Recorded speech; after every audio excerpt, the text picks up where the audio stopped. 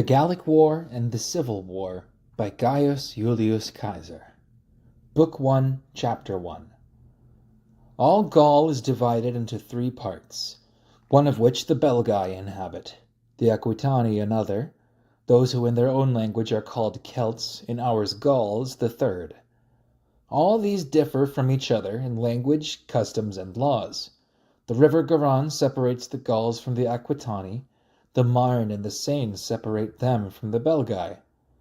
Of all these, the Belgae are the bravest, because they are farthest from the civilization and refinement of our province, and merchants least frequently resort to them and import those things which tend to effeminate the mind. And they are the nearest to the Germans, who dwell beyond the Rhine, with whom they are continually waging war. For which reason the Helvetii also surpass the rest of the Gauls in valor, as they contend with the Germans in almost daily battles, when they either repel them from their own territories, or themselves wage war on their frontiers. One part of these, which it has been said that the Gauls occupy, takes its beginning at the river Rhone. It is bounded by the river Garonne, the ocean, and the territories of the Belgae. It borders too on the side of the Sequani and the Helvetii, upon the river Rhine, and stretches towards the north. The Belgae rise from the extreme frontier of Gaul, extend to the lower part of the river Rhine, and look towards the north and the rising sun. Aquitania extends from the river Garonne to the Pyrenean mountains and to that part of the ocean which is near Spain. It looks between the setting of the sun and the North Star. Chapter 2. Among the Helvetii, Vercingetorix was by far the most distinguished and wealthy. He, when Marcus Massalia and Marcus Piso were consuls, incited by lust of sovereignty, formed a conspiracy among the nobility, and persuaded the people to go forth from their territories with all their possessions, saying that it would be very easy, since they excelled all in valor, to acquire the supremacy of the whole of Gaul. To this he the more easily persuaded them, because the Helvetii are confined on every side by the nature of their situation. On one side by the Rhine, a very broad and deep river, which separates the Helvetian territory from the Germans. On a second side by the Jura, a very high mountain which is situated between the Sequani and the Helvetii. On a third by the Lake of Geneva, and by the river Rhone, which separates our province from the Helvetii. From these circumstances it resulted that they could range less widely, and could less easily make war upon their neighbours, for which reason men fond of war, as they were affected with great regret. They thought that, considering the extent of their population, and their renown for warfare and bravery, that they had but narrow limits, although they extended in length 240 and in breadth 180 Roman miles. Chapter 3. Induced by these considerations and influenced by the authority of Vercingetorix, they determined to provide such things as were necessary for their expedition, to buy up as great a number as possible of beasts of burden and wagons, to make their sowings as large as possible so that on their march plenty of corn might be in store, and to establish peace and friendship with the neighboring states. They reckoned that a term of 2 years would be sufficient for them to execute their designs. They fixed by decree their departure for the 3rd year. Vercingetorix is chosen to complete these arrangements. He took upon himself the office of ambassador of the states. On this journey he persuades Casticus, the son of Catamantalades, one of the Sequani, whose father had possessed the sovereignty among the people for many years, and had been styled friend by the Senate of the Roman people, to seize upon the sovereignty in his own state, which his father had held before him. And he likewise persuades Dumnorix, an Aeduan, the brother of Divitiacus, who at the time possessed the chief authority in the state, and was exceedingly beloved by the people, to attempt the same, and gives him his daughter in marriage.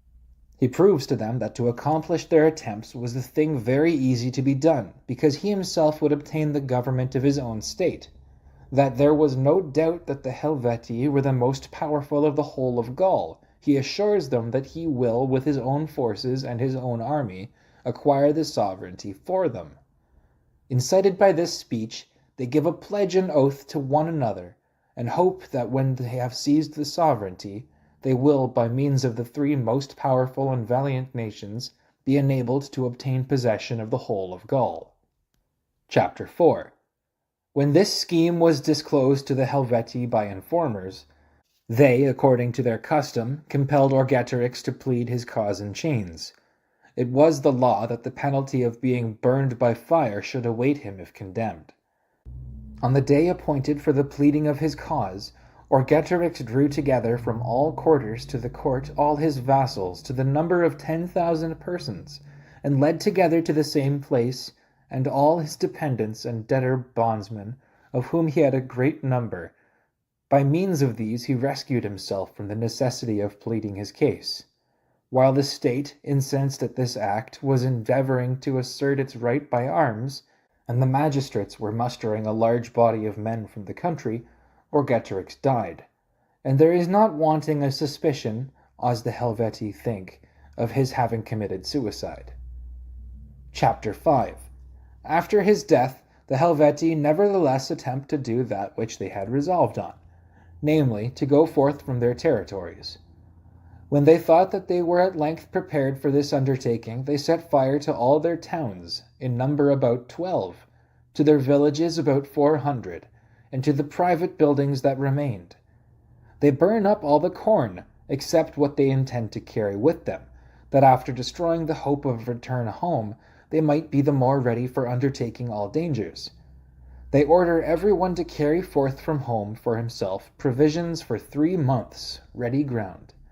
They persuade the Roraki and the Tulingi and the Latobrigi, their neighbors, to adopt the same plan, and after burning down their towns and villages, to set out with them. And they admit to the party and unite to themselves, as confederates, the Boii, who had dwelt on the other side of the Rhine, and had crossed over into the Norican territory, and assaulted Noria. Chapter 6. There were in all 2 routes from which they could go forth from their country. One through the Sequani, narrow and difficult, between Mount Jura and the river Rhone, by which scarcely 1 wagon at a time could be led.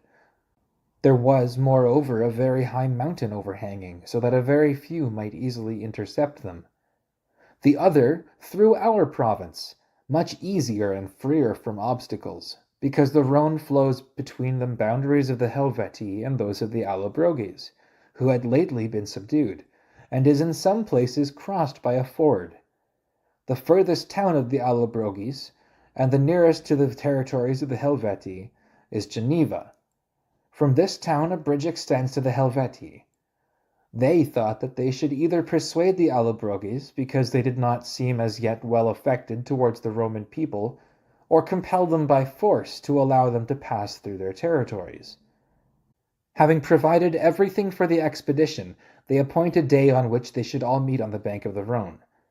This day was the 5th before the calends of April, i.e. the 28th of March, in the consulship of Lucius Piso and Aulus Gabinius, B.C. 58. Chapter 7. When it was reported to Caesar that they were attempting to make their route through our province, he hastens to set out from the city, and, by as great marches as he can, proceeds to further Gaul, and arrives at Geneva. He orders the whole province to furnish as great a number of soldiers as possible, as there was in all only 1 legion in further Gaul. He orders the bridge at Geneva to be broken down. When the Helvetii are apprised of his arrival, they send to him as ambassadors the most illustrious men of their state, in which embassy Numeius and Viridoctius held in chief place, to say that it was their intention to march through the province without doing any harm, because they had, according to their own representations, no other route, that they requested they might be allowed to do so with his consent. Caesar, inasmuch as he kept in remembrance that Lucius Cassius, the consul, had been slain, and his army routed and made to pass under the yoke by the Helvetii, did not think that their request ought to be granted. Nor was he of opinion that men of hostile disposition, if an opportunity of marching through the province were given to them, would abstain from outrage and mischief. Yet, in order that a period might intervene until the soldiers whom he had ordered to be furnished should assemble, he replied to the ambassadors that he would take time to deliberate. If they wanted anything, they might return on the day before the Ides of April, on April 12th. Chapter 8. Meanwhile, with the legion which he had with him, and the soldiers who had assembled from the province, he carries along for 19 Roman, not quite 18 English, miles, a wall, to the height of 16 feet, and a trench from the lake of Geneva, which flows into the river Rhone, to Mount Jura, which separates the territories of the Sequani from those of the Helvetii. When that work was finished, he distributes garrisons, and closely fortifies redoubts, in order that he may the more easily intercept them, if they should at all attempt to cross over against his will. When the day which he had appointed with the ambassadors came, and they returned to him, he says that he cannot, consistently with the custom and precedent of the Roman people, grant any one a passage through the province. And he gives them to understand that if they should attempt to use violence, he would oppose them. The Helvetii, disappointed in this hope, tried if they could force a passage, some by means of a bridge of boats and numerous rafts constructed for the purpose, others by the fords of the Rhone, where the depth of the river was least, sometimes by day, but more frequently by night. But being kept at bay by the strength of our works, and by the concourse of the soldiers, and by the missiles, they desisted from this attempt. Chapter 9. There was left one way, namely through the Sequani, by which, on account of its narrowness, they could not pass without the consent of the Sequani. As they could not of themselves prevail on them, they sent ambassadors to Dumnorix the Aeduan, that through his intercession they might obtain their request from the Sequani. Dumnorix, by his popularity and liberality, had great influence among the Sequani, and was friendly to the Helvetii, because out of that state he had married the daughter of Orgetorix, and, incited by lust of sovereignty, was anxious for a revolution, and wished to have as many states as possible attached to him by his kindness toward them. He therefore undertakes the affair, and prevails upon the Sequani to allow the Helvetii to march through their territories, and arranges that they should give hostages to each other, the Sequani not to obstruct the Helvetii in their march, the Helvetii to pass without mischief and outrage. Chapter 10. It is again told Caesar that the Helvetii intend to march through the country of the Sequani and the Aedui into the territories of the Santones, which are not far distant from those boundaries of the Tolosates, which, viz. Tolosa, Toulouse, is a state in the province. If this took place, he saw that it would be attended with great danger to the province to have warlike men, enemies of the Roman people, bordering upon an open and very fertile tract of country. For these reasons he appointed Titus Labienus, his lieutenant, to the command of the fortification which he had made. He himself proceeds to Italy by forced marches, and there levies 2 legions, and leads out from winter quarters 3 which were wintering around Aquileia, and with these 5 legions marches rapidly by the nearest route along the Alps into further Gaul. Here the Centrones and the Graioceli and the Caturiges, having taken possession of the higher parts, attempt to obstruct the army in their march. After having routed these in several battles, he arrives in the territories of the Vocontii in the further province on the 7th day from Ocalum, which is the most remote town of the hither province. Thence he leads his army into the country of the Allobroges, and from the Allobroges to the Segusiani. These people are the first beyond the province on the opposite side of the Rhone. Chapter 11. The Helvetii had by this time led their forces over through the narrow defile and the territories of the Sequani, and had arrived at the territories of the Aedui, and were ravaging their lands.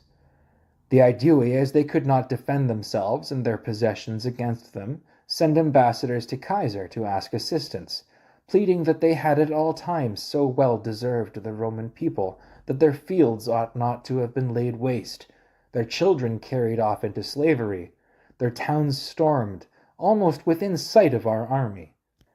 At the same time, the Ambari, the friends and kinsmen of the I-VIII, apprised Caesar that it was not easy for them, now that their fields have been devastated, to ward off the violence of the enemy from their towns. The Allobroges, likewise, who had villages and possessions on the other side of the Rhone, betake themselves in flight to Caesar, and assure him that they had nothing remaining except the soil of their land. Caesar, induced by these circumstances, decides that he ought not to wait until the Helvetii, after destroying all the property of his allies, should arrive among the Santones. Chapter 12.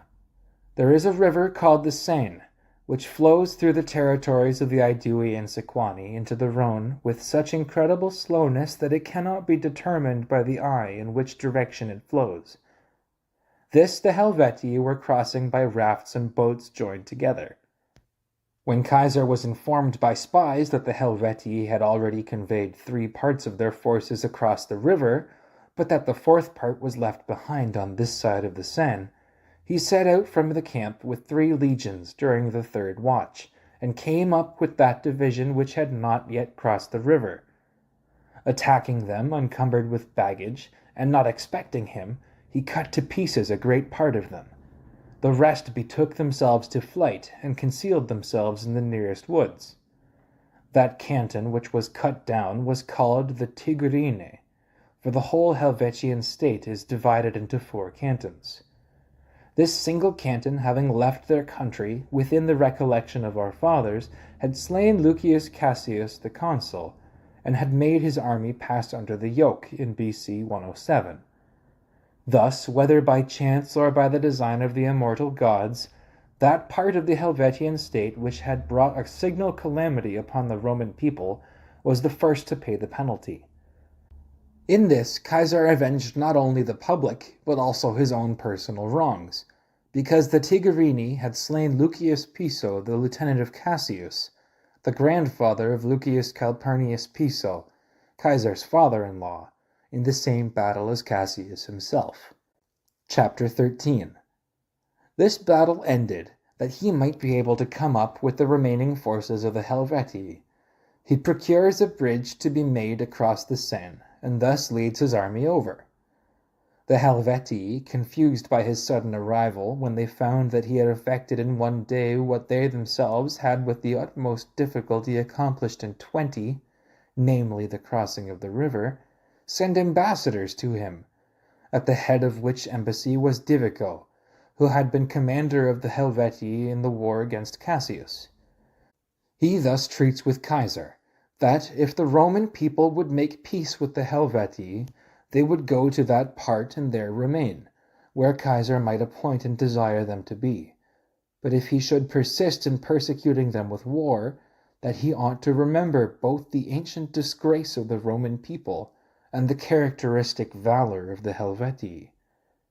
As to his having attacked 1 canton by surprise, at a time when those who had crossed the river could not bring assistance to their friends, that he ought not on that account to ascribe very much to his own valor, or despise them that they had so learned from their sires and ancestors as to rely more on valor than on artifice or stratagem.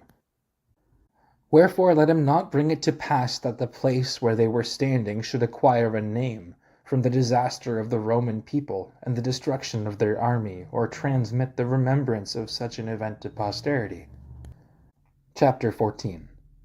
To these words Caesar thus replied, that on that very account he felt less hesitation, because he kept in remembrance those circumstances which the Helvetian ambassadors had mentioned, and that he felt the more indignant at them in proportion as they had happened undeservedly to the Roman people.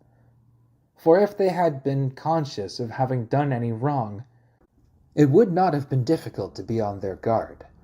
But for that very reason had they been deceived, because neither were they aware that any offense had been given by them on account of which they should be afraid, nor did they think that they ought to be afraid without cause. But even if he were willing to forget their former outrage, could he also lay aside the remembrance of the late wrongs, in that they had against his will attempted a route through the province by force, in that they had molested the Aedui, the Ambari, and the Allobroges? That as to their so insolently boasting of their victory, and as to their being astonished that they had so long committed their outrages with impunity, both these things tended to the same point. For the immortal gods are wont to allow those persons whom they wish to punish for their guilt sometimes a greater prosperity and longer impunity, in order that they may suffer the more severely from a reverse of circumstances.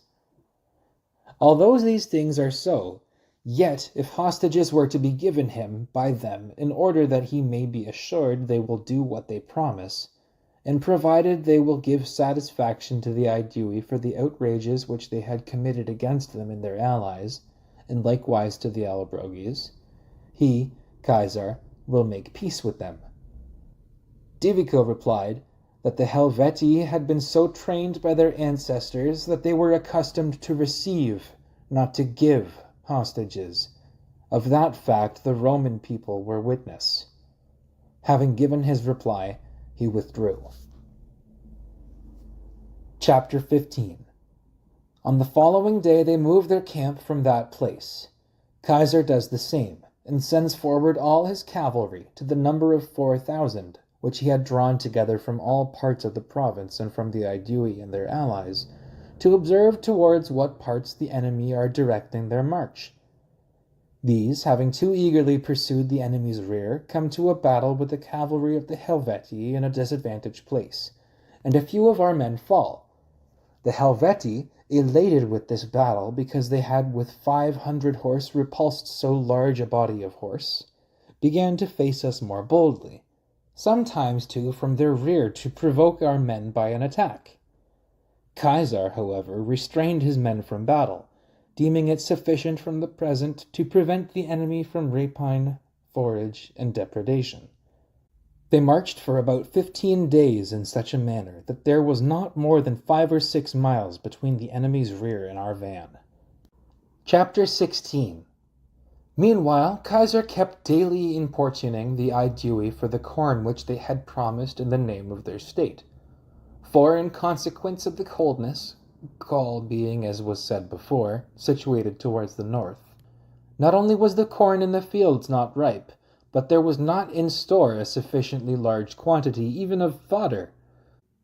Besides, he was unable to use the corn which he had conveyed in ships up the river Seine, because the Helvetii, from whom he was unwilling to retire, had diverted their march from the Seine.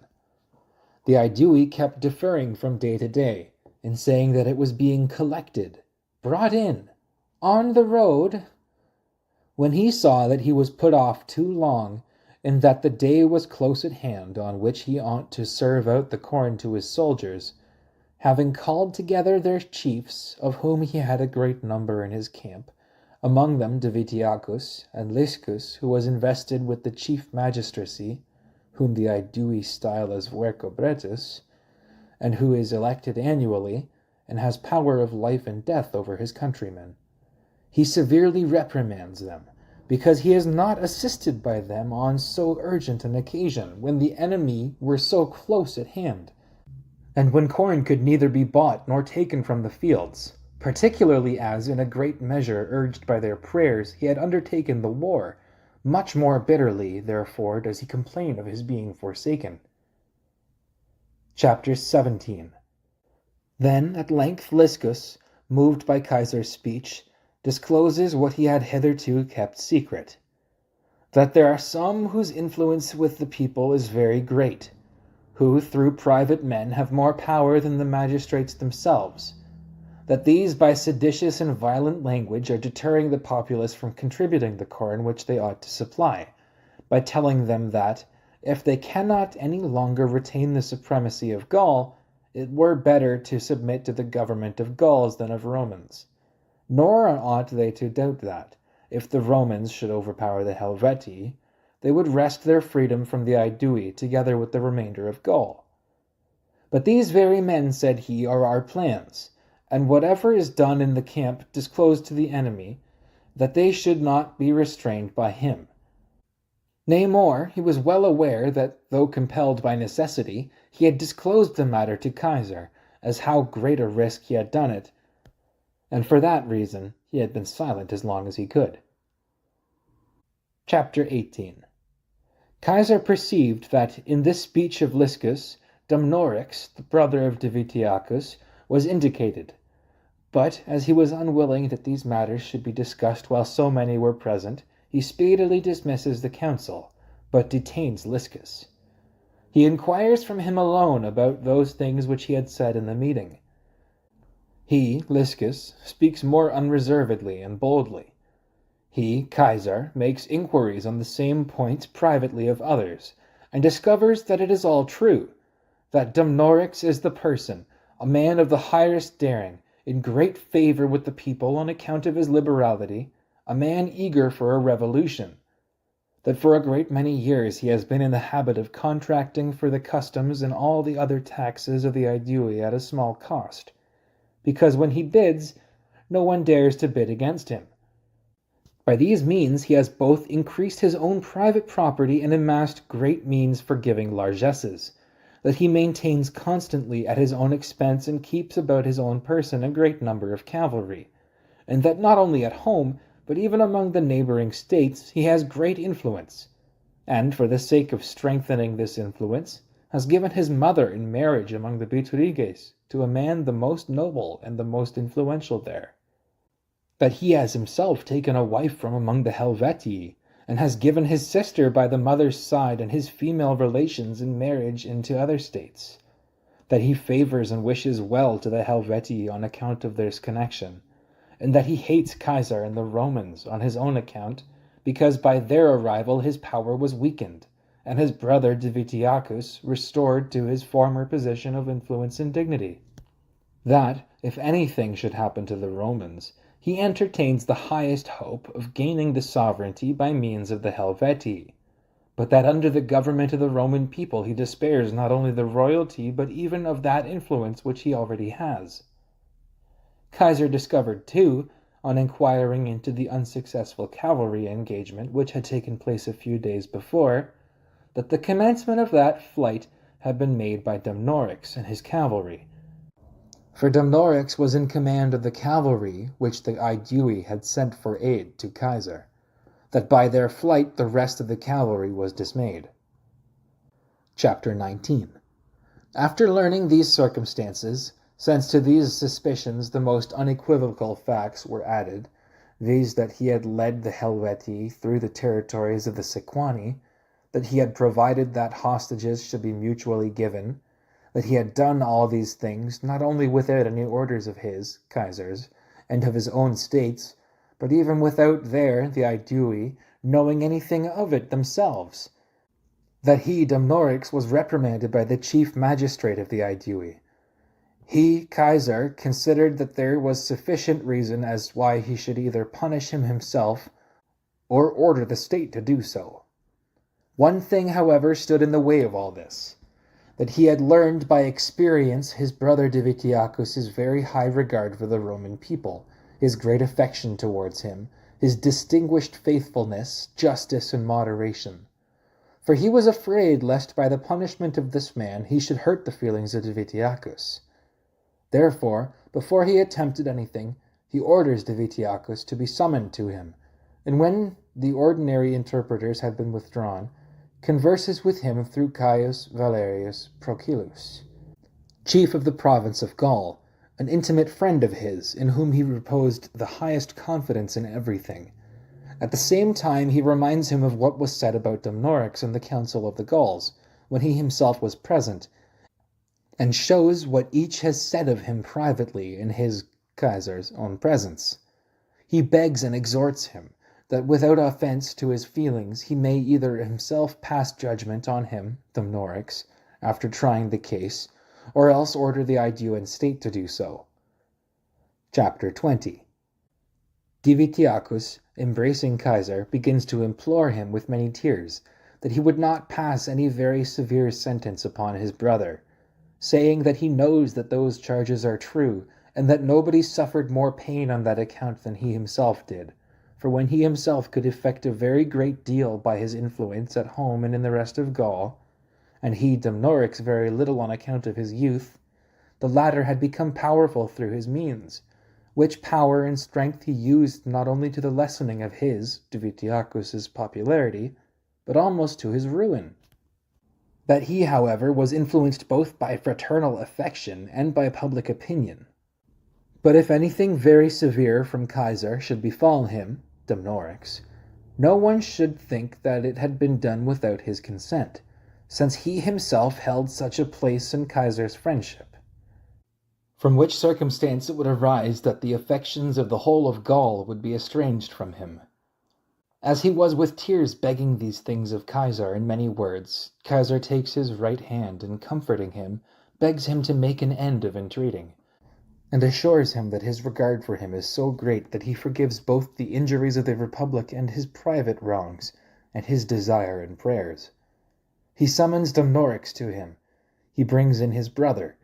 He points out what he censures in him. He lays before him what he of himself perceives and what the state complains of. He warns him for the future to avoid all grounds of suspicion. He says that he pardons the past for the sake of his brother Divitiacus. He sets spies over Dumnorix, that he may be able to know what he does and with whom he communicates. Chapter 21. Being on the same day informed by his scouts that the enemy had encamped at the foot of a mountain 8 miles from his own camp, he sent persons to ascertain what the nature of the mountain was, and of what kind the ascent on every side. Word was brought back that it was easy. During the 3rd watch he orders Titus Labienus, his lieutenant with praetorian powers, to ascend to the highest ridge of the mountain with 2 legions, and with those as guides who had examined the road. He explains what his plan is. He himself, during the 4th watch, hastens to them by the same route by which the enemy had gone, and sends on all the cavalry before him. Publius Considius, who was reputed to be very experienced in military affairs, and had been in the army of Lucius Sulla, and afterward in that of Marcus Crassus, is sent forward with the scouts. Chapter 22.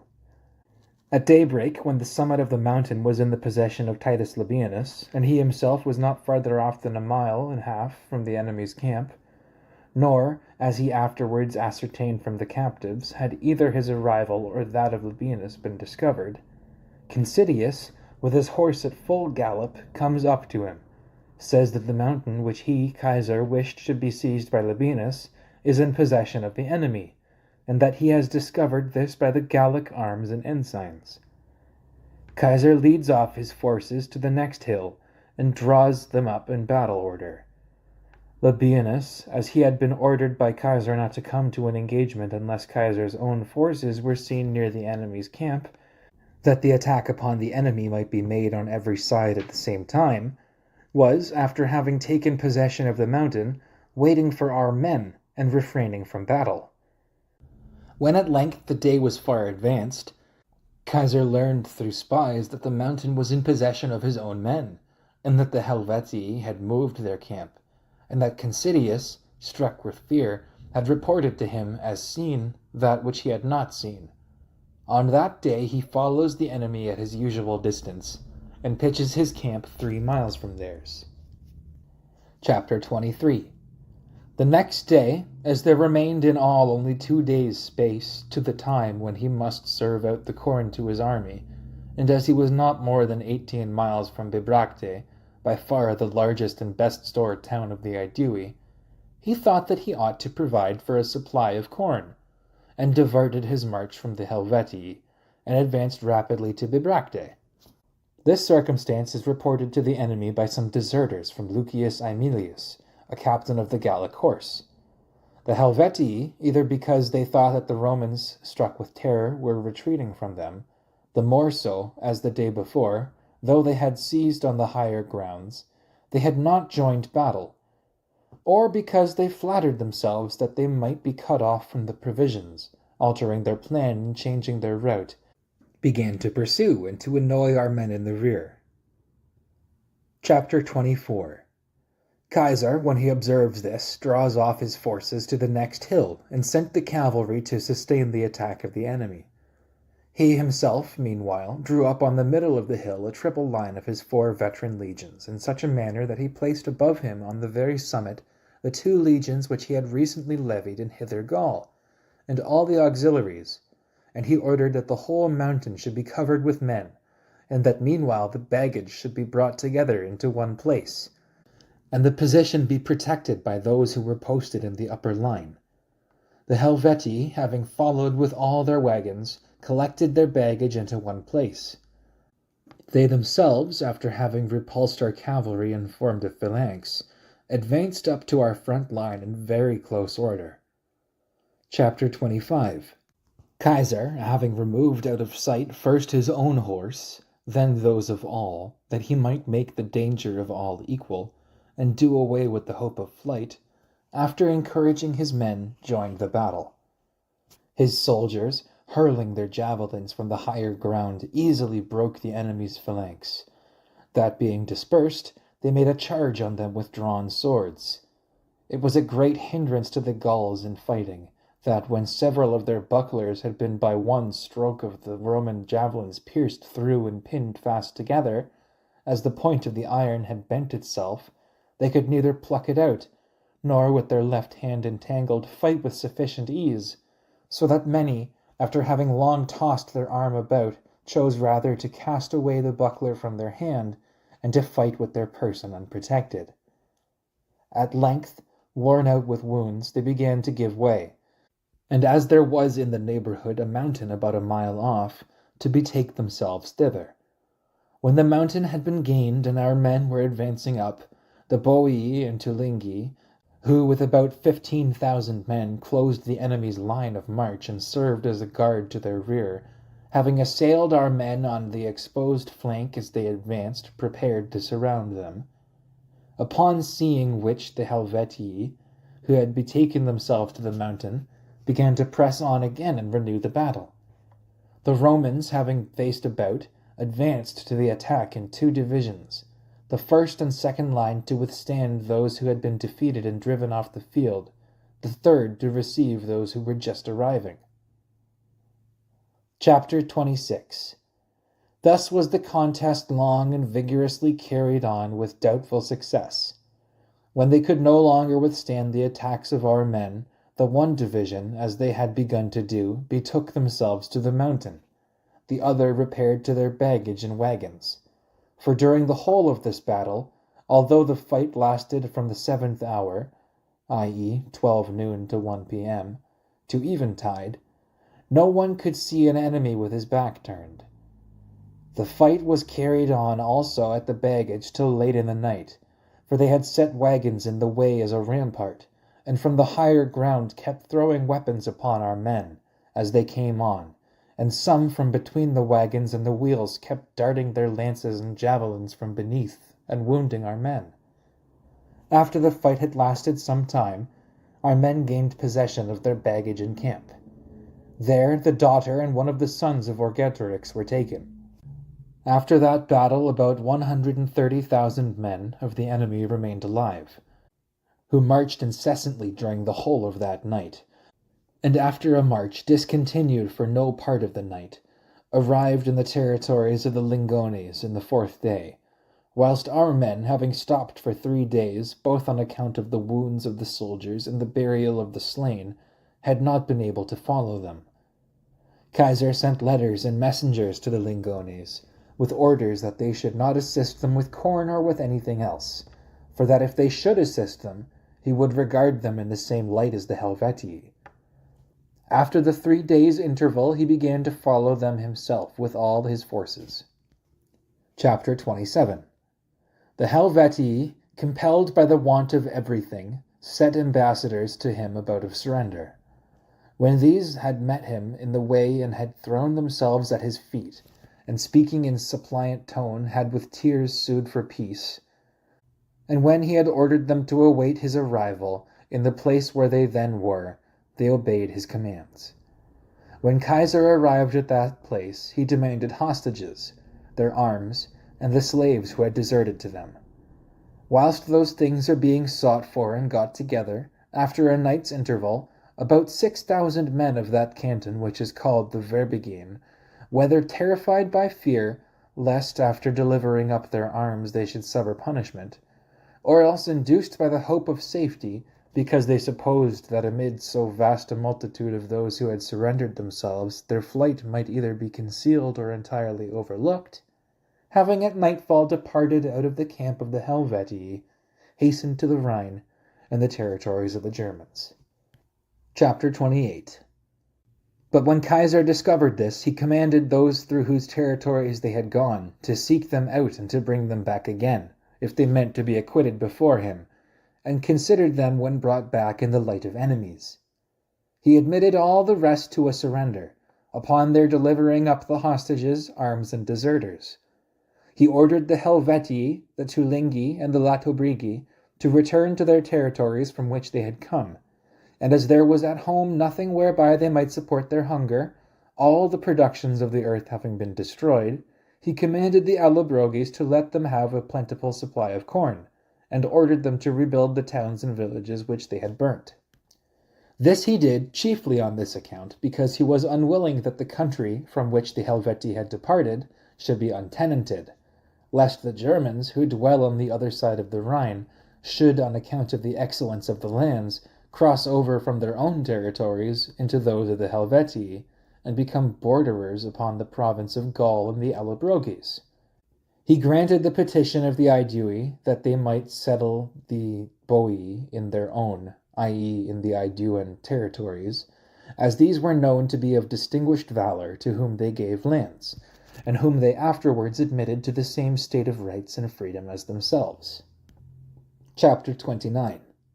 In the camp of the Helvetii, lists were found, drawn up in Greek characters, and were brought to Caesar, in which an estimate had been drawn up, name by name, of the number from which had gone forth from their country, of those who were able to bear arms, and likewise the boys, the old men, and the women separately.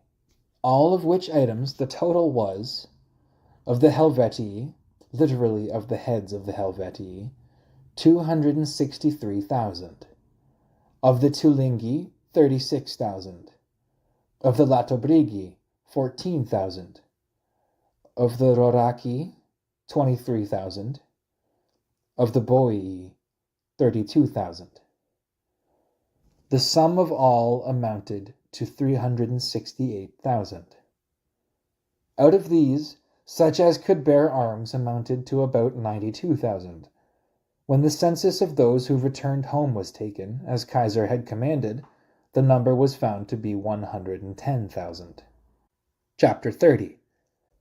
When the war with the Helvetii was concluded, ambassadors from almost all parts of Gaul, the chiefs of states, assembled to congratulate Caesar, saying that they were well aware that, although he had taken vengeance on the Helvetii in war, for the old wrongs done by them to the Roman people, yet that circumstance had happened no less to the benefit of the land of Gaul than of the Roman people, because the Helvetii, while their affairs were most flourishing, had quitted their country with the design of making war upon the whole of Gaul, and seizing the government of it, and selecting out of a great abundance that spot for an abode which they should judge to be the most convenient and most productive of all Gaul, and hold the rest of the states as tributaries.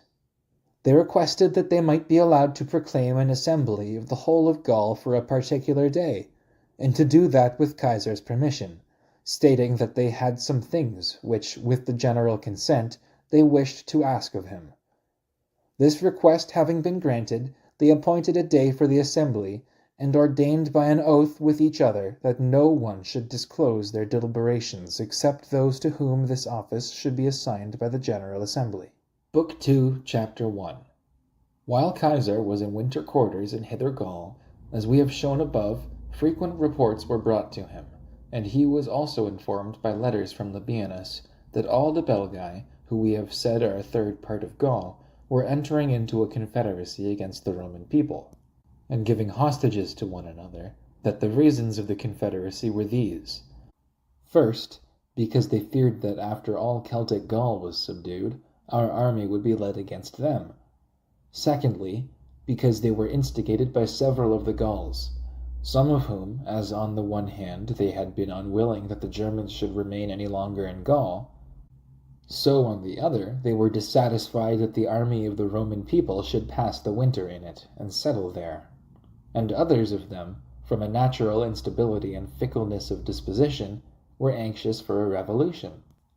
The Belgae were instigated by several also because the government in Gaul was generally seized upon by the more powerful persons and by those who had the means of hiring troops, and they could less easily effect this object under our dominion. Chapter 2. Alarmed by these tidings and letters, Caesar levied 2 new legions in Hither Gaul, and at the beginning of summer sent Q. Padius, his lieutenant, to conduct them into further Gaul. He himself, as soon as there began to be plenty of forage, came to the army. He gives a commission to the Senones and the other Gauls who were neighbors of the Belgae to learn what is going on amongst them, i.e. the Belgae, and inform him of these matters. These all uniformly reported that troops were being raised and that an army was being collected in one place. Then indeed he thought that he ought not to hesitate about proceeding towards them, and having provided supplies, moves his camp, and in about 15 days arrives at the territories of the Belgae. Chapter 3. As he arrived there unexpectedly, and sooner than any one anticipated, the Remi, who are the nearest of the Belgae to Celtic Gaul, sent to him Iccius and Antibrogius, 2 of the principal persons of the state, as their ambassadors, to tell him that they surrendered themselves and all their possessions to the protection and disposal of the Roman people, and that they had neither combined with the rest of the Belgae nor entered into any confederacy against the Roman people, and were prepared to give hostages, to obey his commands, to receive him into their towns, and to aid him with corn and other things. That all the rest of the Belgae were in arms, and that the Germans, who dwell on this side of the Rhine, had joined themselves to them, and that so great was the infatuation of them all that they could not restrain even the Suessones, their own brethren and kinsmen, who enjoy the same rights and the same laws, and who have one government and one magistracy in common with themselves, from uniting with them. Chapter 4.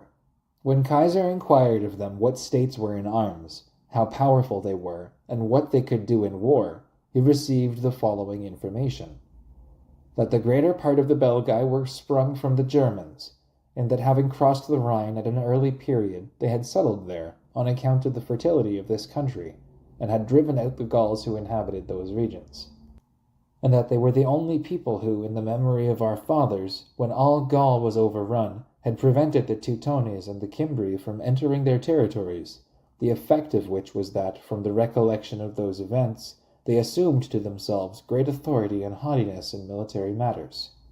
The Remi said that they had known accurately everything respecting their number, because, being united to them by neighborhood and by alliances, they had learnt what number each state had in the general council of the Belgae promised for that war, that the Bellovaci were the most powerful amongst them in valor, influence, and number of men, that these could muster 100,000 armed men, and had promised 60,000 picked men out of that number, and demanded for themselves the command of the whole war, that the Suessones were their nearest neighbors and possessed a very extensive and fertile country, that among them, even in our own memory, Divitiacus, the most powerful man of all Gaul, had been king, who had held the government of a great part of these regions, as well as of Britain, that their king at present was Galba, that the direction of the whole war was conferred by the consent of all upon him, on account of his integrity and prudence, that they had 12 towns,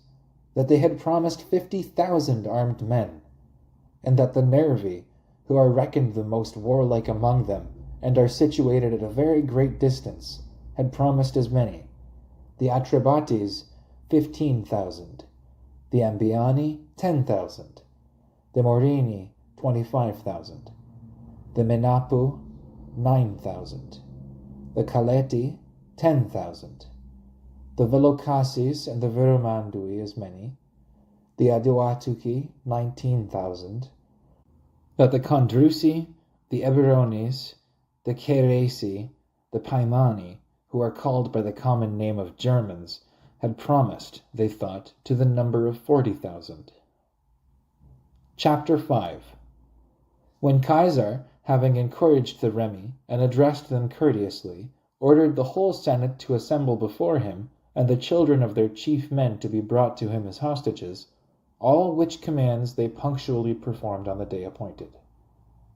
He, addressing himself to Divitiacus the Aeduan, with great earnestness, points out how much it concerns the Republic and their common security that the forces of the enemy should be divided, so that it might not be necessary to engage with so large a number at one time.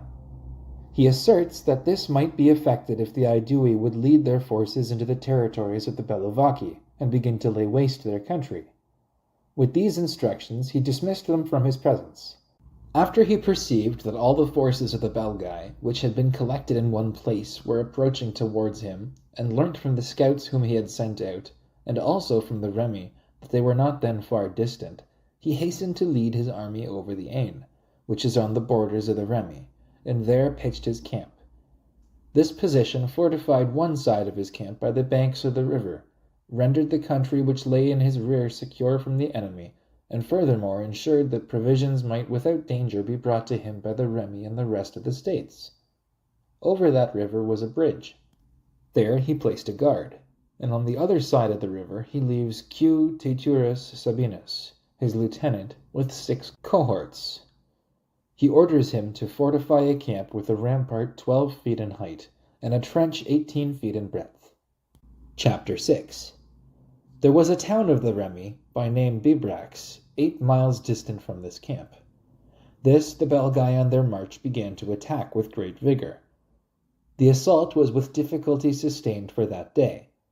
The Gauls' mode of besieging is the same as that of the Belgae, when after having drawn a large number of men around the whole of the fortifications, stones have begun to be cast against the wall on all sides, and the wall has been stripped of its defenders.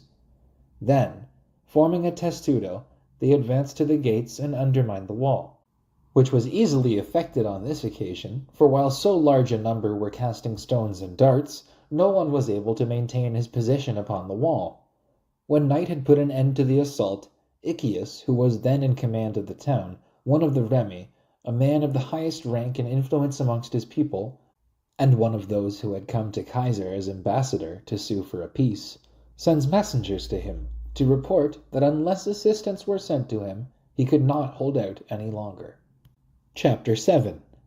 Thither immediately after midnight, Caesar, using as guides the same persons who had come to him as messengers from Iccius, sends some Numidian and Cretan archers, and some Balearian slingers, as a relief to the town people, by whose arrival both a desire to resist, together with the hope of making good their defense, was infused into the Remi, and, for the same reason, the hope of gaining the town abandoned the enemy.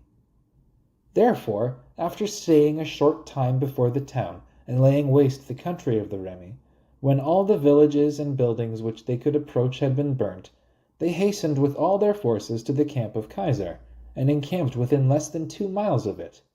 And their camp, as was indicated by the smoke and fires, extended more than 8 miles in breadth. Chapter 8.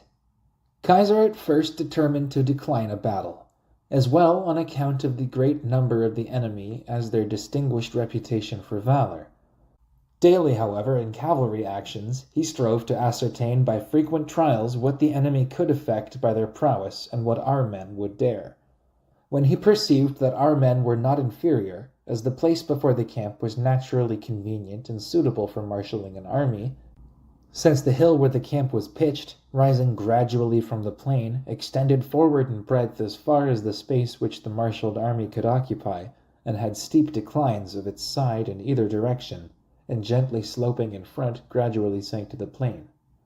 On either side of that hill he drew a cross-trench of about 400 paces, and at the extremities of that trench built forts, and placed there his military engines, lest, after he had marshalled his army, the enemy, since they were so powerful in point of number, should be able to surround his men in the flank, while fighting.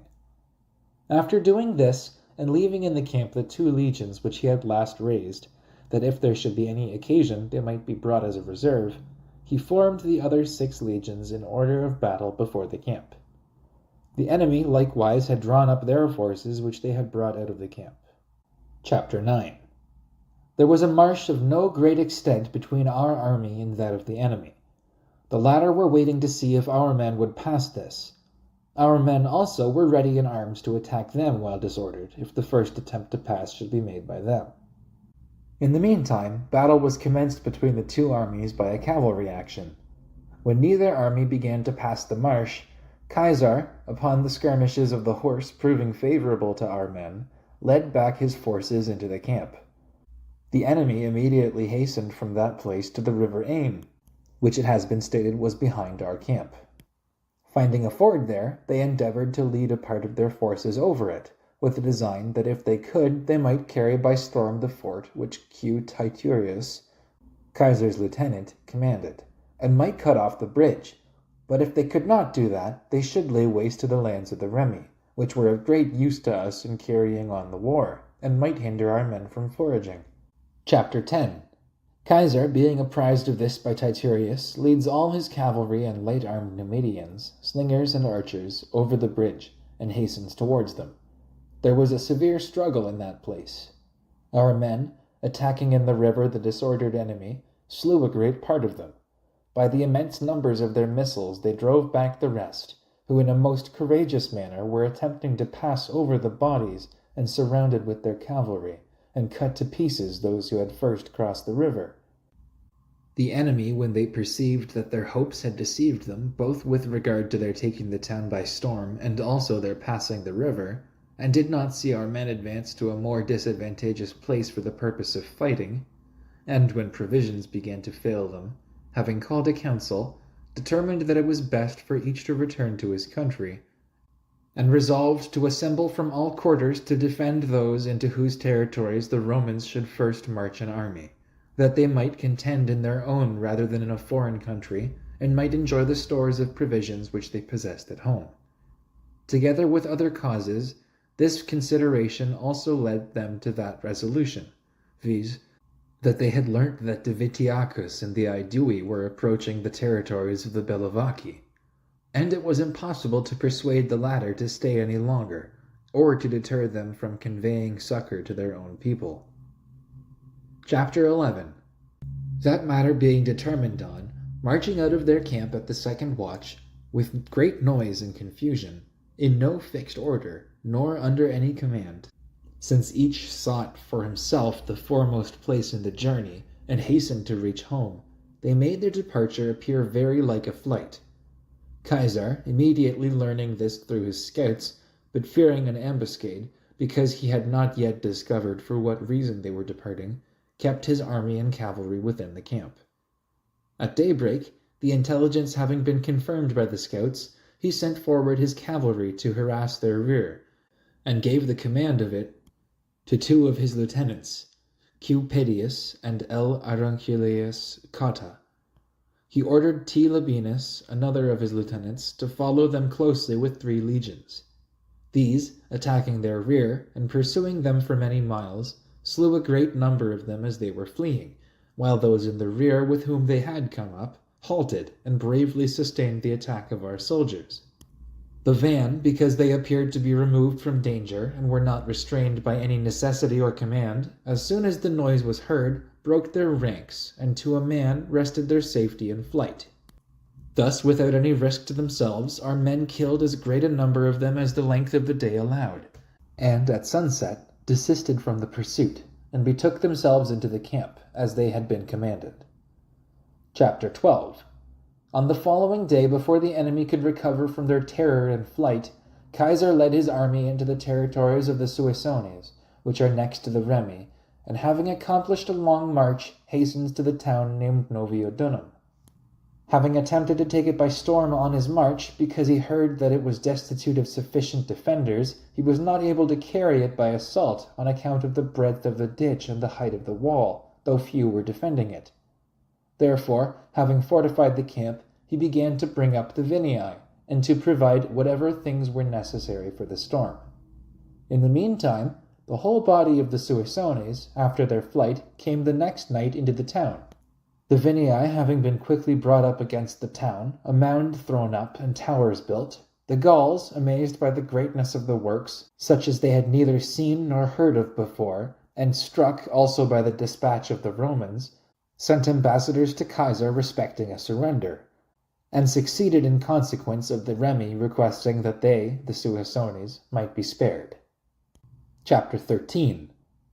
Caesar, having received as hostages the first men of the state, and even the 2 sons of King Galba himself, and all the arms in the town having been delivered up, admitted the Suessones to a surrender, and led his army against the Bellovaci, who, when they had conveyed themselves and all their possessions into the town called Bratuspantium, and Caesar with his army was about 5 miles distant from that town, all the old men going out of the town began to stretch out their hands to Caesar, and to intimate by their voice that they would throw themselves on his protection and power, nor would contend in arms against the Roman people.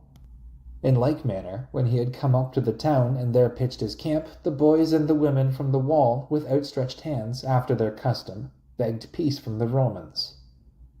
Chapter 14. For these Divitiacus pleads, for after the departure of the Belgae, having dismissed the troops of the Aedui, he had returned to Caesar. The Bellovaci had at all times been in the alliance and friendship of the Aeduan state, that they had revolted from the Aedui and made war upon the Roman people, being urged thereto by their nobles, who said that the Aedui, reduced to slavery by Caesar, were suffering every indignity and insult. That they who had been the leaders of that plot, because they perceived how great a calamity they had brought upon the state, had fled into Britain. That not only the Bellovaci, but also the Aedui, entreated him to use his accustomed clemency and lenity towards the Bellovaci, which if he did, he would increase the influence of the Aedui among all the Belgae, by whose succor and resources they had been accustomed to support themselves whenever any wars occurred. Chapter 15. Caesar said that on account of his respect for Divitiacus and the Aeduans, he would receive them into his protection, and would spare them. But, because the state was of great influence among the Belgae, and preeminent in the number of its population, he demanded 600 hostages. When these were delivered, and all the arms in the town collected, he went from that place into the territories of the Ambiani, who without delay surrendered themselves and all their possessions. Upon their territories bordered the Nervi, concerning whose character and customs, when Caesar inquired, he received the following information: that there was no access for merchants to them, that they suffered no wine and other things tending to luxury to be imported, because they thought that by their use the mind is enervated and the courage impaired, that they were a savage people and of great bravery, that they upbraided and condemned the rest of the Belgae who had surrendered themselves to the Roman people and thrown aside their national courage, that they openly declared they would neither send ambassadors nor accept any condition of peace. Chapter 16. After he had made 3 days' march through their territories, he discovered from some prisoners that the river Sambre was not more than 10 miles from his camp, that all the Nervi had stationed themselves on the other side of that river, and together with the Atrebates and the Viramandui, their neighbors, were there awaiting the arrival of the Romans. For they had persuaded both these nations to try the same fortune of war as themselves. That the forces of the Aduatuci were also expected by them, and were on their march. That they had put their women, and those who through age appeared useless for war, in a place to which there was no approach for an army, on account of the marshes. Chapter 17. Having learnt these things, he sends forward scouts and centurions to choose a convenient place for the camp. And as a great many of the surrounding Belgae and other Gauls, following Caesar, marched with him, some of these, as was afterwards learnt from the prisoners, having accurately observed during those days the army's method of marching, went by night to the Nervi, and informed them that a great number of baggage trains passed between the several legions, and that there would be no difficulty, when the first legion had come into the camp, and the other legions were at a great distance, to attack that legion while under baggage, which, being routed and the baggage trains seized, it would come to pass that the other legions would not dare to stand their ground. It added weight also to the advice of those who reported that circumstance, that the Nervi, from early times, because they were weak in cavalry, for not even at this time do they attend to it, but accomplish by their infantry whatever they can, in order that they might the more easily obstruct the cavalry of their neighbors if they came down upon them for the purpose of plundering, having cut young trees and bent them by means of their numerous branches extending on to the sides, and the quick-briars and thorns springing up between them, had made these hedges present a fortification like a wall, through which it was not only impossible to enter, but even to penetrate with the eye. Since therefore the march of our army would be obstructed by these things, the Nervi thought that the advance ought not to be neglected by them. Chapter 18. The nature of the ground which our men had chosen for the camp was this. A hill, declining evenly from the top, extended to the river Sambre, which we had mentioned above. From this river there arose a second hill of like ascent, on the other side and opposite to the former, and open from about 200 paces at the lowest part, but in the upper part woody, so much so that it was not easy to see through it into the interior. Within those woods the enemy kept themselves in concealment. A few troops of horse soldiers appeared on the open ground along the river. The depth of the river was about 3 feet. Chapter 19. Caesar, having sent his cavalry on before, followed close after them with all his forces, but the plan and order of the march was different from that which the Belgae had reported to the Nervi. For as he was approaching the enemy, Caesar, according to his custom, led on as the van 6 legions unencumbered by baggage. Behind them he had placed the baggage trains of the whole army. Then the 2 legions which had been last raised closest to the rear, and were a guard for the baggage train. Our horse, with the slingers and archers, having passed the river, commenced action with the cavalry of the enemy, while they from time to time betook themselves into the woods to their companions, and again made an assault out of the wood upon our men, who did not dare to follow them in their retreat further than the limit to which the plain and open parts extended. In the meantime, the 6 legions which had arrived first, having measured out the work, began to fortify the camp. When the first part of the baggage train of our army was seen by those who lay hidden in the woods, which had been agreed on among them as the time for commencing action, as soon as they had arranged their line of battle and formed their ranks within the woods, and had encouraged one another, they rushed out suddenly with all their forces and made an attack upon our horse. The latter being easily routed and thrown into confusion, the Nervi ran down to the river with such incredible speed that they seemed to be in the woods, the river, and close upon us almost at the same time. And with the same speed they hastened up the hill to our camp, and to those who were employed in the works. Chapter 20. Caesar had everything to do at one time. The standard to be displayed, which was the sign when it was necessary to run to arms, the signal to be given by the trumpet, the soldiers to be called off from the works, those who had proceeded some distance for the purpose of seeking materials for the rampart to be summoned, the order of battle to be formed, the soldiers to be encouraged, the watchword to be given. A great part of these arrangements was prevented by the shortness of time and the sudden approach and charge of the enemy. Under these difficulties 2 things proved of advantage. First, the skill and experience of the soldiers, because, having been trained by former engagements, they could suggest to themselves what ought to be done, as conveniently as receive information from others. And secondly, that Caesar had forbidden his several lieutenants to depart from the works and their respective legions before the camp was fortified. These, on account of the near approach and the speed of the enemy, did not then wait for any command from Caesar, but of themselves executed whatever appeared proper. Chapter 21. Caesar, having given the necessary orders, hastened to and fro into whatever quarter fortune carried him to animate the troops, and came to the 10th legion. Having encouraged the soldiers with no further speech than that they should keep up the remembrance of their wonted valor, and not be confused in mind, but valiantly sustain the assault of the enemy, as the latter were not farther from them than the distance to which a dart could be cast, he gave the signal for commencing battle.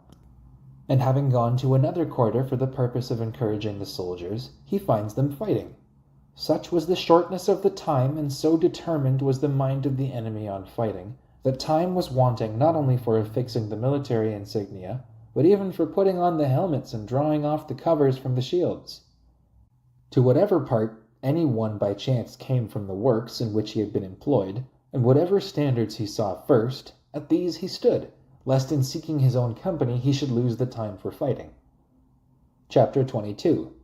The army having been marshalled, rather as the nature of the ground and the declivity of the hill and the exigency of the time, Then, as the method and order of military matters required, whilst the legions in the different places were withstanding the enemy, some in one quarter, some in another, and the view was obstructed by the very thick hedges intervening, as we have before remarked, neither could proper reserves be posted, nor could the necessary measures be taken in each part, nor could all the commands be issued by one person.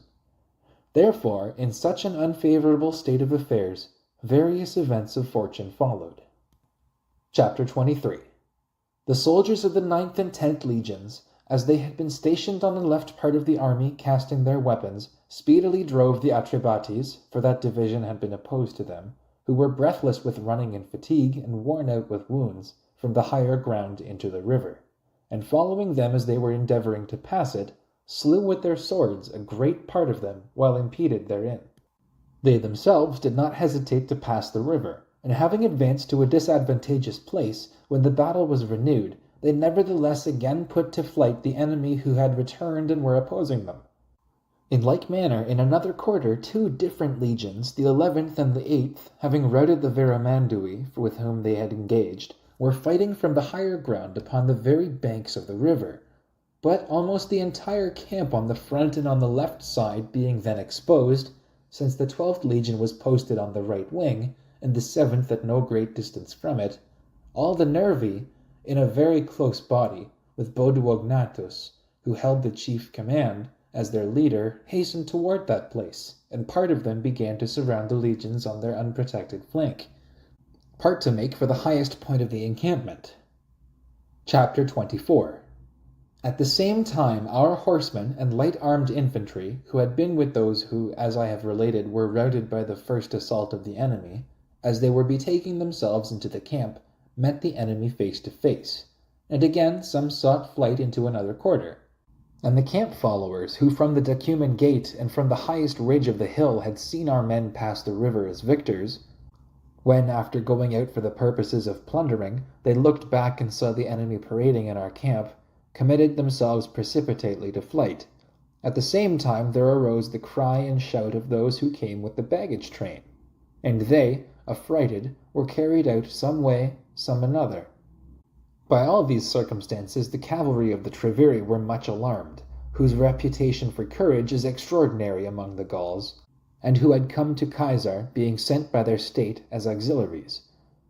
And when they saw our camp, filled with a large number of the enemy, the legions hard pressed and almost held surrounded, the camp retainers, horsemen, slingers, and Numidians fleeing on all sides, divided and scattered, they, despairing of our affairs, hastened home, and related to their state that the Romans were routed and conquered, and that the enemy were in possession of their camp and baggage train. Chapter 25. Caesar proceeded, after encouraging the 10th legion, to the right wing, where he perceived that his men were hard pressed, and that in consequence of the standards of the 12th legion being collected together in one place, the crowded soldiers were a hindrance to themselves in the fight, that all the centurions of the 4th cohort were slain, and the standard-bearer killed, the standard itself lost, almost all the centurions of the other cohorts either wounded or slain, and among them the chief centurion of the legion, P. Sextius Baculus, a very valiant man, who was so exhausted by many and severe wounds that he was already unable to support himself. He likewise perceived that the rest were slackening their efforts, and that some, deserted by those in the rear, were retiring from the battle and avoiding the weapons. That the enemy, on the other hand, though advancing from the lower ground, were not relaxing in front, and were at the same time pressing hard on both flanks. He also perceived that the affair was at a crisis, and that there was not any reserve which could be brought up. Having therefore snatched a shield from one of the soldiers in the rear, for he himself had come without a shield, he advanced to the front of the line, and addressing the centurions by name, and encouraging the rest of the soldiers, he ordered them to carry forward the standards, and extend the companies, that they might the more easily use their swords. On his arrival, as hope was brought to the soldiers and their courage restored, whilst every one for his own part in the sight of his general desired to exert his utmost energy, the impetuosity of the enemy was a little checked. Chapter 26. Caesar, when he perceived that the 7th Legion, which stood close by him, was also hard pressed by the enemy, directed the tribunes of the soldiers to effect a junction of the legions gradually, and make their charge upon the enemy with a double front, which, having been done, since they brought assistance the one to the other, nor feared lest their rear should be surrounded by the enemy, they began to stand their ground more boldly, and to fight more courageously. In the meantime, the soldiers of the 2 legions which had been the rear of the army, as a guard for the baggage train, upon the battle being reported to them, quickened their pace, and were seen by the enemy on the top of the hill. And Titus Labienus, having gained possession of the camp from the enemy, and observed from the higher ground what was going on in our camp, sent the 10th Legion as a relief to our men, who, when they had learnt from the flight of the horse and the sutlers in what position the affair was, and in how great danger the camp and the legion and the commander were involved, left undone nothing which tended to dispatch. Chapter 27. By their arrival, so great a change of matters was made, that our men, even those who had fallen down exhausted with wounds, leant on their shields and renewed the fight. Then the camp retainers, though unarmed, seeing the enemy completely dismayed, attacked them, though armed. The horsemen, too, that they might by their valor blot out the disgrace of their flight, thrust themselves before the legionary soldiers in all parts of the battle. But the enemy, even in the last hope of safety, displayed such great courage that when the foremost of them had fallen, the next stood upon them prostrate, and fought from their bodies. When these were overthrown, and their corpses heaped up together, those who survived cast their weapons against our men thence, as from a mound, and returned our darts which had fallen between the armies, so that it ought not to be concluded that men of such great courage had injudiciously dared to pass such a broad river, ascend very high banks, and come up to a very disadvantageous place, since their greatness of spirit had rendered these actions easy, although in themselves very difficult. Chapter 28. This battle being ended, and the nation and name of the Nervi being almost reduced to annihilation, their old men, whom, together with the boys and women we have stated to have been collected together in the fenny places and marshes, on this battle having been reported to them, since they were convinced that nothing was an obstacle to their conquerors, and nothing safe to the conquered, sent ambassadors to Caesar by the consent of all who remained, and surrendered themselves to him. And in recounting the calamity of their state, said that their senators were reduced from 600 to 3, that from 60,000 men they were reduced to scarcely 500 who could bear arms, whom Caesar, that he might appear to use compassion towards the wretched and the suppliant, most carefully spared, and ordered them to enjoy their own territories and towns, and commanded their neighbors that they should restrain themselves and their dependents from offering injury or outrage to them.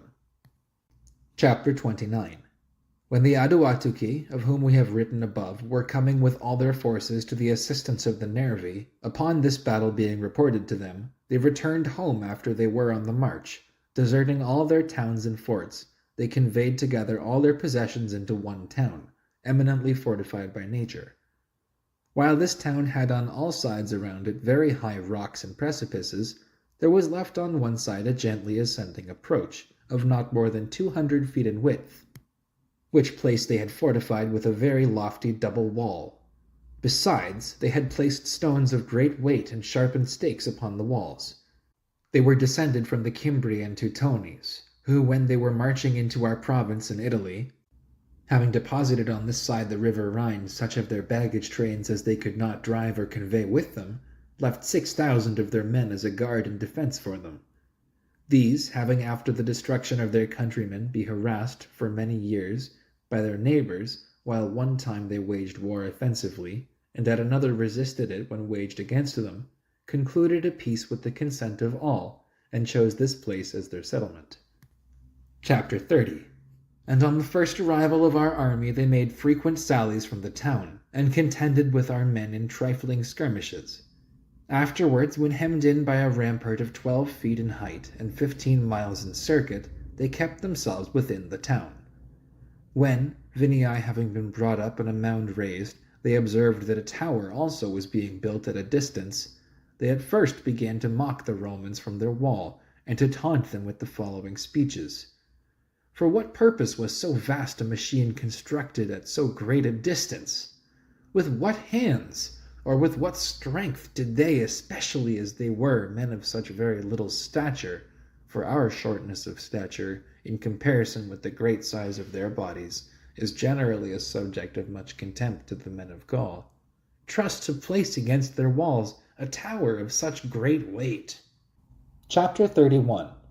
But when they saw that it was being moved, and was approaching their walls, startled by the new and unaccustomed sight, they sent ambassadors to Caesar to treat about peace, who spoke in the following manner: that they did not believe the Romans waged war without divine aid, since they were able to move forward machines of such a great height with so great speed, and thus fight from close quarters, that they resigned themselves and all their possessions to Caesar's disposal, that they begged and earnestly entreated one thing, viz., that if perchance, agreeably to his clemency and humanity, which they had heard of from others, he should resolve that the Aduatuci were to be spared, he would not deprive them of their arms, that all their neighbors were enemies to them and envied their courage, from whom they could not defend themselves if their arms were delivered up, that it was better for them, if they should be reduced to that state, to suffer any fate from the Roman people, than to be tortured to death by those among whom they had been accustomed to rule. Chapter 32. That he, in accordance to his custom, rather than owing to their desert, should spare the state, if they should surrender themselves before the battering ram should touch the wall. But that there was no condition of surrender, except upon their arms being delivered up, that he should do to them that which he had done in the case of the Nervi, and would command their neighbors not to offer any injury to those who had surrendered to the Roman people. The matter being reported to the countrymen, they said that they would execute his commands. Having cast a very large quantity of their arms from the wall into the trench which was before the town, so that the heaps of arms almost equaled the top of the wall of the rampart, and nevertheless having retained and concealed, as we afterwards discovered, about a third part in the town, the gates were opened, and they enjoyed peace for that day. Chapter 33. Towards evening, Caesar ordered the gates to be shut, and the soldiers to go out of the town, lest the townspeople should receive any injury from them by night.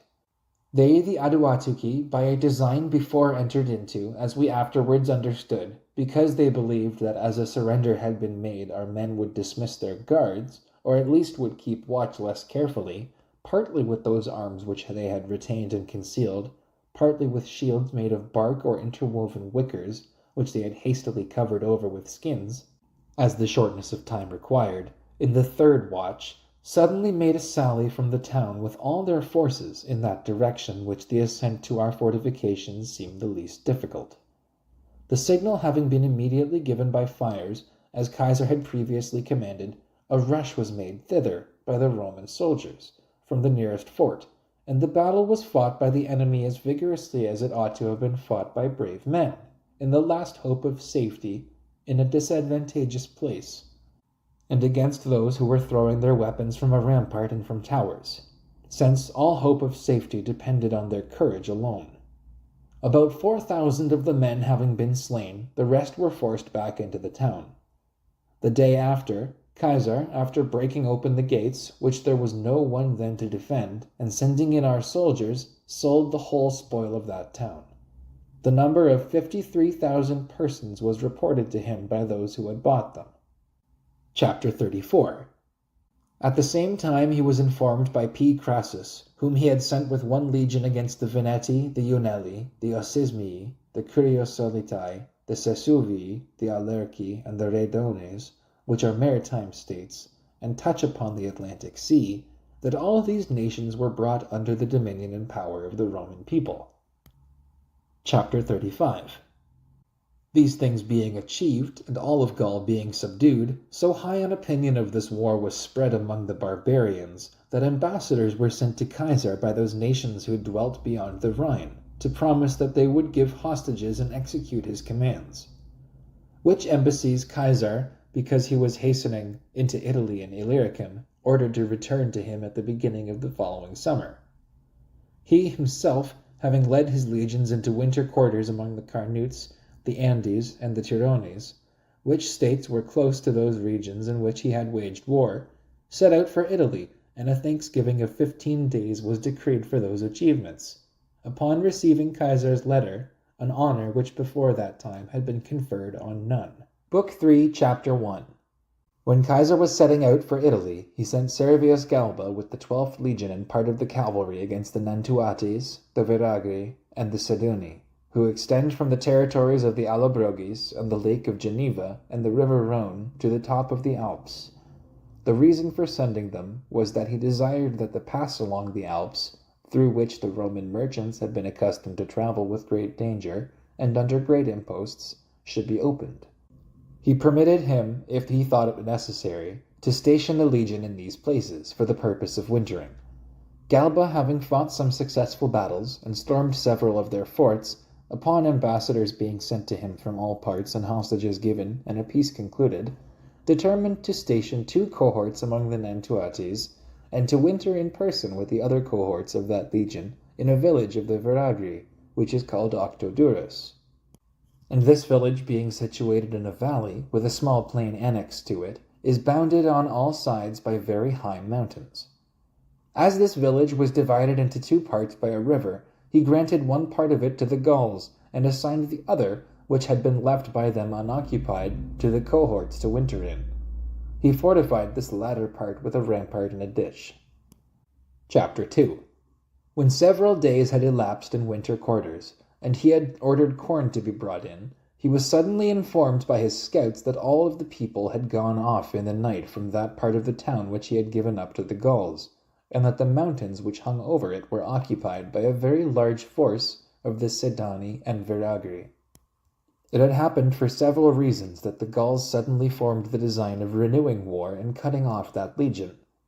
First, because they despised a single legion on account of its small number, and that not quite full 2 cohorts having been detached, and several individuals being absent, who had then dispatched for the purpose of seeking provision. Then, likewise, because they thought that on account of the disadvantageous character of the situation, even their first attack could not be sustained by us, when they would rush from the mountains into the valley and discharge their weapons upon us. To this was added that they were indignant that their children were torn from them under the title of hostages, and they were persuaded that the Romans designed to seize upon the summits of the Alps and unite these parts to the neighboring province of Gaul, not only to secure the passes, but also as a constant possession. Chapter 3. Having received these tidings, Galba, since the works of the winter quarters and the fortifications were not fully completed, nor was sufficient preparation made with regard to corn and other provisions, since, as a surrender had been made and hostages received, he had thought he need entertain no apprehension of a war, speedily summoning a council, began to anxiously inquire their opinions. In which council, since so much sudden danger had happened contrary to the general expectation, and almost all the higher places were seen already covered with a multitude of armed men, nor could either troops come to their relief, or provisions be brought in, as the passes were blocked up by the enemy. Safety being now nearly despaired of, some opinions of this sort were delivered, that leaving their baggage and making a sally, they should hasten away for safety by the same routes by which they had come thither. To the greater part, however, it seemed best, reserving that measure to the last, to await the issue of the matter and to defend the camp. Chapter 4. A short time only having elapsed, so that time was scarcely given for arranging and executing those things which they had determined on, the enemy, upon the signal being given, rushed down upon our men from all parts, and discharged stones and darts upon our rampart. Our men at first, while their strength was fresh, resisted bravely, nor did they cast any weapon ineffectually from their higher station. As soon as any part of the camp, being destitute of a defender, seemed to be hard pressed, thither they ran, and brought assistance. But they were overmatched in this, that the enemy, when wearied by the long continuance of the battle, went out of the action, and others with fresh strength came in their place, none of which things could be done by our men, owing to the smallness of their number. And not only was permission not given to the wearied Romans to retire from the fight, but not even to the wounded was liberty granted to quit the post where he had been stationed and recover. Chapter 5. When they had been fighting for more than 6 hours without cessation, and not only strength but even weapons were failing our men, and the enemy were pressing on more rigorously, and had begun to demolish the rampart and fill up the trench, while our men were becoming exhausted, and the matter was now brought to the last extremity, P. Sextius Baculus, a centurion of the first rank, whom we have related to have been disabled by severe wounds in the engagement with the Nervi, and also C. Volusenus, a tribune of the soldiers, a man of great skill and valor, hastened to Galba, and assure him that the only hope of safety lay in making a sally and trying the last resource. Whereupon, assembling the centurions, he quickly gives orders to the soldiers to discontinue the fight a short time, and only collect the weapons flung at them, and recruit themselves after their fatigue, and afterwards, upon the signal being given, sally forth from the camp, and place in their valor all their hope of safety. Chapter 6. They do what they were ordered, and making a sudden sally from all the gates of the camp, leave the enemy the means neither of knowing what was taking place nor of collecting themselves. Fortune thus taking a turn, our men surround on every side and slay those who have entertained the hope of gaining camp. And having killed more than the third part of an army of more than 30,000 men, which number of the barbarians it appeared certain had come to our camp, put to flight the rest when panic-stricken, and do not suffer them to halt even upon the higher grounds.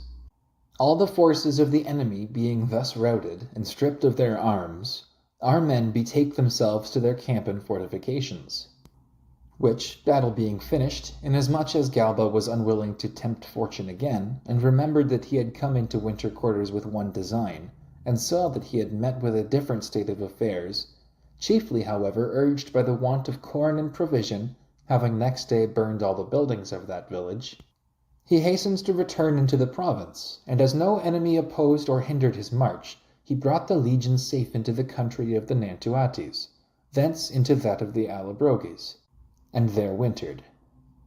Chapter 7. These things being achieved, while Caesar had every reason to suppose that Gaul was reduced to a state of tranquillity, the Belgae being overcome, the Germans expelled, the Seduni among the Alps defeated, and when he had, therefore, in the beginning of winter set out for Illyricum, as he wished to visit these nations and acquire a knowledge of their countries, a sudden war sprang up in Gaul. The occasion of that was this. P. Crassus, a young man, had taken up his winter quarters with the 7th Legion amongst the Andes, who border upon the Atlantic Ocean. He, as there was a scarcity of corn in those parts, sent out some officers of cavalry and several military tribunes amongst the neighboring states, for the purpose of procuring corn and provision, in which number T. Terracidius was sent amongst the Asubi, M. Trebius Gallus amongst the Curiosolitae, Q. Valenius with T. Silius amongst the Veneti. Chapter 8. The influence of this state is by far the most considerable of any of the countries on the whole sea-coast, because the Veneti both have a very great number of ships with which they have been accustomed to sail to Britain, and thus excel the rest in their knowledge and experience of nautical affairs, and as only a few ports lie scattered along that stormy and open sea of which they are in possession, they hold as tributaries almost all those who are accustomed to traffic in that sea. With them arose the beginning of the revolt by their detaining Silas and Valenius, for they thought that they should recover by their means the hostages which they had given to Crassus. The neighboring people, led on by their influence, as the measures of the Gauls are sudden and hasty, detained Trebius and Terracidius for the same motive, and quickly sending ambassadors, by means of their leading men, they enter into a mutual compact to do nothing except by general consent, and abide the same issue of fortune, and they solicit the other states to choose rather to continue in that liberty which they had received from their ancestors, than endure slavery under the Romans. All the sea-coast being quickly brought over to their sentiments, they send a common embassy to P. Crassus to say, if he wished to receive back his officers, let him send back to them their hostages. Chapter 9. Caesar, being informed of these things by Crassus, since he was so far distant himself, orders ships of war to be built in the meantime on the river Loire, which flows into the ocean, rowers to be raised from the province, sailors and pilots to be provided. These matters being quickly executed, he himself, as soon as the season of the year permits, hastens to the army. The Veneti, and the other states also, being informed of Caesar's arrival, when they reflected how great a crime they had committed, in that the ambassadors, a character which had amongst all nations ever been sacred and inviolable, had by them been detained and thrown into prison, resolved to prepare for a war in proportion to the greatness of their danger, and especially to provide those things which appertain to the service of a navy, with the greater confidence, inasmuch as they greatly relied on the nature of their situation. They knew that the passes by land were cut off by estuaries, that the approach by sea was most difficult, by reason of our ignorance of the localities and the small number of the harbors, and they trusted that our army would not be able to stay very long among them, on account of the insufficiency of corn. And again, even if all these things should turn out contrary to their expectation, yet they were very powerful in their navy. They well understood that the Romans neither had any number of ships, nor were acquainted with the shallows, the harbors, or the islands of those parts where they would have to carry on the war, and that navigation was very different in a narrow sea from what it was in the vast and open ocean. Having come to this resolution, they fortify their towns, convey corn into them from the country parts, bring together as many ships as possible to Venetia, where it appeared Caesar would at first carry out the war. They unite to themselves as allies for that war the Osismii, the Lexovii, the Nanites, the Ambilati, the Morini, the Diablintes, and the Menapi, and sent for auxiliaries from Britain, which is situated over against those regions. Chapter 10. There were these difficulties which we have mentioned above in carrying on the war, but many things nevertheless urged Caesar to that war. The open insult offered to the state in the detention of the Roman knights, the rebellion raised after surrendering, the revolt after hostages were given, the confederacy of so many states, but principally, lest if the conduct of this part was overlooked, the other nations should think that the same thing was permitted them.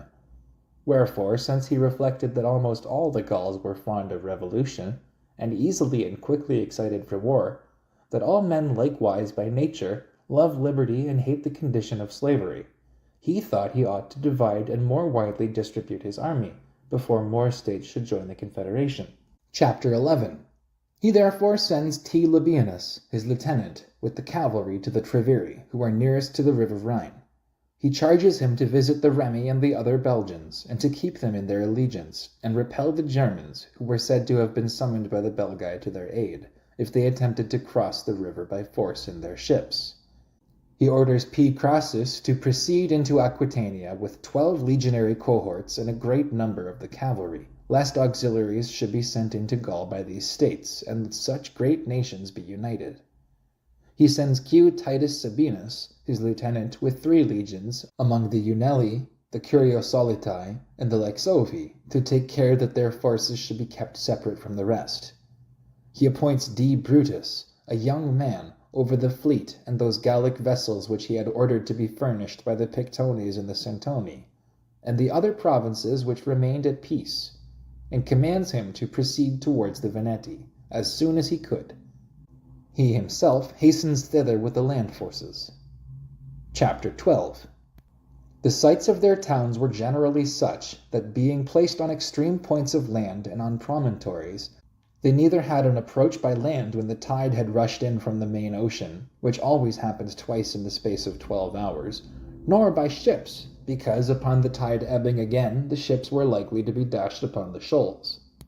Thus, by either circumstance was the storming of their towns rendered difficult, and if at any time perchance the Veneti, overpowered by the greatness of our works, the sea having been excluded by a mound and large dam, and the latter being made almost equal in height to the walls of the town, had begun to despair of their fortunes, bringing up a large number of ships, of which they had a very great quantity, they carried off all their property and betook themselves to the nearest towns.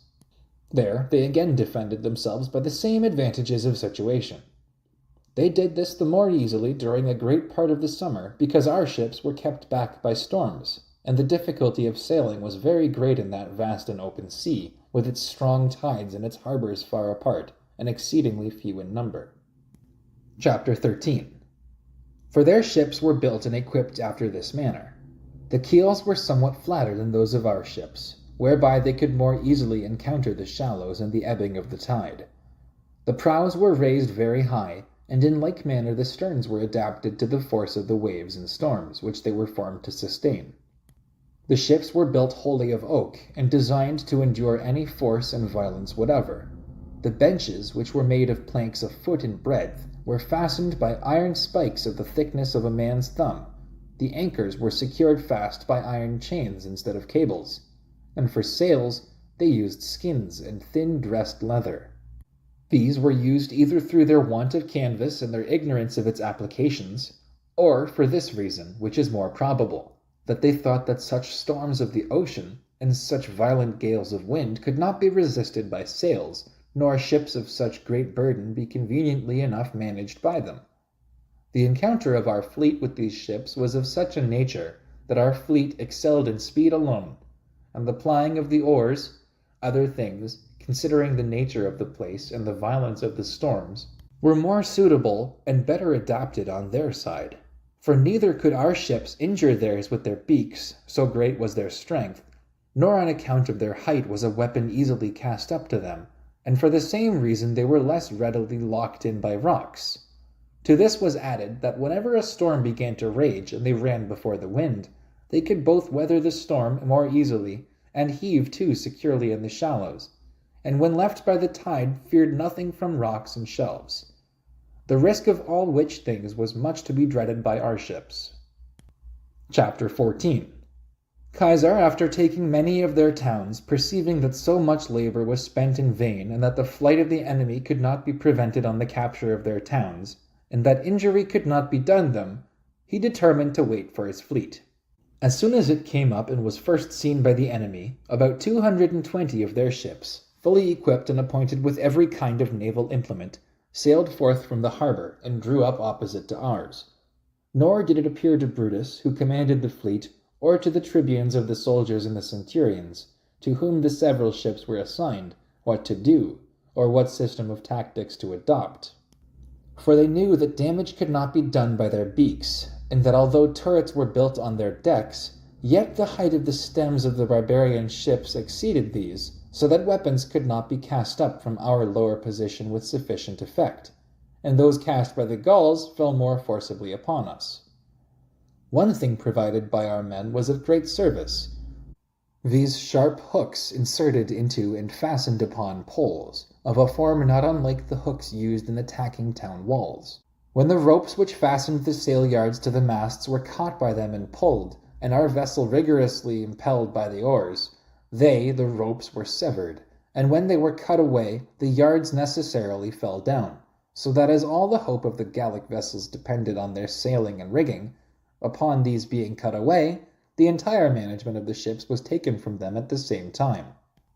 The rest of the contest depended on courage, in which our men decidedly had the advantage, and the more so because the whole action was carried on in the sight of Caesar and the entire army, so that no act, a little more valiant than ordinary, could pass unobserved, for all the hills and higher grounds, from which there was a near prospect of the sea, were occupied by our army. Chapter 15. The sail yards of the enemy, as we have said, being brought down, although 2 and in some cases 3 ships of theirs surrounded each one of ours, the soldiers strove with the greatest energy to board the ships of the enemy, and after the barbarians observed this taking place, as a great many of their ships were beaten, and as no relief for that evil could be discovered, they hastened to seek safety and flight.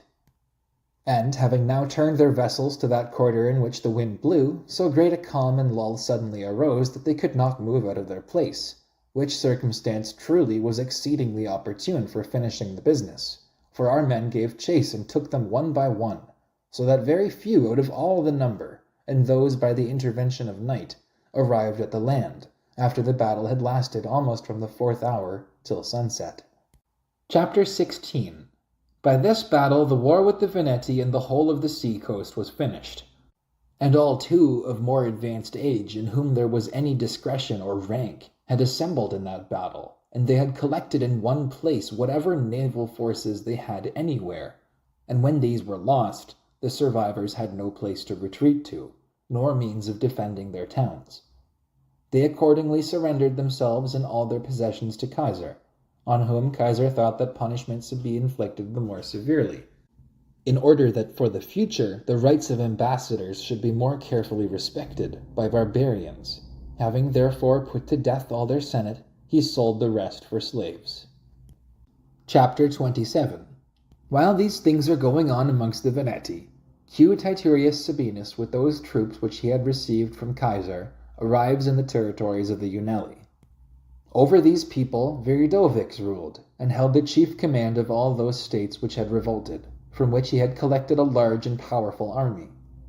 And in those few days the Aulerci and the Sexovi, having slain their senate because they would not consent to be promoters of the war, shut their gates against us and united themselves to Viridovix. A great multitude besides of desperate men and robbers assembled out of Gaul from all quarters, whom the hope of plundering and the love of fighting had called away from husbandry and their daily labor. Sabinus kept himself within his camp, which was in a position convenient for everything, while Viridovix encamped over against him at a distance of 2 miles, and daily bringing out his forces gave him an opportunity for fighting, so that Sabinus had now not only come into contempt with the enemy, but also was somewhat taunted by the speeches of our soldiers, and furnished so great a suspicion of his cowardice that the enemy presumed to approach even to the very rampart of our camp. He adopted this conduct for the following reason, because he did not think that a lieutenant ought to engage in battle with so great a force, especially while he who held the chief command was absent, except on advantageous ground, or some favorable circumstance presented itself. Chapter 28. After having established this suspicion of his cowardice, he selected a certain suitable and crafty Gaul, who was one of those whom he had with him as auxiliaries. He induces him by great gifts and promises to go over to the enemy, and informs him of what he wished to be done. Who, when he arrives amongst them as a deserter, lays before them the fears of the Romans, and informs them by what difficulties Caesar himself was harassed, and that the matter was not far removed from this, that Sabinus would the next night privately draw off his army out of the camp and set forth to Caesar, for the purpose of carrying him assistance, which, when they heard, they all cry out together that an opportunity of successfully conducting their enterprise ought not to be thrown away, that they ought to go to the Roman camp.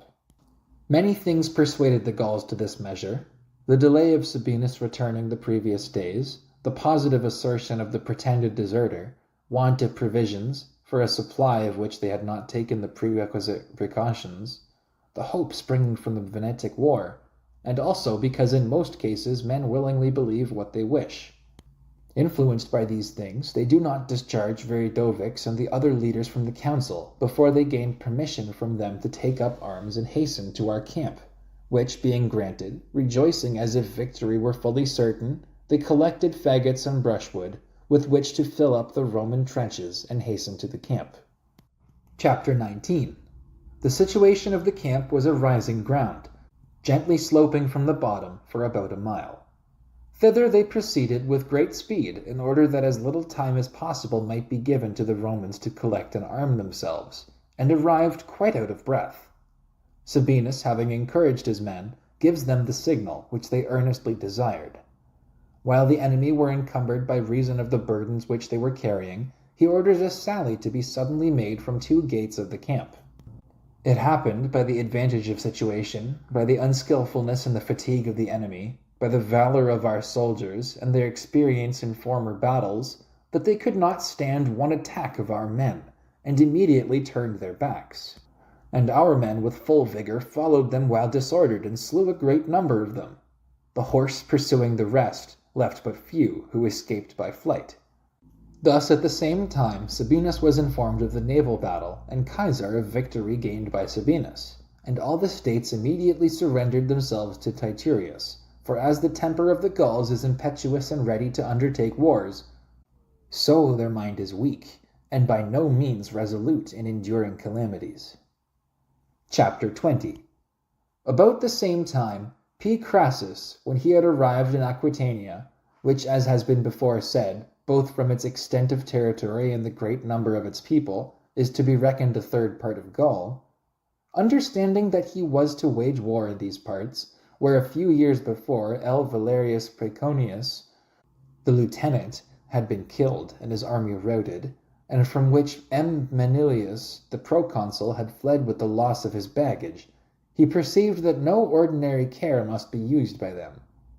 Wherefore, having provided corn, procured auxiliaries and cavalry, and having summoned by name many valiant men from Tolosa, Carcasso, and Narbo, which are the states of the province of Gaul that border on these regions, Aquitania, he led his army into the territories of the Sotiates. On his arrival being known, the Sotiates, having brought together great forces and much cavalry, in which their strength principally lay, and assailing our army on the march, engaged first in a cavalry action. Then, when their cavalry was routed, and our men pursuing, they suddenly display their infantry forces, which they had placed in ambuscade in a valley. These attacked our men well disordered, and renewed the fight. Chapter 21. The battle was long and vigorously contested, since the Sotiates, relying on their former victories, imagined that the safety of the whole of Aquitania rested on their valor, and our men, on the other hand, desired it might be seen what they could accomplish without their general and without the other legions, under a very young commander. At length, the enemy, worn out with wounds, began to turn their backs, and a great number of them being slain, Crassus began to besiege the principal town of the Sotiates on his march. Upon their valiantly resisting, he raised Vinii in turrets. They, at one time attempting a sally, at another forming mines to our rampart in Vinii, at which the Aquitani are eminently skilled, because in many places amongst them there are copper mines, when they perceived that nothing could be gained by these operations, through the perseverance of our men, they send ambassadors to Crassus, and entreat him to admit them to a surrender. Having obtained it, they, being ordered to deliver up their arms, comply. Chapter 22. And while the attention of our men is engaged in that matter, in another part, Adcantanus, who held the chief command, with 600 devoted followers, whom they call soldurii, the conditions of whose association are these, that they enjoy all the conveniences of life with those to whose friendship they have devoted themselves. If anything calamitous happen to them, either they endure the same destiny together with them, or commit suicide. Nor, hitherto, in the memory of men, has there been found any one who, upon his being slain to whose friendship he has devoted himself, refused to die. Ad Cantuanus, I say, endeavoring to make a sally with these, when our soldiers had rushed together to arms, upon a shout being raised at the part of the fortification, and a fierce battle had been brought there, was driven back into the town.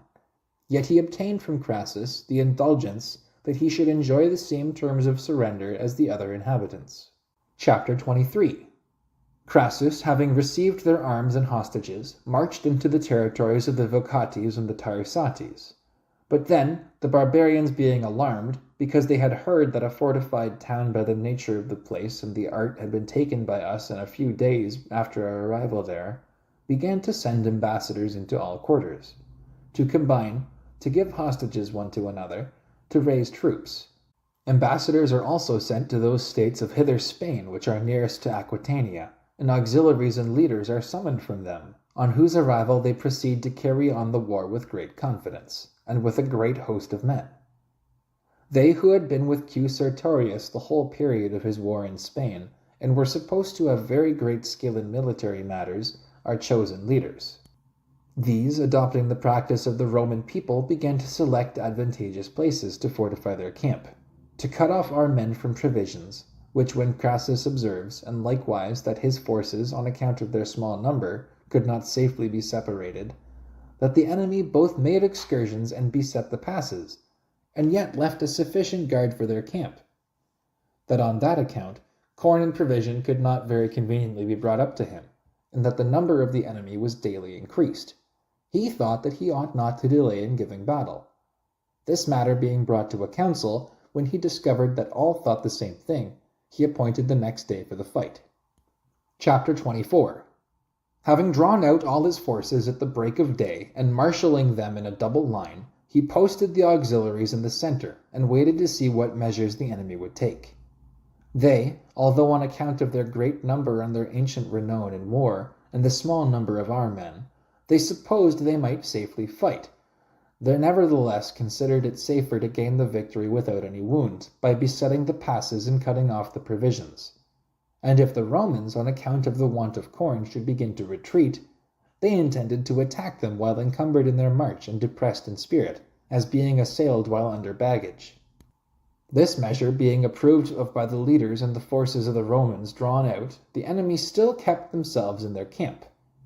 Crassus having remarked this circumstance, since the enemy, intimidated by their own delay, and by the reputation, i.e. for cowardice arising thence, had rendered our soldiers more eager for fighting, and the remarks of all were heard, declaring that no longer ought delay to be made in going to the camp, after encouraging his men, he marches to the camp of the enemy, to the great gratification of his own troops. Chapter 25. There, while some were filling up the ditch, and others by throwing a large number of darts were driving the defenders from the rampart and fortifications, and the auxiliaries, on whom Crassus did not much rely in the battle, by supplying stones and weapons to the soldiers, and by conveying turf to the mound, presented the appearance and character of men engaged in fighting, while also the enemy were fighting resolutely and boldly, and their weapons, discharged from their higher position, fell with great effect. The horse, having gone round the camp of the enemy, reported to Crassus that the camp was not fortified with equal care on the side of the Decuman gate, and had an easy approach. Chapter 26. Crassus, having exhorted the commanders of the horse to animate their men by great rewards and promises, points out to them what he wished to have done. They, as they had been commanded, having brought out the 4 cohorts, which, as they had been left as a guard for the camp, were not fatigued by exertion, and having led them round by a somewhat longer way, lest they could be seen from the camp of the enemy, when the eyes and minds of all were intent upon the battle, quickly arrived at those fortifications which we have spoken of, and having demolished these, stood in the camp of the enemy before they were seen by them, or it was known what was going on.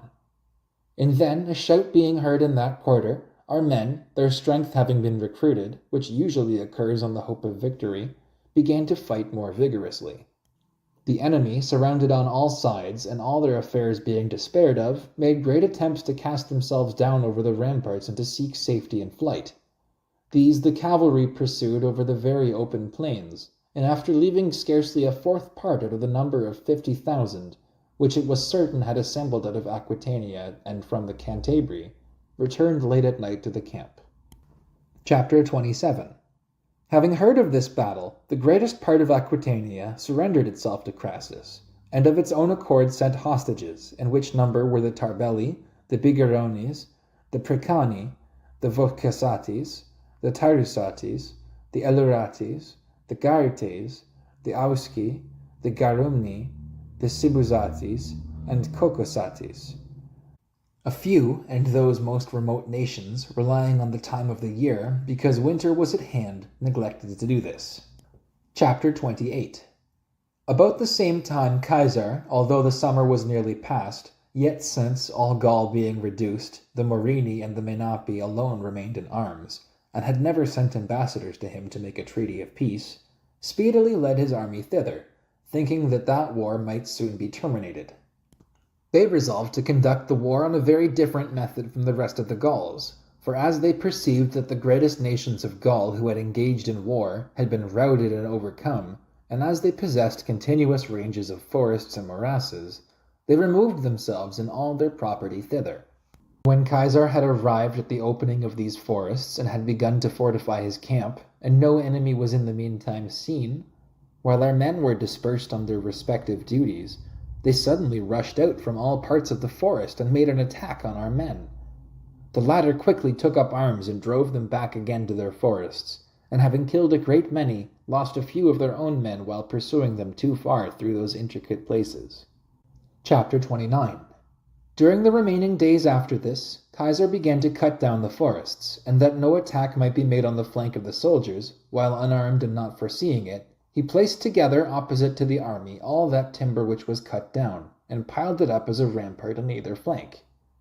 when a great space has been, with incredible speed, cleared in a few days, when the cattle of the enemy in the rear of their baggage train were already seized by our men, and they themselves were seeking for the thickest parts of the forest, storms of such a kind came on that the work was necessarily suspended, and through the continuance of the rains, the soldiers could not any longer remain in their tents. Therefore, laying waste to all the country, and having burnt their villages and houses, Caesar led back his army and stationed them in winter quarters among the Aulerci and Lexovi, and the other states which had made war upon him last. Book 4, Chapter 1. The following winter, this was the year in which C.N. Pompey and M. Crassus were consuls, those Germans called the Usipetes, and likewise the Tencteri, with a great number of men, crossed the Rhine, not far from the place at which that river discharges itself into the sea. The motive for crossing that river was that, having been for several years harassed by the Suevi, they were constantly engaged in war and hindered from the pursuits of agriculture. The nation of the Suevi is by far the largest and the most warlike nation of all the Germans. They are said to possess 100 cantons, from each of which they yearly send from their territories for the purpose of war 1,000 armed men. The others, who remain at home, maintain both themselves and those engaged in the expedition. The latter, again, in their turn, are in arms the year after. The former remain at home. Thus neither husbandry nor the art and practice of war are neglected. But among them there exists no private and separate land, nor are they permitted to remain more than 1 year in one place for the purpose of residence. They do not live much on corn, but subsist for the most part on milk and flesh, and are much engaged in hunting, which circumstances must, by the nature of their food, and by their daily exercise, and the freedom of their life, for having from boyhood been accustomed to no employment or discipline, they do nothing at all contrary to their inclination, both promote their strength, and render them men of vast stature of body. And to such a habit have they brought themselves, that even in the coldest parts they wear no clothing whatever except skins, by reason of the scantiness of which a great portion of their body is bare, and besides they bathe in open rivers. Chapter 2.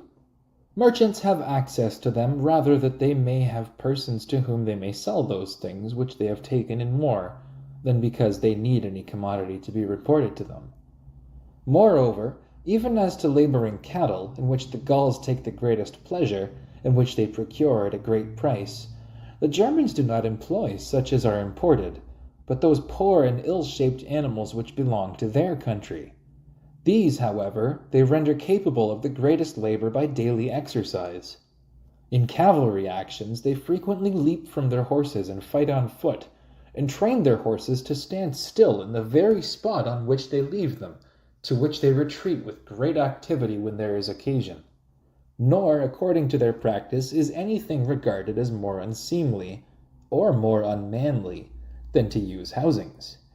Accordingly they have the courage, though they may be themselves but few, to advance against any number whatever of horse mounted with housings.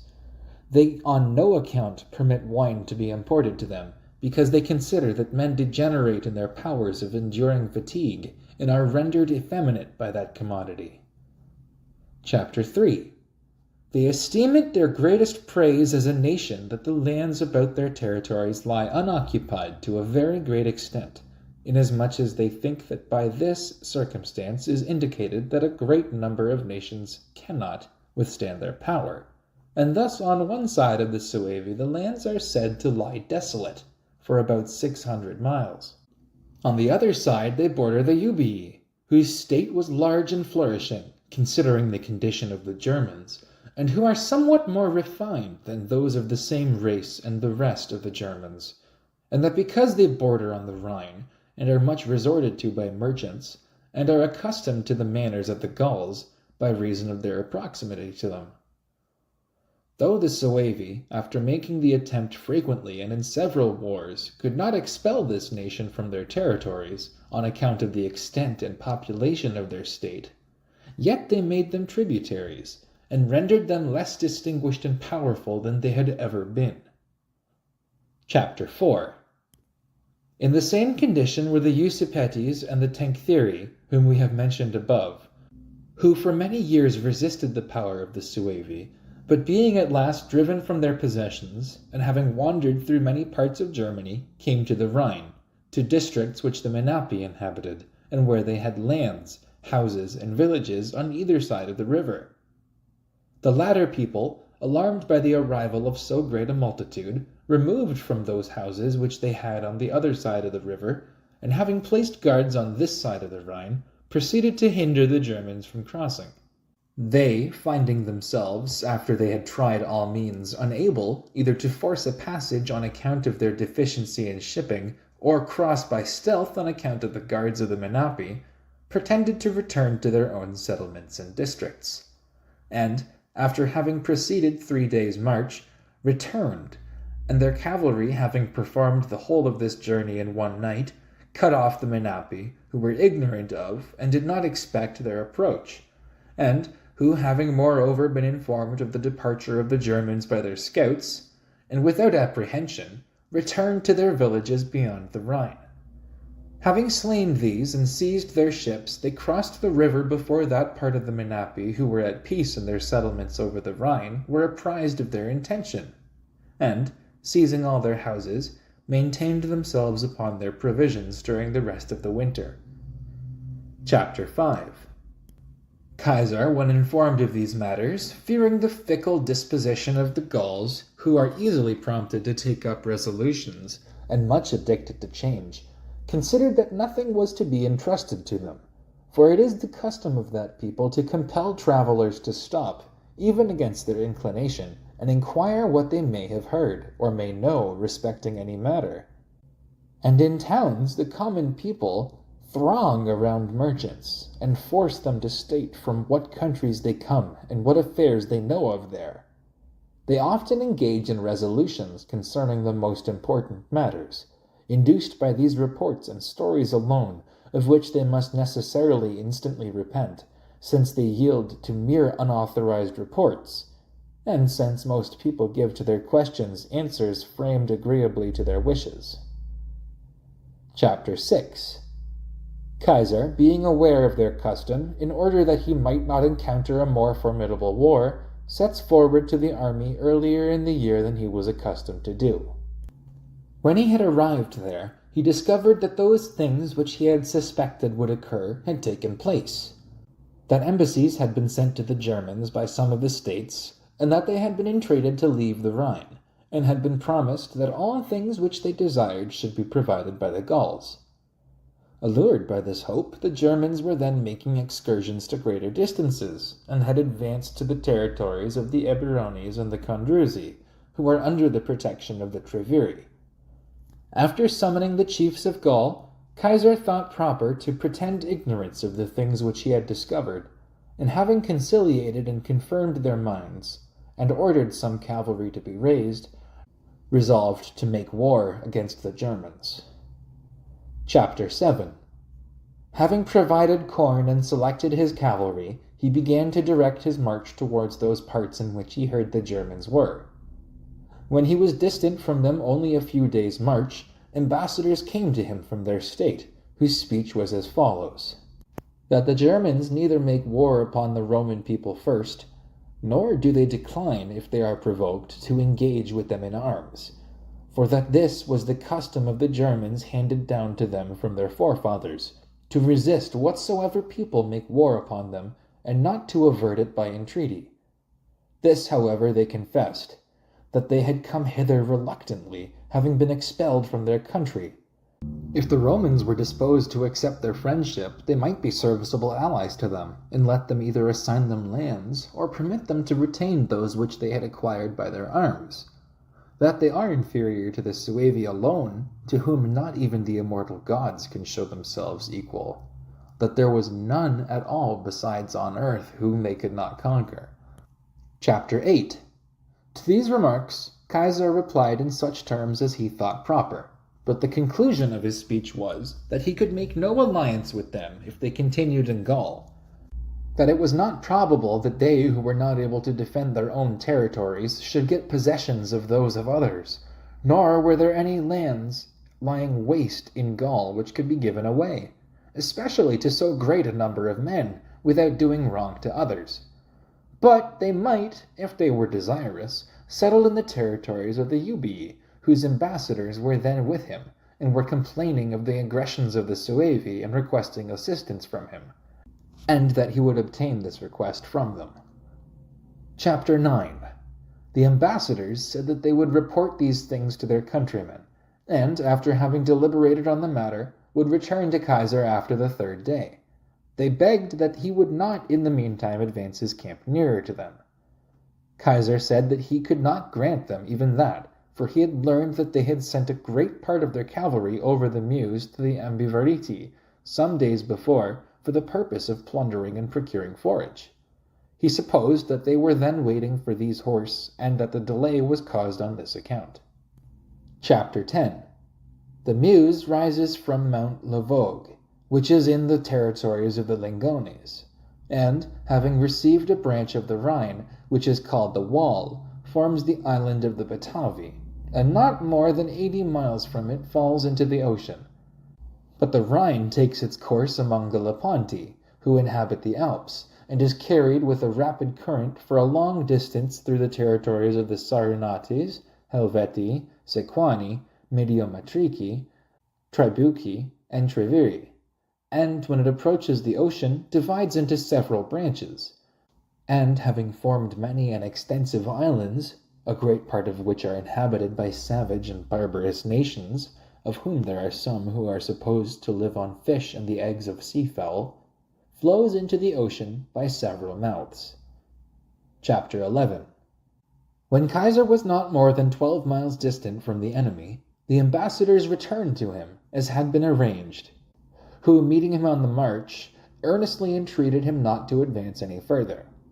When they could not obtain this, they begged him to send on a dispatch to those who had marched in advance of the main army, and forbid them to engage, and grant them permission to send ambassadors to the Ubii, and if the princes and senate of the latter would give them security by oath, they assured Caesar that they would accept such conditions as might be proposed by him, and requested that he would give them the space of 3 days for negotiating these affairs. Caesar thought that these things tended to the self-same point as their other proposal, namely, that in consequence of a delay of 3 days intervening, their horse which were at a distance might return. However, he said that he would not that day advance further than 4 miles for the purpose of procuring water. He ordered that they should assemble at that place in as large a number as possible the following day, that he might inquire into their demands. In the meantime, he sends messengers to the officers who had marched in advance with all the cavalry to order them not to provoke the enemy to an engagement, and if they themselves were assailed, to sustain the attack until he came up with the army. Chapter 12. But the enemy, as soon as they saw our horse, the number of which was 5,000, whereas they themselves had not more than 8,000 horse, because those which had gone over the Meuse for the purpose of foraging had not returned, while our men had no apprehensions, because their ambassadors had gone away from Caesar a little before, and that day had been requested by them as a period of truce, made an onset on our men, and soon threw them into disorder. When our men in their turn made a stand, they, according to their practice, leaped from their horses to their feet, stabbing our horses in the belly, and overthrowing a great many of our men, put the rest to flight, and drove them forward so much alarmed that they did not desist from their retreat till they had come in sight of our army. In that encounter 74 of our horse were slain, among them Piso, an Aquitanian, a most valiant man, and descended from a very illustrious family, whose grandfather had held the sovereignty of his state, and had been styled friend by our senate. He, while he was endeavoring to render assistance to his brother, who was surrounded by the enemy, and whom he rescued from danger, was himself thrown from his horse, which was wounded under him, but still opposed his antagonists with the greatest intrepidity, as long as he was able to maintain the conflict. When at length he fell, surrounded on all sides, and after receiving many wounds, and his brother, who had then retired from the fight, observed it from a distance, he spurred on his horse, threw himself upon the enemy, and was killed. Chapter 13. After this engagement, Caesar considered that neither ought ambassadors to be received to audience, nor conditions be accepted by him from those who, after having sued for peace by way of stratagem and treachery, had made war without provocation. And, to wait till the enemy's forces were augmented and their cavalry had returned, he concluded would be the greatest madness. And knowing the fickleness of the Gauls, he felt how much influence the enemy had already acquired among them by this one skirmish. He, therefore, deemed that no time for converting measures ought to be afforded them. After having resolved on these things, and communicated his plans to his lieutenants and quaestor in order that he might not suffer any opportunity for engaging to escape him, a very seasonable event occurred, namely, that on the morning of the next day a large body of Germans, consisting of their princes and old men, came to the camp to him to practice the same treachery and dissimulation. But, as they asserted for their purpose of acquitting themselves for having engaged in a skirmish the day before, contrary to what had been agreed and to what indeed they themselves had requested, and also if they could by any means obtain a truce by deceiving him, Caesar, rejoicing that they had fallen into his power, ordered them to be detained. He then drew all his forces out of the camp and commanded the cavalry, because he thought they were intimidated by the late skirmish, to follow in the rear. Chapter 14. Having marshaled his army in 3 lines, and in a short time performed a march of 8 miles, he arrived at the camp of the enemy before the Germans could perceive what was going on, who, being suddenly alarmed by all the circumstances, both by the speediness of our arrival and the absence of their own officers, as time was afforded neither for concerting measures nor for seizing their arms, are perplexed as to whether it would be better to lead out their forces against the enemy, or to defend their camp, or seek their safety by flight. Their consternation being made apparent by their noise and tumult, our soldiers, excited by the treachery of the preceding day, rushed into the camp. Such of them as could readily get their arms for a short time withstood our men, and gave battle amongst their carts and baggage wagons. But the rest of the people, consisting of boys and women, for they had left their country and crossed the Rhine with all their families, began to fly in all directions, in pursuit of whom Caesar sent the cavalry. Chapter 15. The Germans, when, upon hearing a noise behind them, they looked and saw that their families were being slain, throwing away their arms and abandoning their standards, fled out of the camp, and when they had arrived at the confluence of the Meuse and the Rhine, the survivors, despairing of further escape, as a great number of their countrymen had been killed, threw themselves into the river, and there perished, overcome by fatigue, fear, and the violence of the stream. Our soldiers, after the alarm of so great a war, for the number of the enemy amounted to 430,000, returned to their camp, all safe to a man, very few even being wounded. Caesar granted those whom he had detained in the camp liberty of departing. They, however, dreading revenge and torture from the Gauls, whose lands they had harassed, said that they desired to remain with him. Caesar granted them permission. Chapter 16. The German war being finished, Caesar thought it expedient for him to cross the Rhine, for many reasons, of which this was the most weighty, that, since he saw the Germans were so easily urged to go into Gaul, he desired they should have their fears for their own territories when they discovered that the army of the Roman people both could and dared pass the Rhine. There was added also that portion of the cavalry of the Usipetes and the Tanchtheri, which I have above related to have crossed the Meuse for the purpose of plundering and procuring forage, and was not present at the engagement, had betaken themselves, after the retreat of their countrymen, across the Rhine into the settlements of the Sigambri, and united themselves to them. When Caesar sent ambassadors to them, to demand that they should give up to him those who had made war against him and against Gaul, they replied that the Rhine bounded the empire of the Roman people. If he did not think it just for the Germans to pass over into Gaul against his consent, why did he claim that anything beyond the Rhine should be subject to his dominion or power? The Ubii also, who alone out of all the nations lying beyond the Rhine had sent ambassadors to Caesar and formed an alliance and given hostages, earnestly entreated that he would bring them assistance because they were grievously oppressed by the Suevi, or, if he was prevented from doing so by the business of the Commonwealth, he would at least transport his army over the Rhine, that would be sufficient for their present assistance and their hope for the future, that so great was the name and the reputation of his army, even among the most remote nations of the Germans, arising from the defeat of Ariovistus and this last battle which was fought, that they might be safe under the fame and friendship of the Roman people. They promised a large number of ships for transporting the army. Chapter 17. Caesar, for those reasons which I have mentioned, had resolved to cross the Rhine. But to cross by ships he neither deemed to be sufficiently safe, nor considered consistent with his own dignity and that of the Roman people. Therefore, although the greatest difficulty in forming a bridge was presented to him, on account of the breadth, rapidity, and depth of the river, he nevertheless considered that it ought to be attempted by him, or that his army ought not otherwise to be led over. He devised this plan of a bridge. He joined together at a distance of 2 feet 2 piles, each 1.5 feet thick, sharpened a little at the lower end, and proportioned in length to the depth of the river. After he had, by means of engines, sunk these into the river, and fixed them at the bottom, and then driven them in with rammers, not quite perpendicularly like a stake, but bending forward and sloping, so as to decline in the direction of the current of the river, he also placed 2 other piles opposite to these, at the distance of 40 feet lower down, fastened together in the same manner, but directed against the force and current of the river.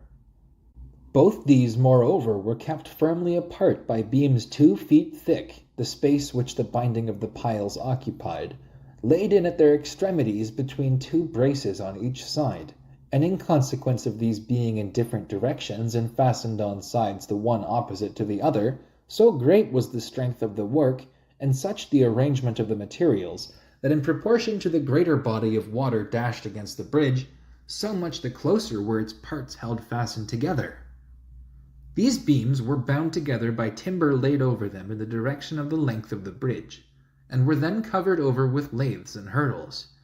And, in addition to this, piles were driven into the water obliquely, at the lower side of the bridge, and these serving as buttresses, and being connected with every portion of the work, sustained the force of the stream. And there were others also above the bridge at a moderate distance, that if trunks of trees or vessels were floated down the river by the barbarians for the purpose of destroying the work, the violence of such things might be diminished by these defenses and might not injure the bridge. Chapter 18. Within 10 days after the timber began to be collected, the whole work was completed, and the whole army led over. Caesar, leaving a strong guard at each end of the bridge, hastens into the territories of the Sigambri. In the meantime, ambassadors from several nations come to him, whom, on their suing for peace and alliance, he answers in a courteous manner, and orders hostages be brought to him. But the Sigambri, at the very time the bridge was begun to be built, made preparations for a flight, by the advice of such of the Tenctheri and Usipetes as they had amongst them, and quitted their territories and conveyed away all their possessions, and concealed themselves in deserts and woods.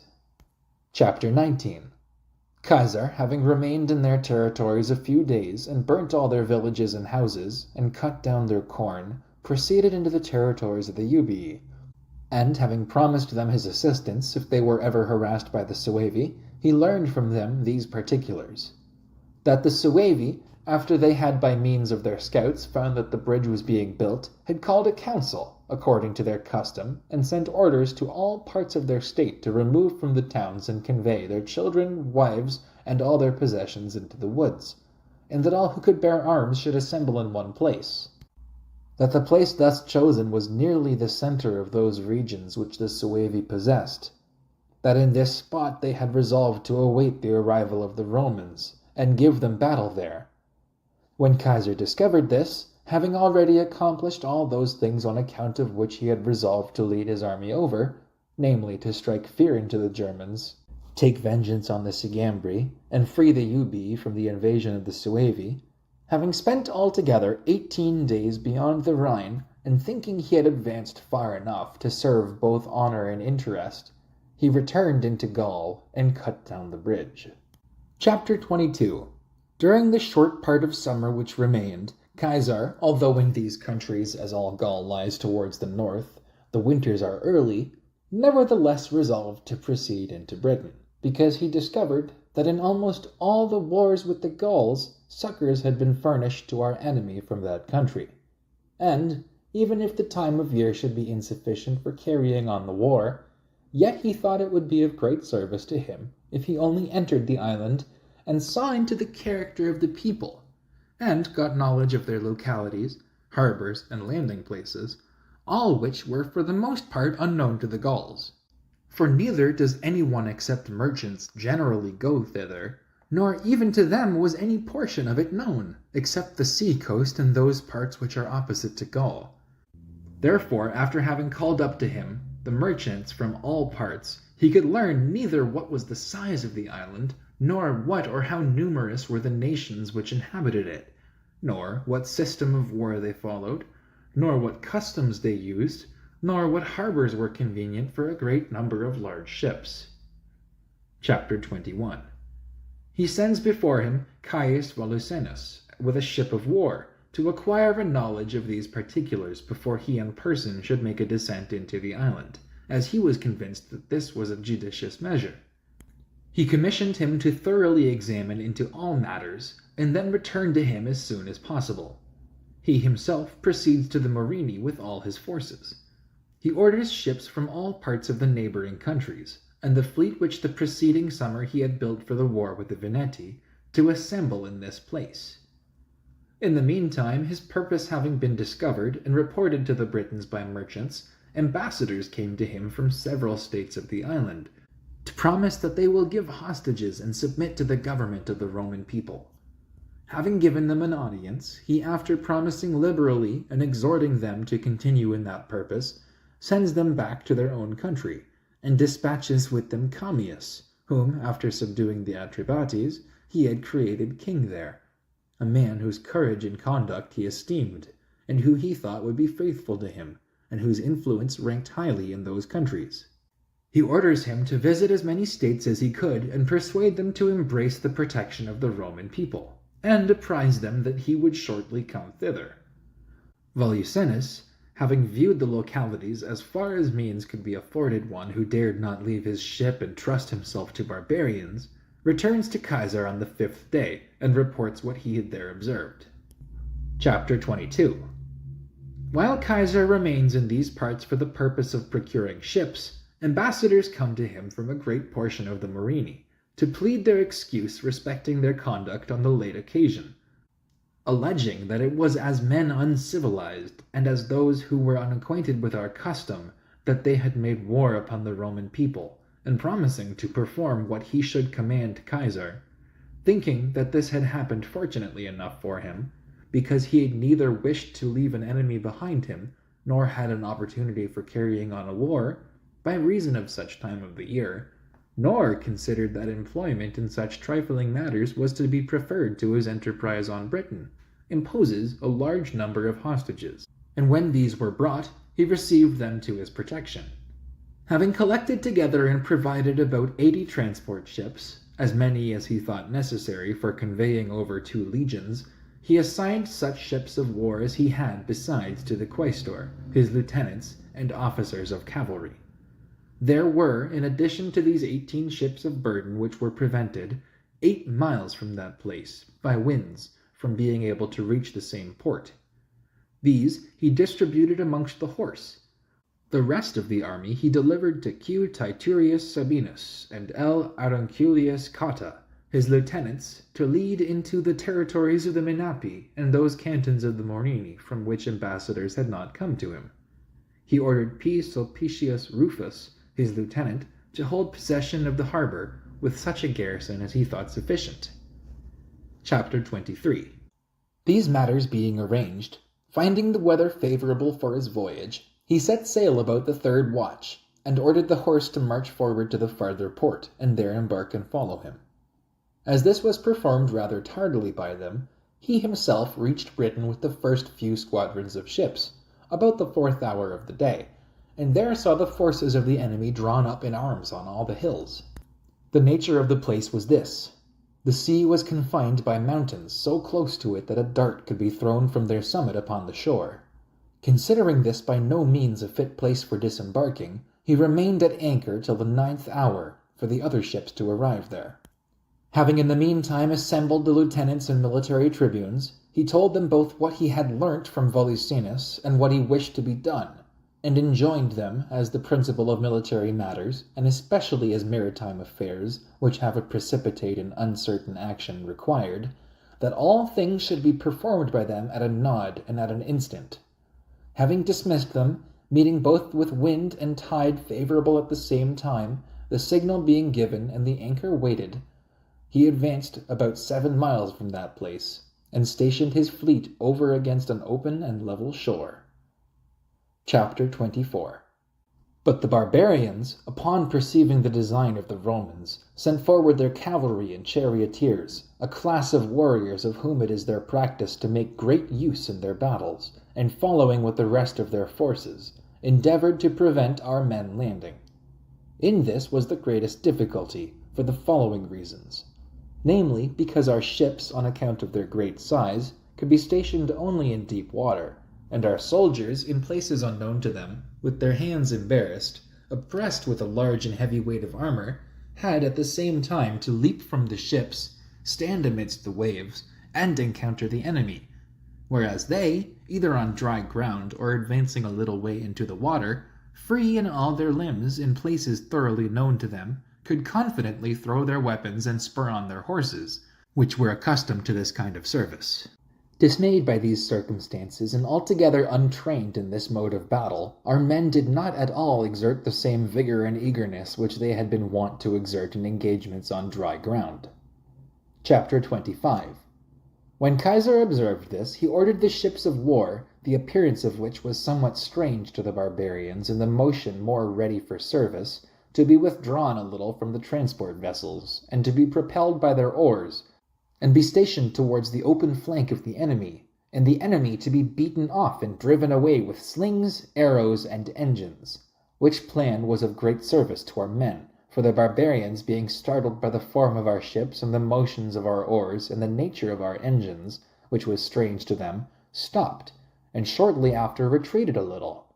And while our men were hesitating whether they should advance to the shore, chiefly on account of the depth of the sea, he who carried the eagle of the 10th Legion, after supplicating the gods that the matter might turn out favorably to the legion, exclaimed, "Leap, fellow soldiers, unless you wish to betray your eagle to the enemy.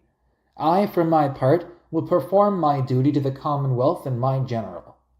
When he had said this with a loud voice, he leaped from the ship and proceeded to bear the eagle toward the enemy.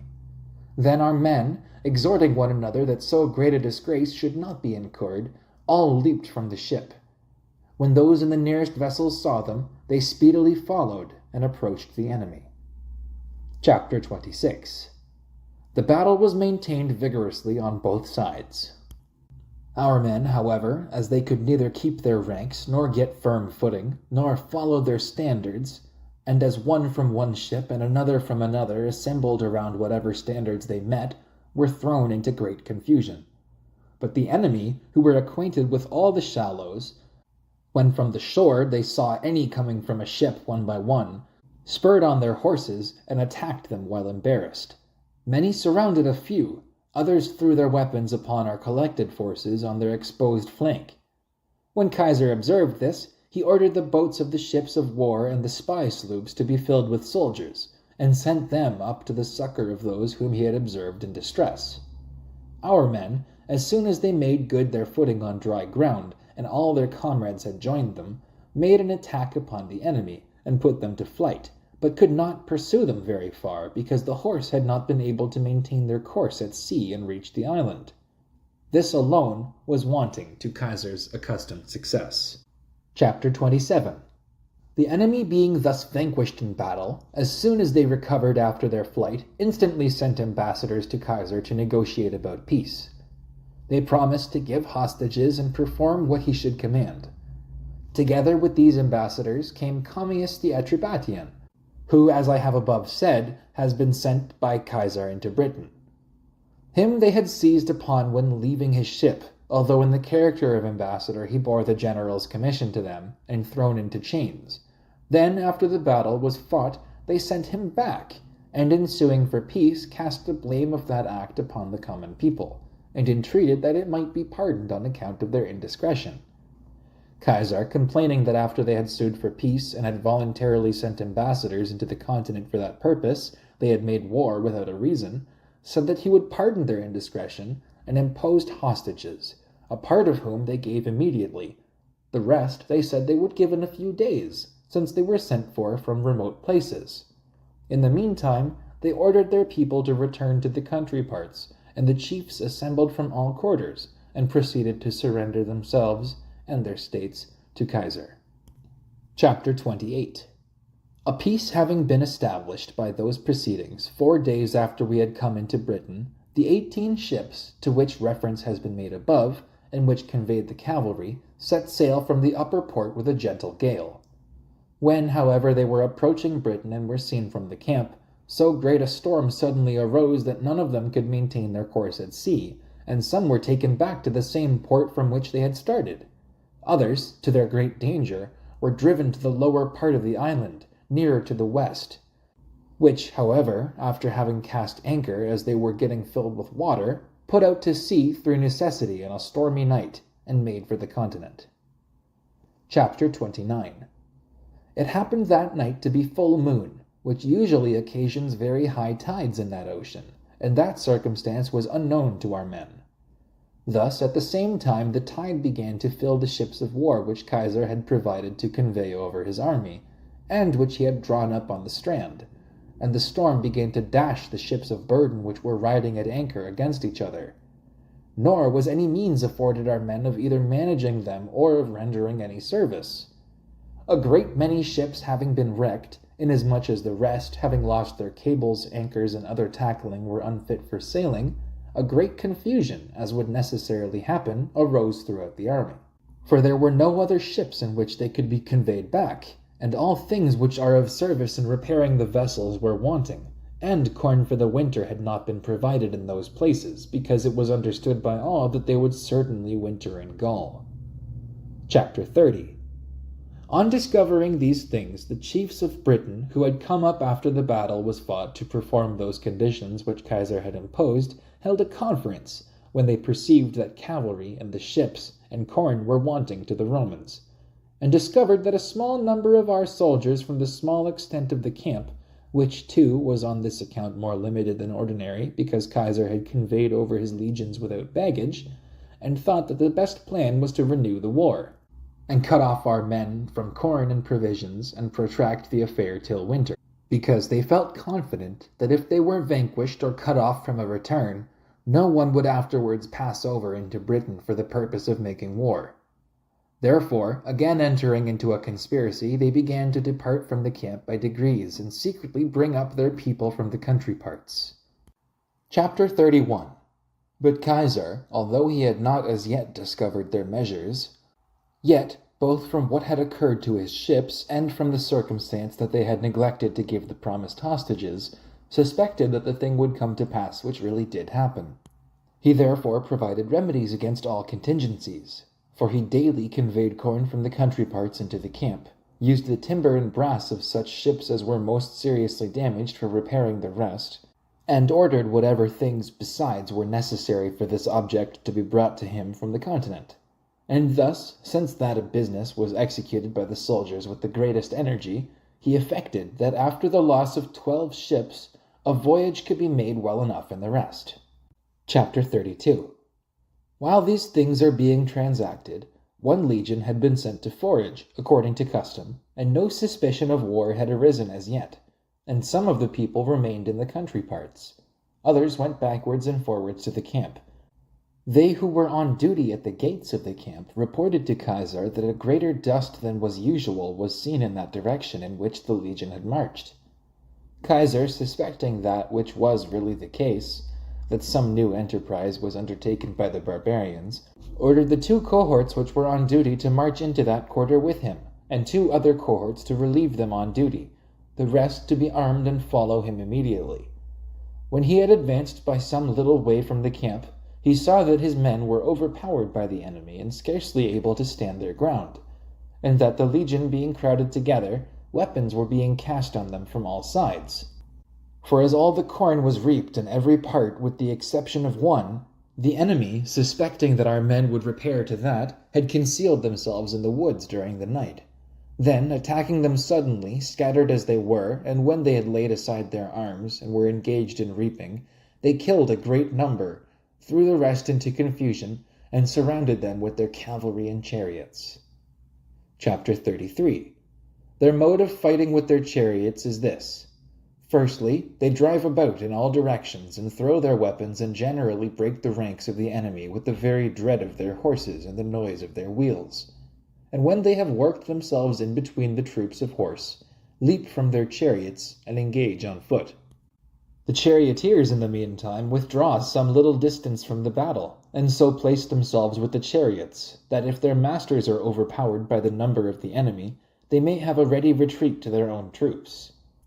Thus, they display in battle the speed of horse, together with the firmness of infantry, and by daily practice and exercise attain to such expertness that they are accustomed, even on a declining and steep place, to check their horses at full speed, and manage and turn them in an instant, and run along the pole, and stand on the yoke, and thence betake themselves with the greatest celerity to their chariots again.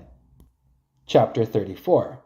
Under these circumstances, our men being dismayed by the novelty of this mode of battle, Caesar most seasonably brought assistance, for upon his arrival the enemy paused, and our men recovered from their fear, upon which, thinking the time unfavorable for provoking the enemy and coming to an action, he kept himself in his own quarter, and, a short time having intervened, drew back the legions into the camp. While these things were going on, and all our men engaged, the rest of the Britons who were in the fields departed. Storms then set in for several successive days, which both confined our men to camp and hindered the enemy from attacking us. In the meantime, the barbarians dispatched messengers to all parts and reported to their people the small number of our soldiers, and how good an opportunity was given for obtaining spoil and for liberating themselves forever, if they should only drive the Romans from their camp. Having by these means speedily got together a large force of infantry and of cavalry, they came up to the camp. Chapter 35. Although Caesar anticipated that the same thing which had happened on former occasions would then occur, that if the enemy were routed, they would escape from danger by their speed, still, having got about 30 horse, which Commius the Atrebatian, of whom mention has been made, had brought over with him from Gaul, he drew up the legions in order of battle before the camp. When the action commenced, the enemy were unable to sustain the attack of our men long, and turned their backs. Our men pursued them as far as their speed and strength permitted, and slew a great number of them. Then, having destroyed and burnt everything far and wide, they retreated to their camp. Chapter 36. The same day, ambassadors sent by the enemy came to Caesar to negotiate a peace. Caesar doubled the number of hostages which he had before demanded, and ordered that they should be brought over to the continent, because, since the time of the equinox was near, he did not consider that with his ships out of repair the voyage ought to be deferred till winter. Having met with favorable weather, he set sail a little after midnight, and all his fleet arrived safe at the continent, except 2 of the ships of burden which could not make the same port which the other ships did, and were carried a little lower down. Chapter 37.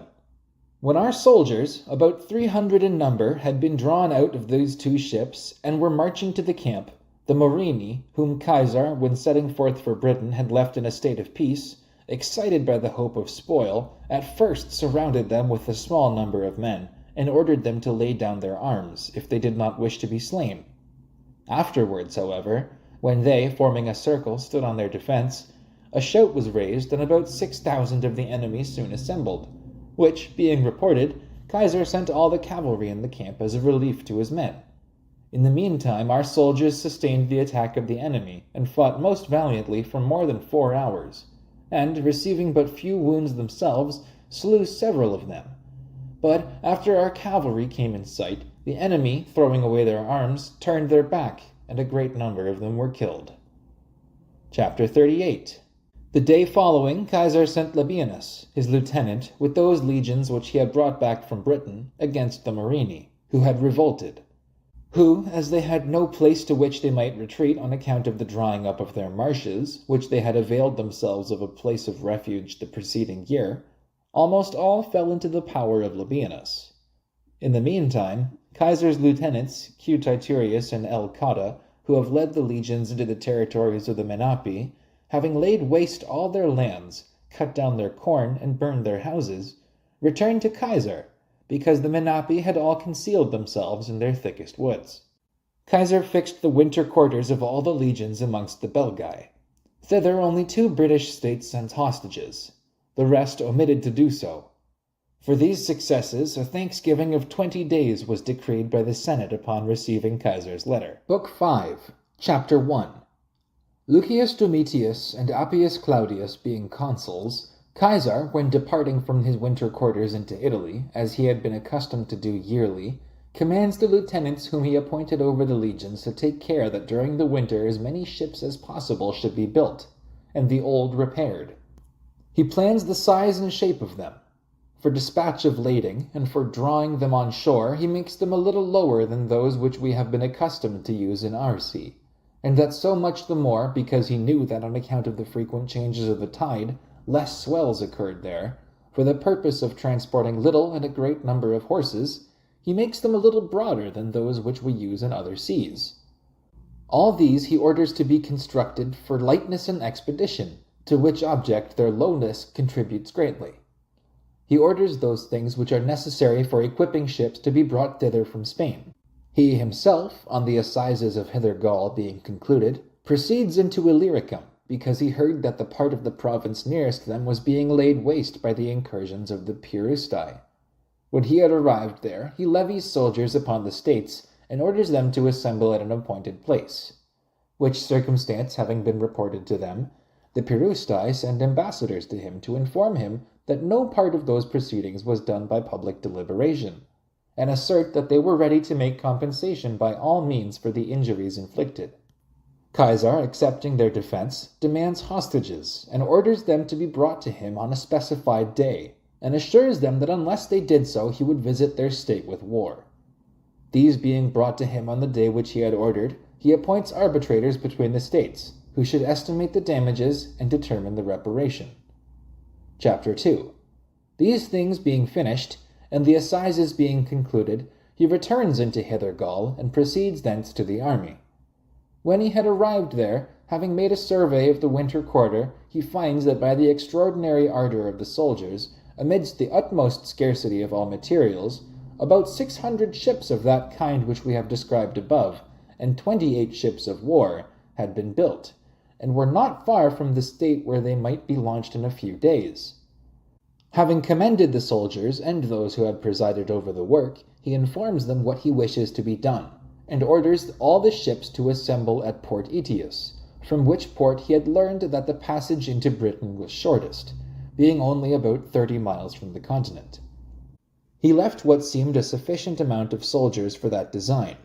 He himself proceeds into the territories of the Treveri with 4 legions without baggage, and 800 horse, because they neither came to the general diets of Gaul, or obeyed his commands, and were, moreover, said to be tampering with the Germans beyond the Rhine. Chapter 3. This state is by far the most powerful of all Gaul in cavalry, and has great forces of infantry, and, as we have remarked above, borders on the Rhine. In that state, 2 persons, Indutiomarus and Cingetorix, were then contending with each other for the supreme power, one of whom, as soon as the arrival of Caesar and his legions was known, came to him, assures him that he and all his party would continue in their allegiance, and not revolt from the alliance of the Roman people, and informs him of the things which were going on against the Treveri.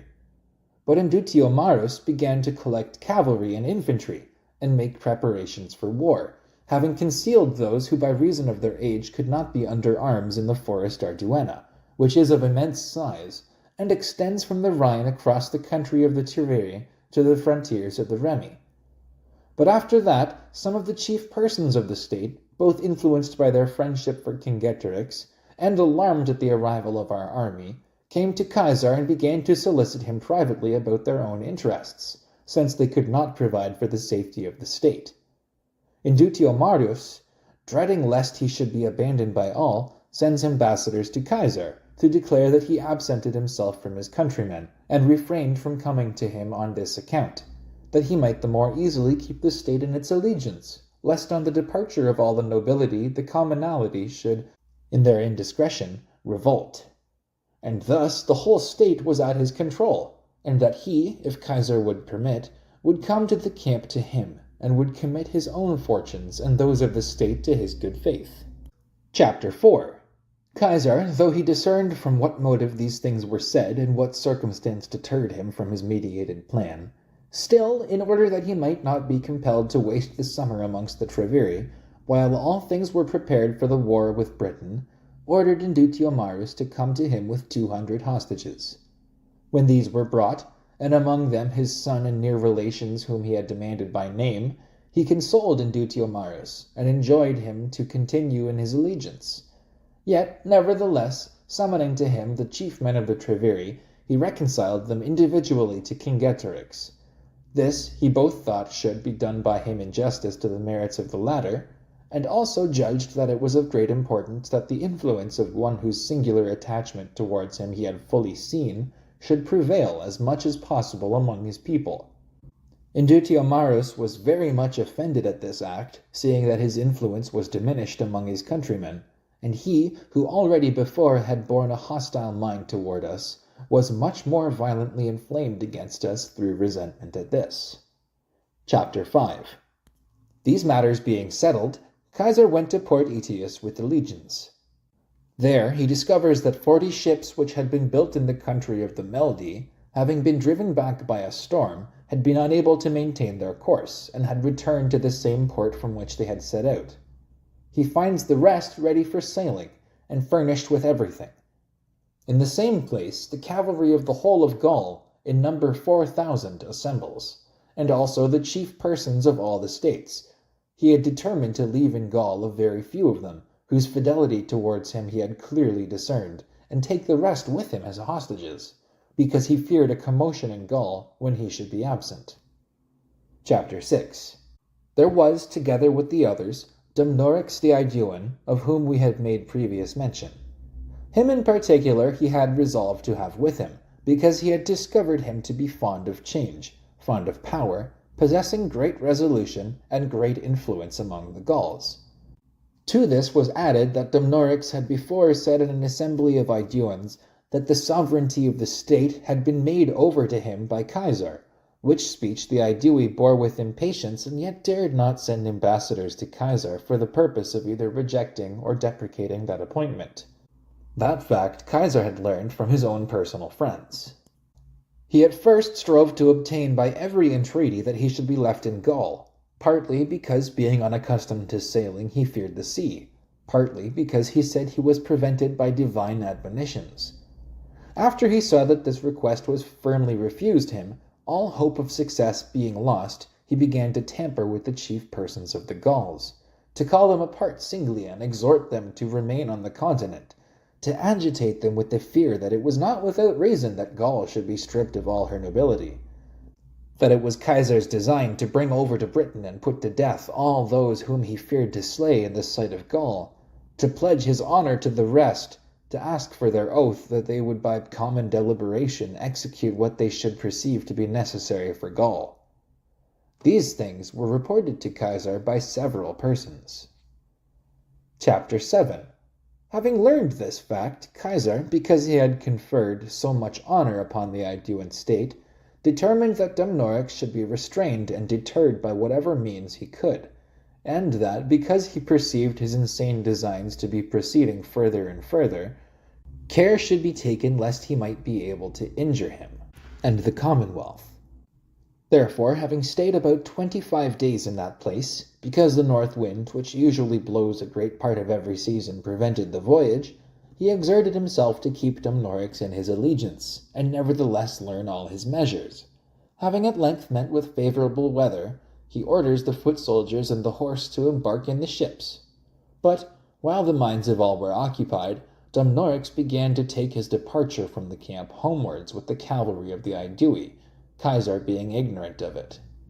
Caesar, on this matter being reported to him, ceasing from his expedition and deferring all other affairs, sends a great part of the cavalry to pursue him, and commands that he be brought back. He orders that if he use violence and do not submit, that he be slain, considering that Dumnorix would do nothing as a rational man while he himself was absent, since he had disregarded his command even when present. He, however, when recalled, began to resist and defend himself with his hand, and implore the support of his people, often exclaiming that he was free and the subject of a free state. They surround and kill the man as they had been commanded, but the I-VIII horsemen all returned to Caesar. Chapter 8. When these things were done, and Labienus, left on the continent with 3 legions and 2,000 horse to defend the harbors and provide corn, and discover what was going on in Gaul, and take measures according to the occasion and according to the circumstance, he himself, with 5 legions and a number of horse, equal to that which he was leaving on the continent, set sail at sunset, and though for a time borne forward by a gentle southwest wind, he did not maintain his course, in consequence of the wind dying away about midnight, and being carried on too far by the tide, when the sun arose, espied Britain passed on his left. Then again, following the change of tide, he urged on with the oars that he might make that port of the island in which he had discovered the preceding summer that there was the best landing place. And in this affair the spirit of our soldiers was very much to be extolled, for they, with the transports and heavy ships, the labor of rowing not being for a moment discontinued, equaled the speed of the ships of war. All the ships reached Britain nearly at midday, nor was there seen a single enemy in that place. But, as Caesar afterwards found from some prisoners, though large bodies of troops had assembled there, yet being alarmed by the great number of our ships, more than 800 of which, including the ships of the preceding year, and those private vessels which each had built for his own convenience, had appeared at one time, they had quitted the coast, and concealed themselves among the higher points. Chapter 9. Caesar, having disembarked his army and chosen a convenient place for the camp, when he discovered from the prisoners in what part the forces of the enemy had lodged themselves, having left 10 cohorts and 300 horse at the sea to be a guard to the ships, hastens to the enemy at the 3rd watch, fearing the less for the ships for this reason, because he was leaving them fastened at anchor upon an open shore, and he placed Q. Atreus over the guard of the ships. He himself, having advanced by night about 12 miles, espied the forces of the enemy. They, advancing to the river with their cavalry and chariots from the higher ground, began to annoy our men and give battle. Being repulsed by our cavalry, they concealed themselves in the woods, as they had secured a place admirably fortified by nature and by art, which, as it seemed, they had before prepared on account of a civil war, for all entrances to it were shut up by a great number of felled trees. They themselves rushed out of the woods to fight here and there, and prevented our men from entering their fortifications. But the soldiers of the 7th Legion, having formed a testudo and thrown up a rampart against the fortification, took the place and drove them out of the woods, receiving only a few wounds. But Caesar forbade his men to pursue them in their flight any great distance, both because he was ignorant of the nature of the ground, and because, as a great part of the day was spent, he wished time to be left for the fortification of the camp. Chapter 10. The next day, early in the morning, he sent both foot soldiers and horse in 3 divisions on an expedition to pursue those who had fled. These having advanced a little way, when already the rear of the enemy was in sight, some horse came to Caesar from Quintus Atreus to report that the preceding night, a very great storm having arisen, almost all the ships were dashed to pieces and cast upon the shore, because neither the anchors and cables could resist, nor could the sailors and pilots sustain the violence of the storm, and thus great damage was received by that collision of the ships. Chapter 11. These things being known to him, Caesar orders the legions and cavalry to be recalled and to cease from their march. He himself returns to the ships. He sees clearly before him almost the same things which he had heard of from the messengers and by letter, so that, about 40 ships being lost, the remainder seemed capable of being repaired with much labor. Therefore he selects workmen from the legions, and orders others to be sent for from the continent. He writes to Labienus to build as many ships as he could with those legions which were with him.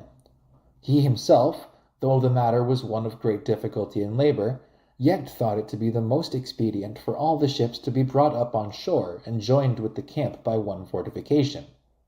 In these matters he employed about 10 days, the labor of the soldiers being unremitting even during the hours of night. The ships having been brought up on shore and the camp strongly fortified, he left the same forces which he did before as a guard for the ships. He sets out in person for the same place that he had returned from. When he had come thither, great forces of the Britons had already assembled at that place, the chief command and management of a war having been entrusted to Cassivellaunus, whose territories a river, which is called the Thames, separates from the maritime states at about 80 miles from the sea.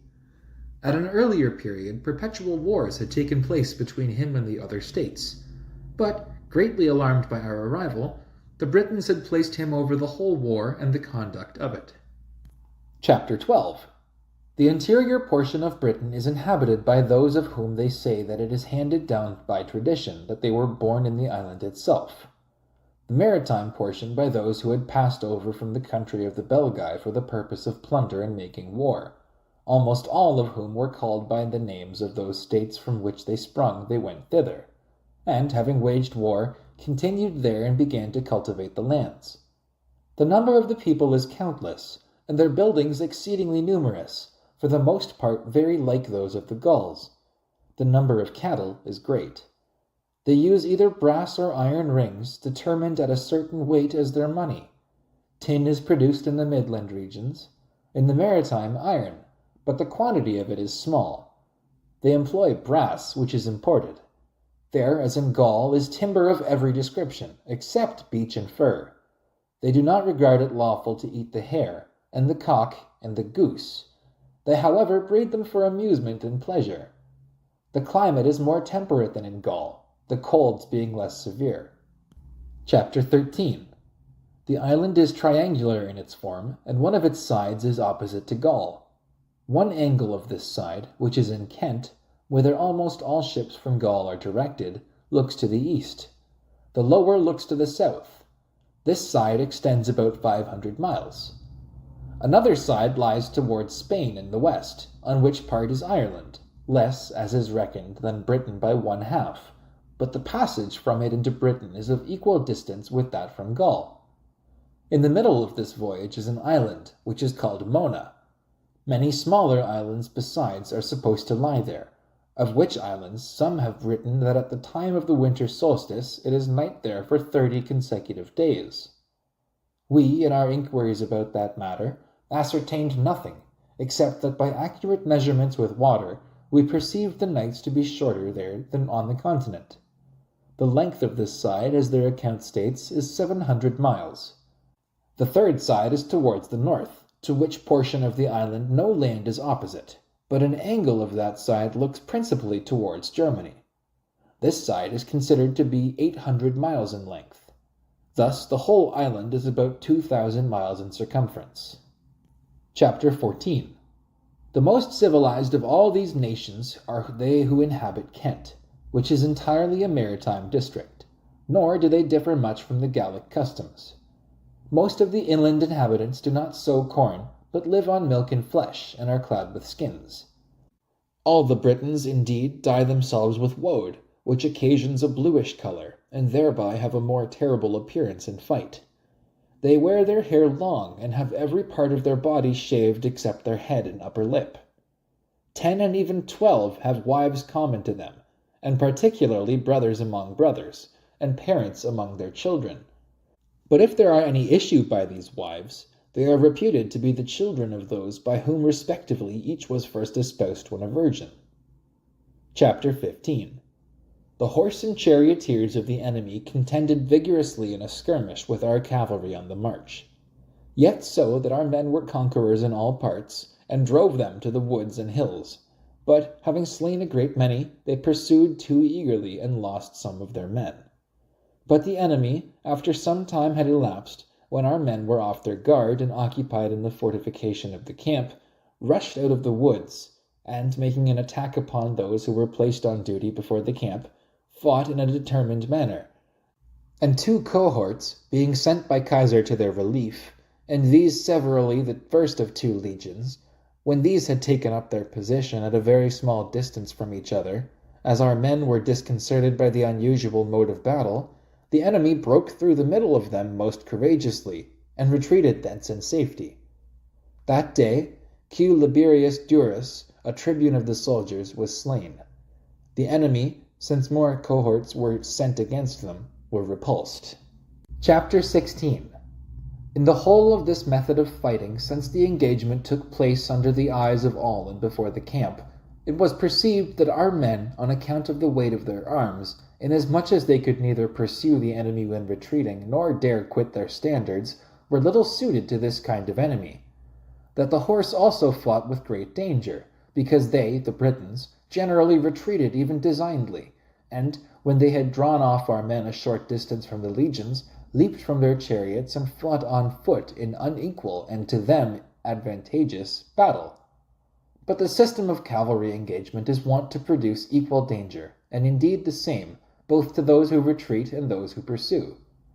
To this was added that they never fought in close order, but in small parties and at great distances, and had detachments placed in different parts, and then the one relieved the other, and the vigorous and fresh succeeded the wearied.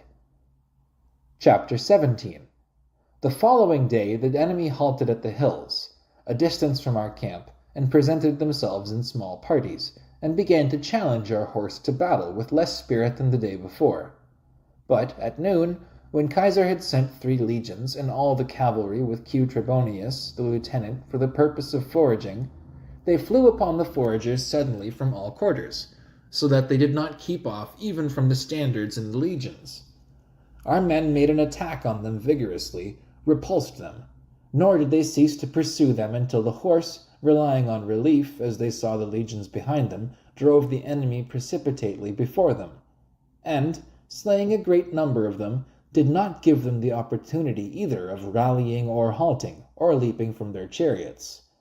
Immediately after this retreat, the auxiliaries who had assembled from all sides departed, nor after that time did the enemy ever engage with us in very large numbers.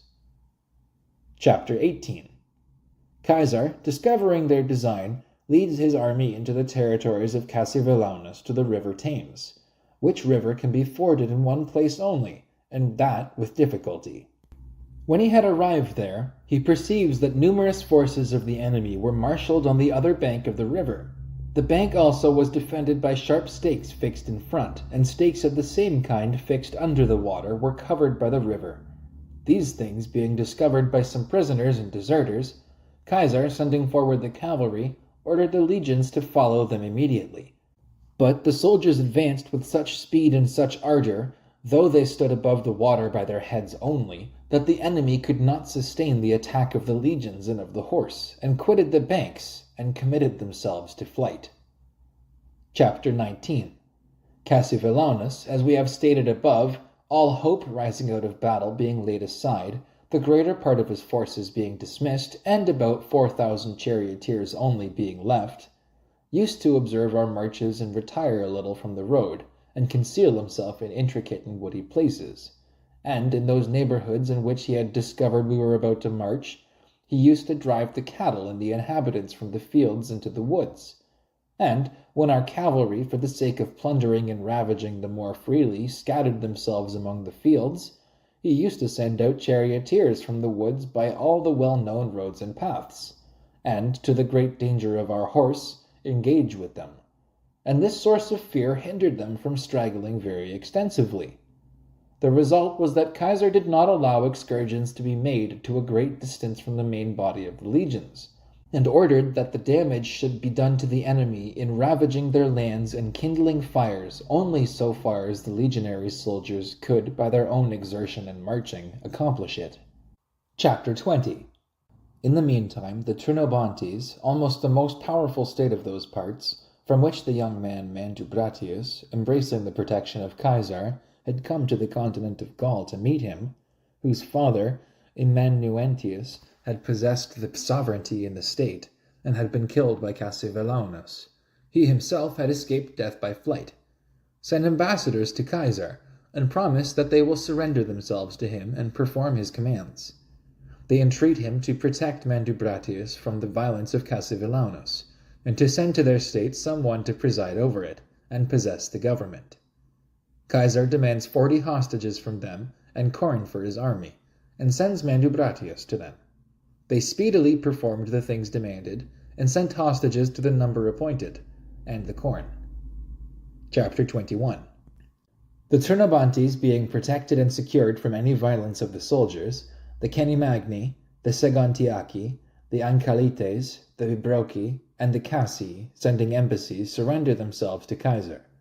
From them he learns that the capital town of Cassivellaunus was not far from that place, and was defended by woods and morasses, and a very large number of men and of cattle had been collected in it.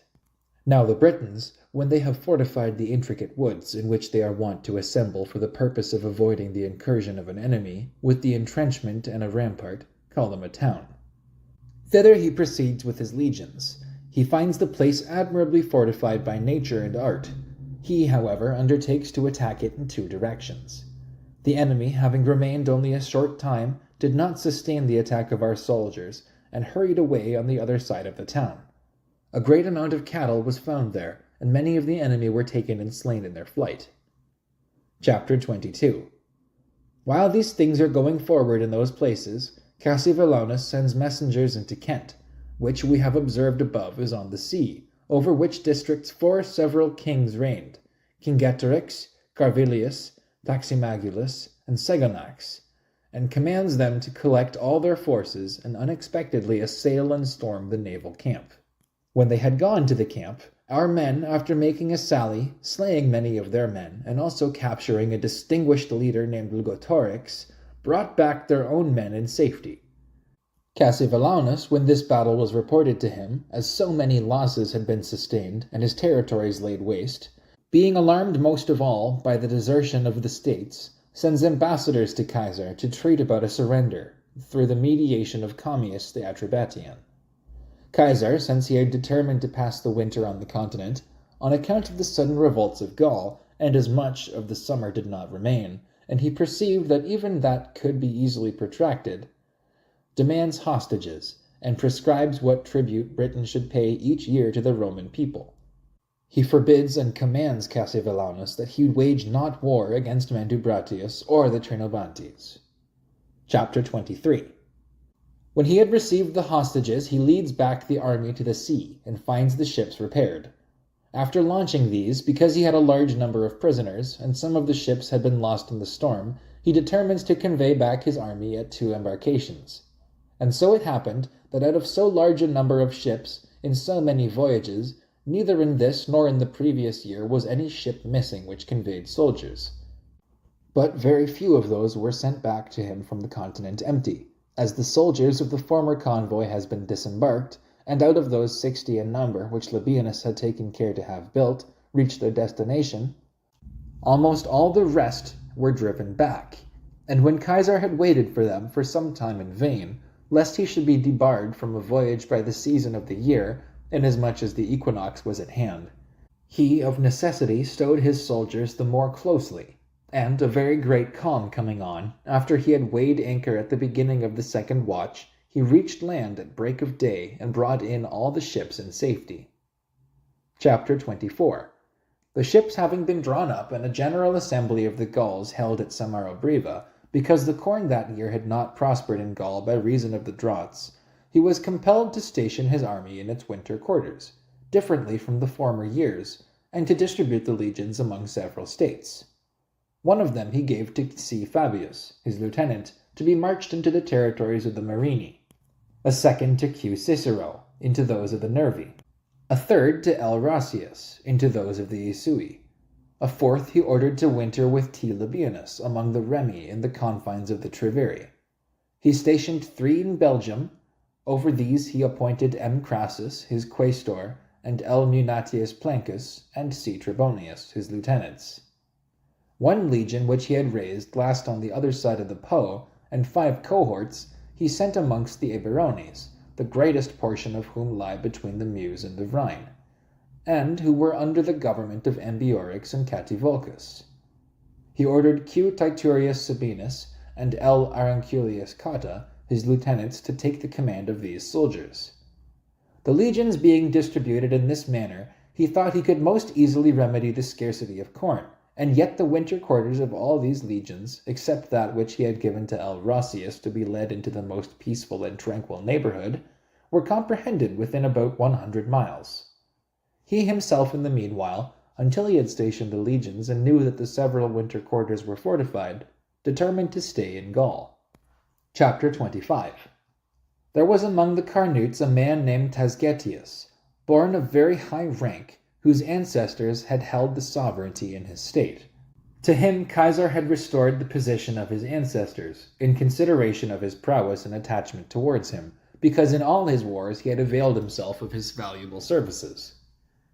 His personal enemies had killed him when in the 3rd year of his reign, many even of his own state being openly promoters of that act. This event is related to Caesar. He, fearing because several were involved in the act that the state might revolt at their instigation, orders Lucius Plancus with a legion to proceed quickly from Belgium to the Carnutes and winter there, and arrest and send to him the persons by whose instrumentality he should discover that Tasgetius was slain. In the meantime, he was apprised by all the lieutenants and quaestors to whom he had assigned the legions that they had arrived in winter quarters, and that the place for the quarters was fortified. Chapter 26. About 15 days after they had come into winter quarters, the beginning of a sudden insurrection and revolt arose from Ambiorix and Cativolcus, who, though they had met with Sabinus and Cotta at the borders of their kingdom, and had conveyed corn into our winter quarters, induced by the messages of Indutio Marus, one of the Treviri, excited their people, and after having suddenly assailed the soldiers engaged in procuring wood, came with a large body to attack the camp.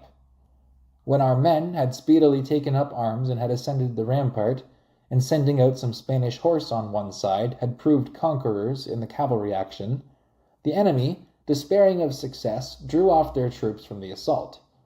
Then they shouted according to their custom that some of our men should go forward to a conference, alleging that they had some things which they desired to say respecting the common interest, by which they trusted their disputes could be removed. Chapter 27. C. Arpinaeus, a Roman knight, the intimate friend of Q. Titurius, and with him Q. Junius, a certain person from Spain, who already on previous occasions had been accustomed to go to Ambiorix at Caesar's mission, is sent to them for the purpose of a conference.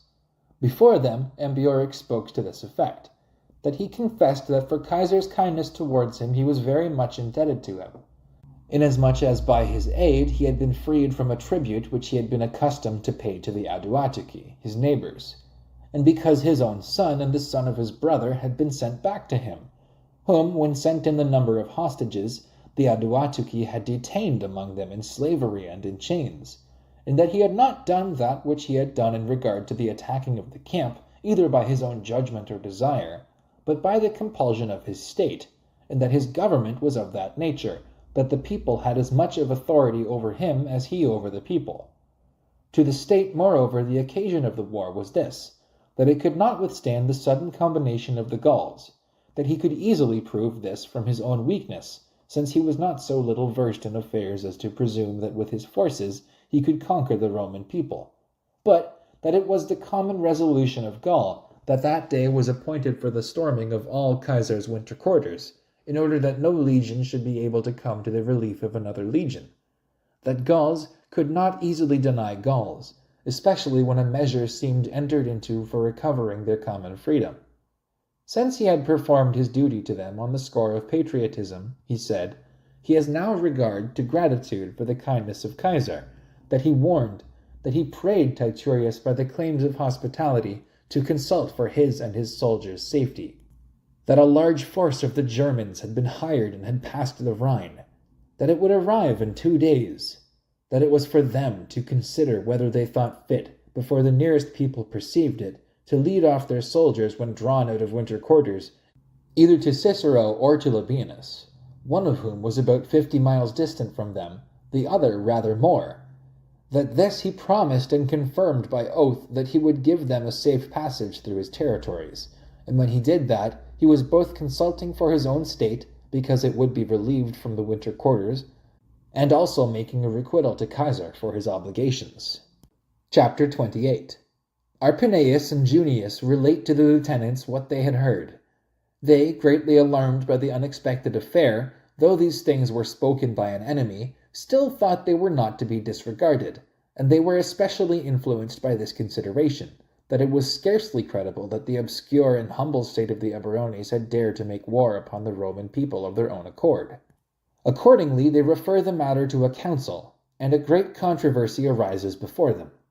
L. Aurunculeius and several tribunes of the soldiers of the centurions of the first rank were of opinion that nothing should be done hastily, and that they should not depart from the camp without Caesar's orders.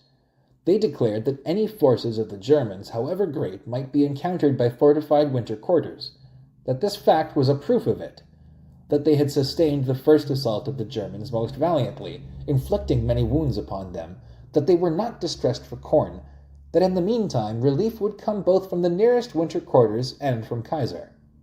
Lastly, they put the query, what could be more undetermined, more undignified, than to adopt measures respecting the most important affairs on the authority of an enemy?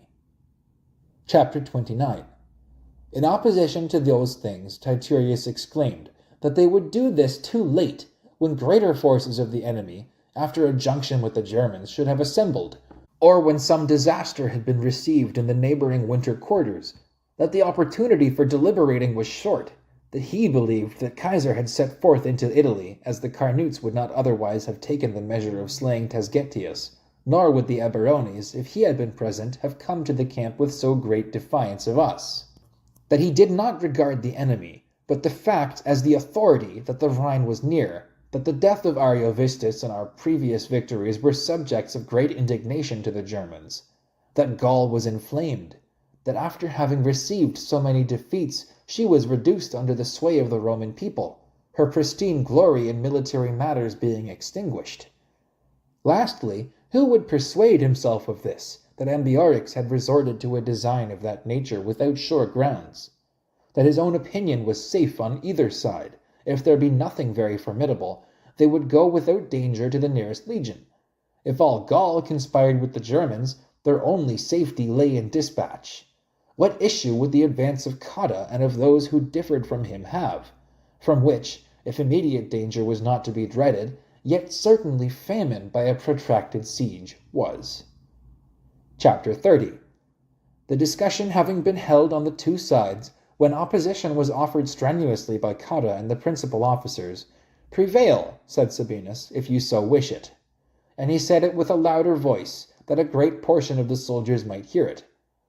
"Nor am I the person among you," he said, "who is most powerfully alarmed by the danger of death.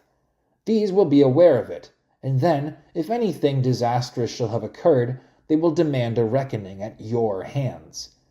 These, who, if it were permitted by you, united 3 days hence with the nearest winter quarters, may encounter the common condition of war with the rest, and not, as if forced away and separated far from the rest, perish either by the sword or by famine." Chapter 31. They rise from the council, detain both, and entreat that they do not bring the matter into the greatest jeopardy by their dissension and obstinacy. The affair was an easy one, if only they all thought and approved of the same thing, whether they remain or depart. On the other hand, they saw no security in dissension. The matter is prolonged by debate until midnight. At last, Cotta being overruled, yields his consent. The opinion of Sabinus prevails. It is proclaimed that they will march at daybreak. The remainder of the night is spent without sleep, since every soldier was inspecting his property, to see what he could carry with him, and what, out of the appurtenances of the winter quarters, he would be compelled to leave. Every reason is suggested to show why they could not stay without danger, and how that danger would be increased by the fatigue of the soldiers and their want of sleep. At break of day they quit the camp, in a very extended line and with a very large amount of baggage, in such a manner as men who were convinced that the advice was given by Ambiorix, not as an enemy, but as most friendly towards them. Chapter 32. But the enemy, after they had made the discovery of their intended departure by the noise during the night and their not retiring to rest, having placed an ambuscade in 2 divisions in the woods, in a suitable and concealed place, 2 miles from the camp, waited for the arrival of the Romans. And when the greater part of the line of march had descended into a considerable valley, they suddenly presented themselves on either side of that valley, and began both to harass the rear and hinder the van from ascending, and to give battle in a place exceedingly disadvantageous to our men. Chapter 33. Then at length Titurius, as one who had provided nothing beforehand, was confused, ran to and fro, and set about arranging his troops.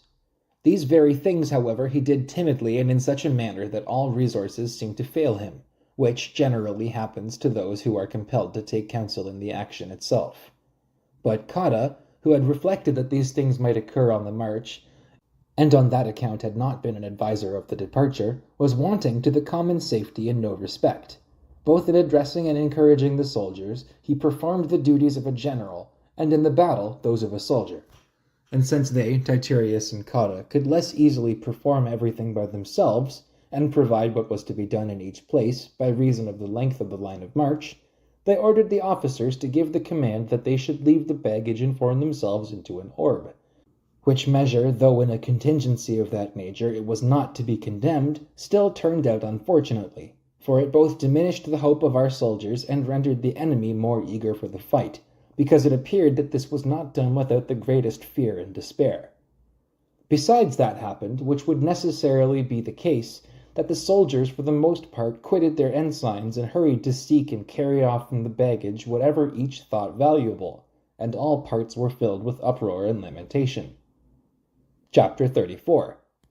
But judgment was not wanting for the barbarians, for their leaders ordered the officers to proclaim through the ranks that no man should quit his place, that the booty was theirs, and for them was reserved whatever the Romans should leave. Therefore let them consider that all things depended on their victory.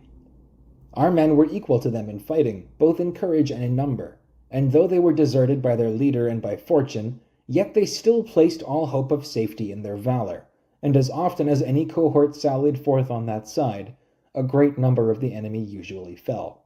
Ambiorix, when he observed this, orders the command to be issued that they throw their weapons from a distance and do not approach too near, and in whatever direction the Romans should make an attack, there give way. From the lightness of their appointments and from their daily practice, no damage can be done to them, but pursue them when betaking themselves to their standards again. Chapter 35. Which command having been most carefully obeyed, when any cohort had quitted the circle and made a charge, the enemy fled very precipitately. In the meantime, that part of the Roman army, of necessity, was left unprotected, and the weapons received on their open flank. Again, when they had begun to return to that place from which they had advanced, they were surrounded both by those who had retreated and by those who stood next to them. But if, on the other hand, they wished to keep their place, neither was an opportunity left for valor, nor could they, being crowded together, escape the weapons cast by so large a body of men. Yet, though assailed by so many disadvantages, and having received many wounds, they withstood the enemy, and a great portion of the day being spent, though they fought from daybreak until the 8th hour, they did nothing which was unworthy of them.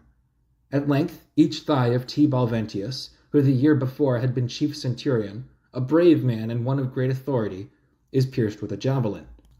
Q. Lucianus, of the same rank, fighting most valiantly, is slain while he assists his son when surrounded by the enemy. L. Cotta, the lieutenant, when encouraging all the cohorts and companies, is wounded full in the mouth by a sling. Chapter 36. Much troubled by these events, Q. Titurius, when he had perceived Ambiorix in the distance encouraging his men, sends to him his interpreter, Cn. Pompey, to beg that he would spare him and his soldiers. He, when addressed, replied that if he wished to confer with him it was permitted, that he hoped what pertained to the safety of the soldiers would be obtained from the people, that to him, however, certainly no injury would be done, and that he pledged his faith to that effect. He consults with Cotta, who had been wounded, whether it would appear right to retire from battle and confer with Ambiorix, saying that he hoped to be able to succeed respecting his own and the soldiers' safety.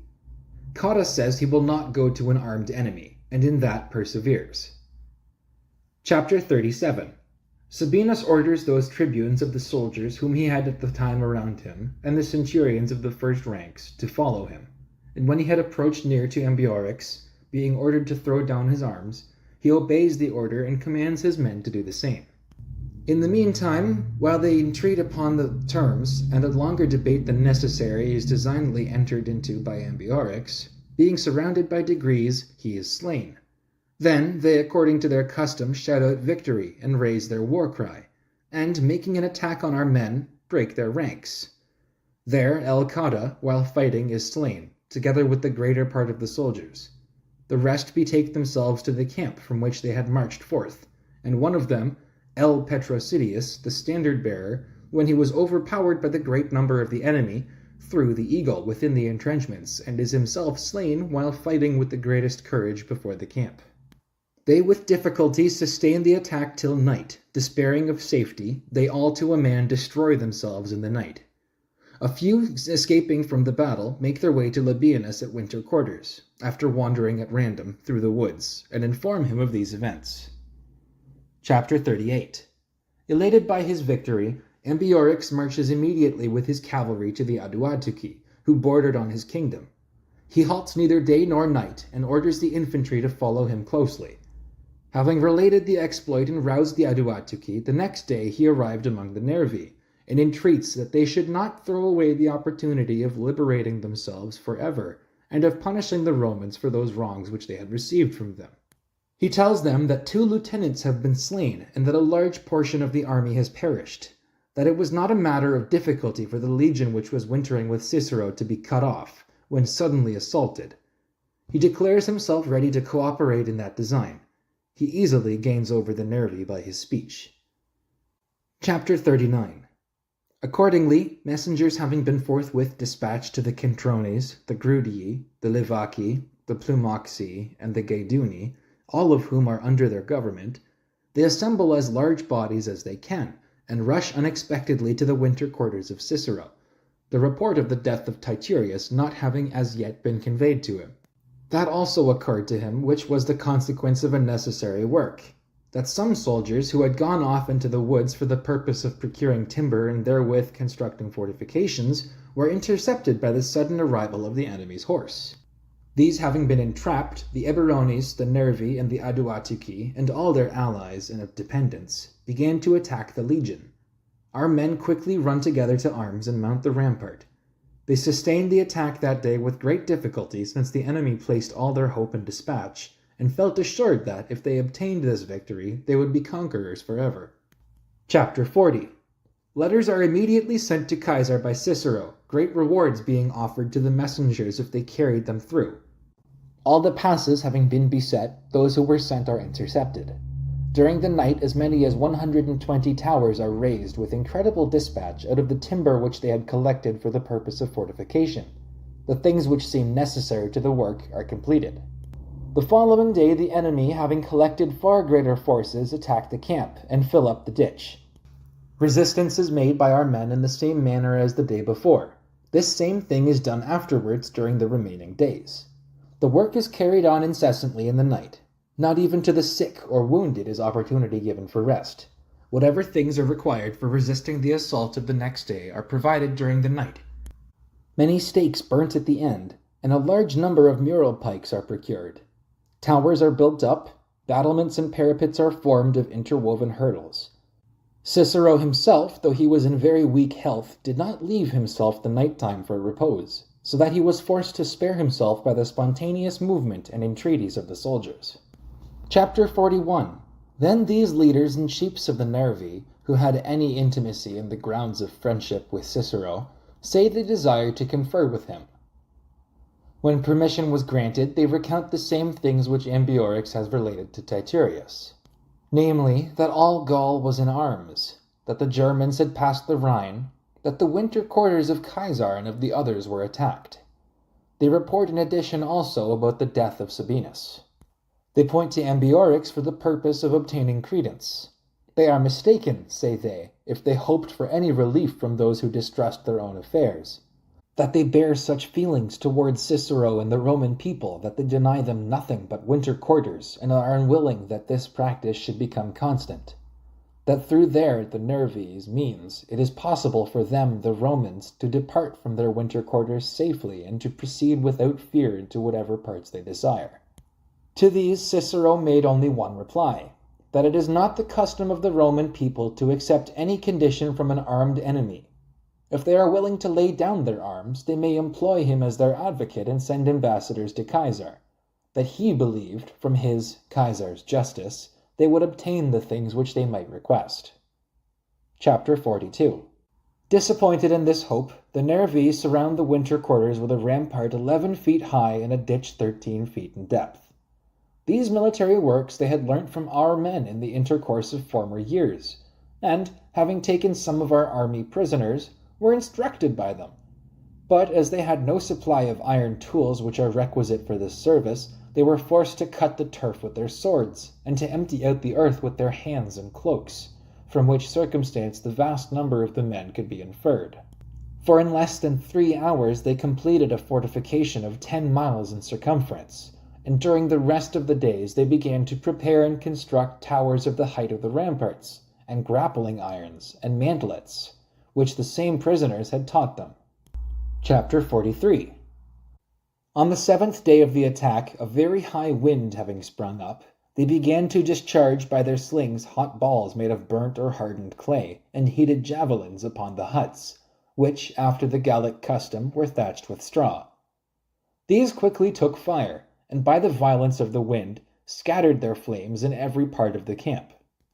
The enemy, following up their success with a very loud shout, as if victory were already obtained and secured, began to advance their towers and mantlets, and climb the rampart with ladders.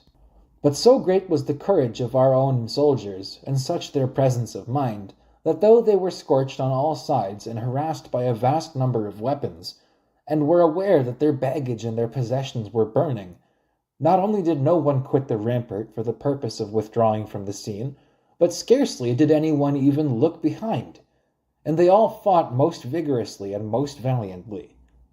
This day was by far the most calamitous to our men. It had this result, however, that on that day the largest number of the enemy was wounded and slain, since they had crowded beneath the very rampart, and the hindmost did not afford the foremost a retreat. The flame having abated a little, and a tower having been brought up in a particular place and touching the rampart, the centurions of the 3rd cohort retired from the place in which they were standing, and drew off all their men. They began to call on the enemy by gestures and by words, to enter if they wished, but none of them dared to advance. Then, stones having been cast from every quarter, the enemy were dislodged, and their tower set on fire. Chapter 44. In that legion there were 2 very brave men, centurions, who were now approaching the first ranks, T. Pulfio and L. Varenus. These used to have continual disputes between them which of them should be preferred, and every year used to contend for promotion with the utmost animosity. When the fight was going on most vigorously before the fortifications, Pulfio, one of them, says, "Why do you hesitate, Varenus? Or what better opportunity of signalizing your valor do you seek? This very day shall decide our disputes." When he had uttered these words, he proceeds beyond the fortifications, and rushes on that part of the enemy which appeared the thickest. Nor does Varenus remain within the rampart, but respecting the high opinion of all, follows close after.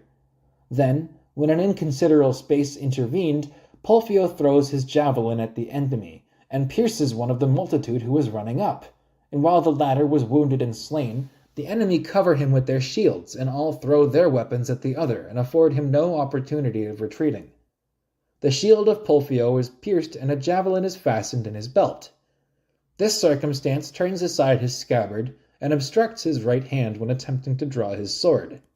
The enemy crowd around him when thus embarrassed. His rival runs up to him and succors him in this emergency. Immediately the whole host turn from Pulfio to him, supposing the other to be pierced through by the javelin. Varenus rushes on briskly with his sword and carries on the combat hand to hand, and having slain one man, for a short time drove back the rest. While he urges on too eagerly, slipping into a hollow, he fell. To him, in his turn, when surrounded, Pulfio brings relief, and both having slain a great number, retreat into the fortifications amidst the highest applause. Fortune so dealt with both in this rivalry and conflict, that the one competitor was a succor and a safeguard to the other, nor could it be determined which of the two appeared worthy of being preferred to the other. Chapter 45.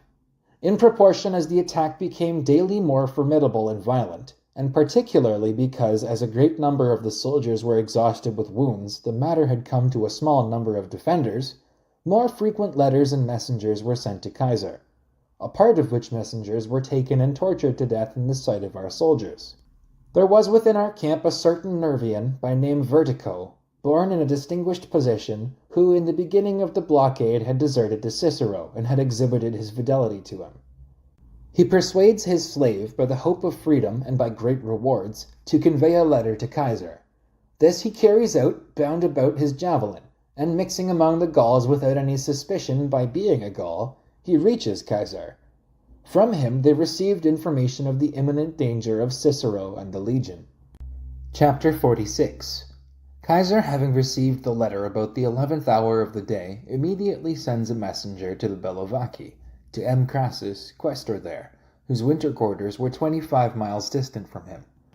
He orders the legion to set forward in the middle of the night and come to him with dispatch. Crassus set out with the messenger. He sends another to see Fabius, the lieutenant, ordering him to lead forth his legion into the territories of the Atrebates, to which he knew his march must be made. He writes to Labienus to come with his legion to the frontiers of the Nervi, if he could do so to the advantage of the Commonwealth. He does not consider that the remaining portion of the army, because it was somewhat farther distant, should be waited for, but assembles about 400 horse from the nearest winter quarters. Chapter 47. Having been apprised of the arrival of Crassus by the scouts at about the 3rd hour, he advances 20 miles that day. He appoints Crassus over Semirabriva and assigns him a legion, because he was leaving there the baggage of the army, the hostages of the states, the public documents, and all the corn, which he had conveyed thither for passing the winter. Fabius, without delaying a moment, meets him on the march with his legion, as he had been commanded. Labienus, having learnt the death of Sabinus and the destruction of the cohorts, as all the forces of the Treveri had come against him, beginning to fear lest, if he made a departure from his winter quarters, resembling a flight, he should not be able to support the attack of the enemy, particularly since he knew them to be elated by their recent victory, sends a letter back to Caesar informing him with what great hazard he would lead out his legion from winter quarters. He relates at large the affair which had taken place among the Eburones. He informs him that all the infantry and cavalry of the Treveri had encamped at a distance of only 3 miles from his own camp. Chapter 48. Caesar, approving of his motives, although he was disappointed in the expectation of 3 legions and reduced to 2, yet placed his only hopes of the common safety in dispatch. He goes into the territories of the Nervi by long marches. There he learns from some prisoners what things are going on in the camp of Cicero, and in how great jeopardy the affair is. Then, with great rewards, he induces a certain man of the Gallic horse to convey a letter to Cicero. This he sends written in Greek characters, lest the letter being intercepted, our measures should be discovered by the enemy. He directs him, if he should be unable to enter, to throw his spear with the letter fastened to the thong inside the fortifications of the camp. He writes in the letter that he, having set out with his legions, will quickly be there. He entreats him to maintain his ancient valor. The Gaul, apprehending danger, throws his spear as he had been directed. It by chance struck into a tower, and, not being observed by our men for 2 days, was seen by a certain soldier on the 3rd day. When taken down, it was carried to Cicero. He, after perusing it, reads it out in an assembly of the soldiers, and fills all with the greatest joy. Then the smoke of the fires was seen in the distance, a circumstance which banished all doubt of the arrival of the legions. Chapter 49.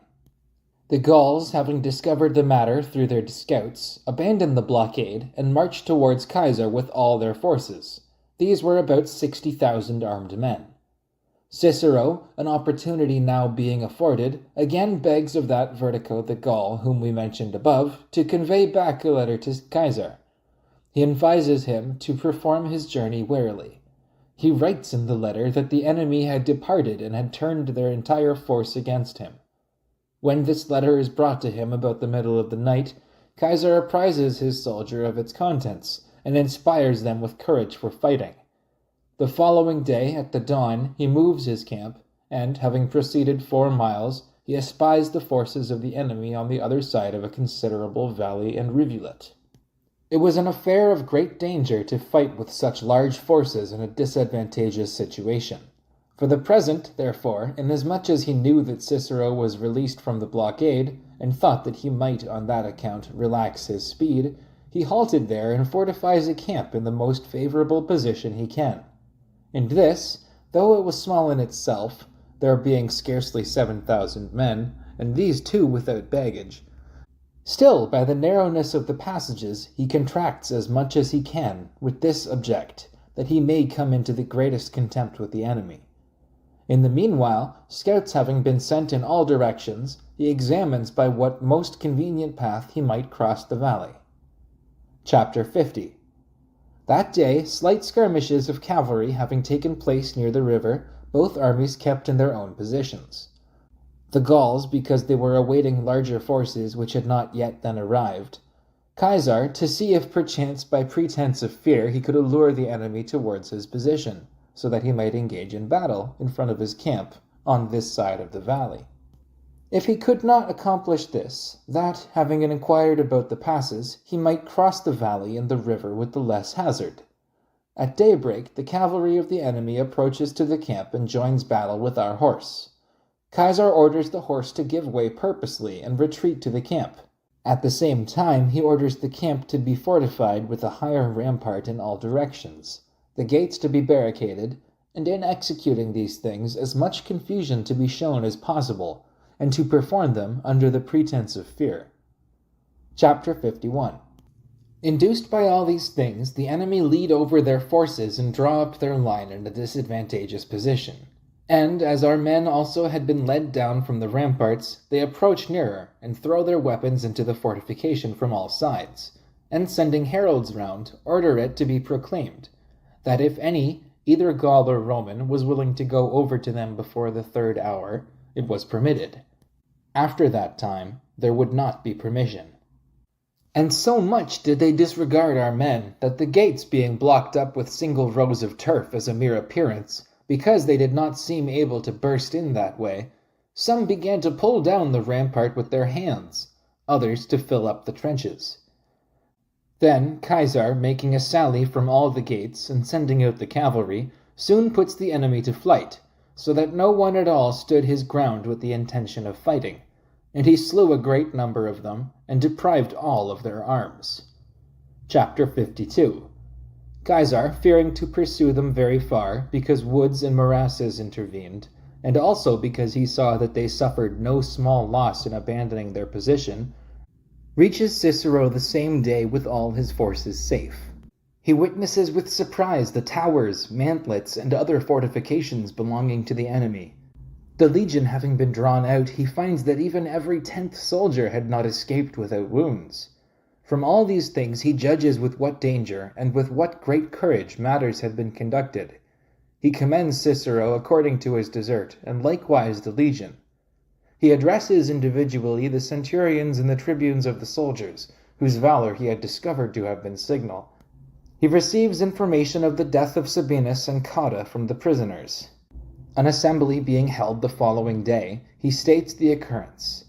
He consoles and encourages the soldiers. He suggests that the disaster, which had been occasioned by the misconduct and rashness of his lieutenant, should be borne with a patient mind, because by the favor of the immortal gods and their own valor, neither was lasting joy left to the enemy, nor very lasting grief to them. Chapter 53. In the meanwhile, the report respecting the victory of Caesar is conveyed to Labienus through the country of the Remi with incredible speed, so that, though he was about 60 miles distant from the winter quarter of Cicero, and Caesar had arrived there after the 9th hour, before midnight a shout arose at the gates of the camp, by which shout an indication of the victory and a congratulation on the part of the Remi were given to Labienus. This report having been carried to the Treviri, Indutio Marus, who was resolved to attack the camp of Labienus the following day, flies by night and leads back all his forces into the country of the Treviri. Caesar sends back Fabius with his legion to his winter quarters. He himself determines to winter with 3 legions near Samarobriva in 3 different quarters, and, because such great commotions had arisen in Gaul, he resolved to remain during the whole winter with the army himself. For the disaster respecting the death of Sabinus having been circulated among them, almost all the states of Gaul were deliberating about war, sending messengers and embassies into all quarters, inquiring what further measure they should take, and holding councils by night in secluded places. Nor did any period of the whole winter pass over without fresh anxiety to Caesar, or without his receiving some intelligence respecting the meetings and commotions of the Gauls. Among these, he is informed by L. Roscius, the lieutenant whom he had placed over the 13th Legion, that large forces of those states of the Gauls which are called the Armoricans had assembled for the purpose of attacking him, and were not more than 8 miles distant. But intelligence respecting the victory of Caesar being carried to them, had retreated in such a manner that their departure appeared like a flight. Chapter 54. But Caesar, having summoned to him the principal persons of each state, in one case by alarming them, since he declared that he knew what was going on, and in another case by encouraging them, retained a great part of Gaul in its allegiance. The Senones, however, which is a state eminently powerful and one of great influence among the Gauls, attempting by general design to slay Cavarinus, whom Caesar had created king among them, whose brother Mauretasgus had held the sovereignty at the period of the arrival of Caesar in Gaul, and whose ancestors had also previously held it, when he discovered their plot and fled, pursued him even to the frontiers of the state, and drove him from his kingdom and his home. And, after sending ambassadors to Caesar for the purpose of concluding a peace, when he ordered all their senate to come to him, did not obey that command. So far did it operate among those barbarian people that there were found some to be the first to wage war, and so great a change of inclinations did it produce in all, that except the Aedui and the Remi, whom Caesar had always held in especial honor, the one people for their long-standing and uniform fidelity towards the Roman people, the other for their late service in the Gallic War, there was scarcely a state which was not suspected by us.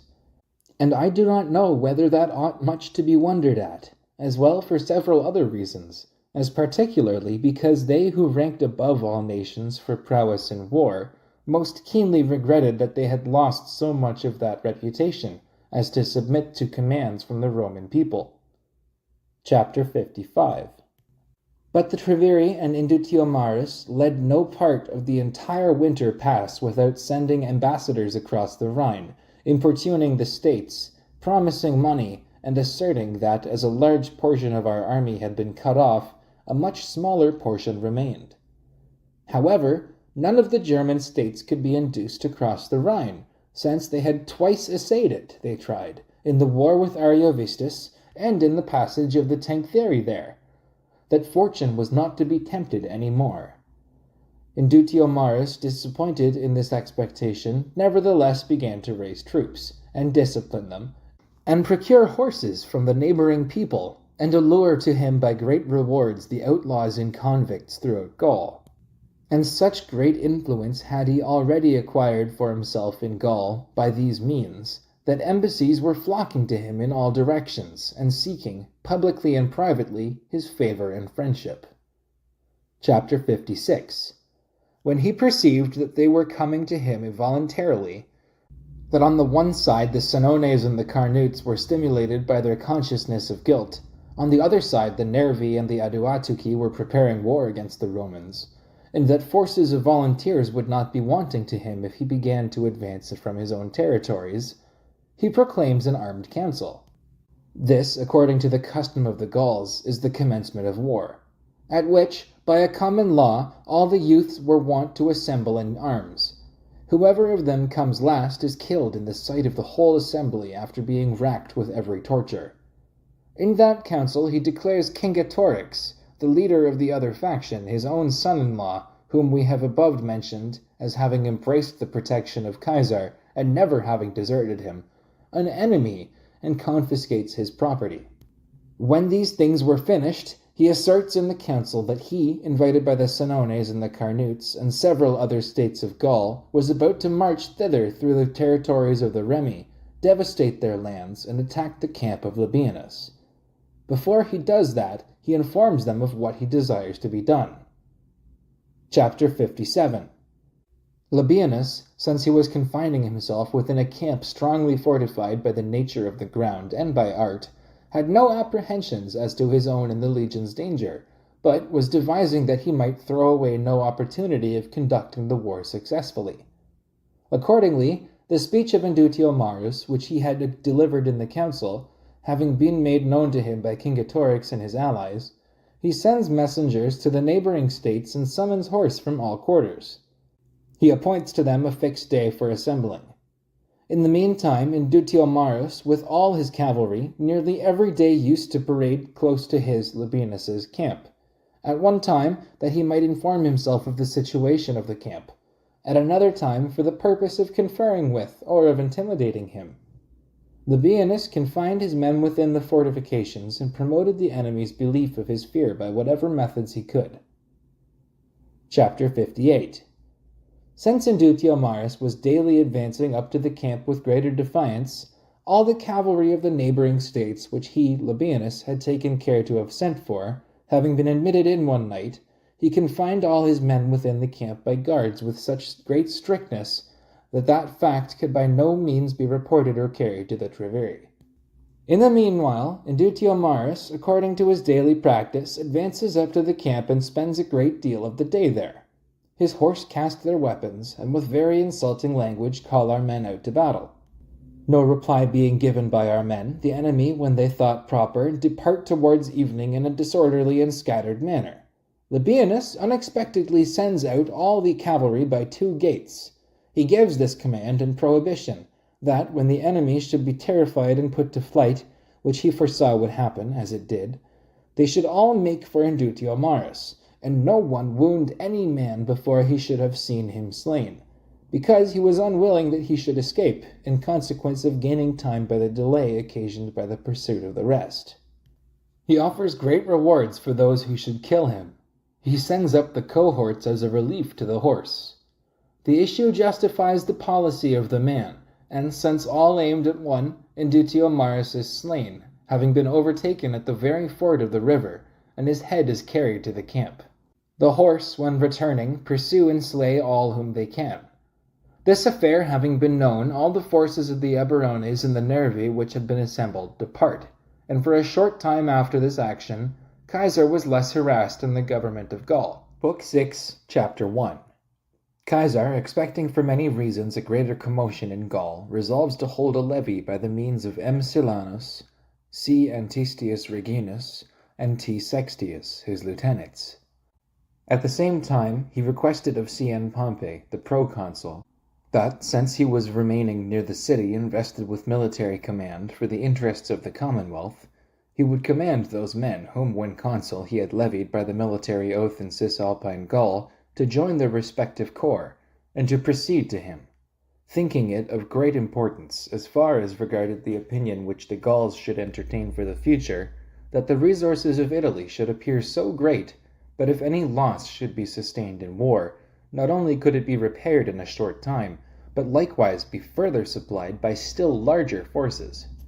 And when Pompey had granted this to the interests of the Commonwealth and the claims of friendship, Caesar, having quickly completed the levy by means of his lieutenants, after 3 legions had been formed and brought to him before the winter had expired, and the number of those cohorts which he had lost under Q. Titurius had been doubled, taught the Gauls, both by his dispatch and by his forces, what the discipline and the power of the Roman people could accomplish. Chapter 2. Indutio Marius having been slain, as we have stated, the government was conferred upon his relatives by the Treveri. They ceased not to importune the neighboring Germans, and to promise them money. When they could not obtain their object from those nearest them, they tried those more remote. Having found some states willing to accede to their wishes, they enter into a compact with them by a mutual oath, and give hostages as a security for the money.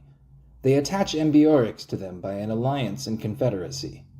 Caesar, on being informed of their acts, since he saw that war was being prepared on all sides, that the Nervi, Aduatuci, and Menapii, with the addition of all the Germans on this side of the Rhine, were under arms, that the Senones did not assemble according to his command, and were concerting measures with the Carnutes and the neighboring states, that the Germans were importuned by the Treveri in frequent embassies, thought that he ought to take measures for the war earlier than usual.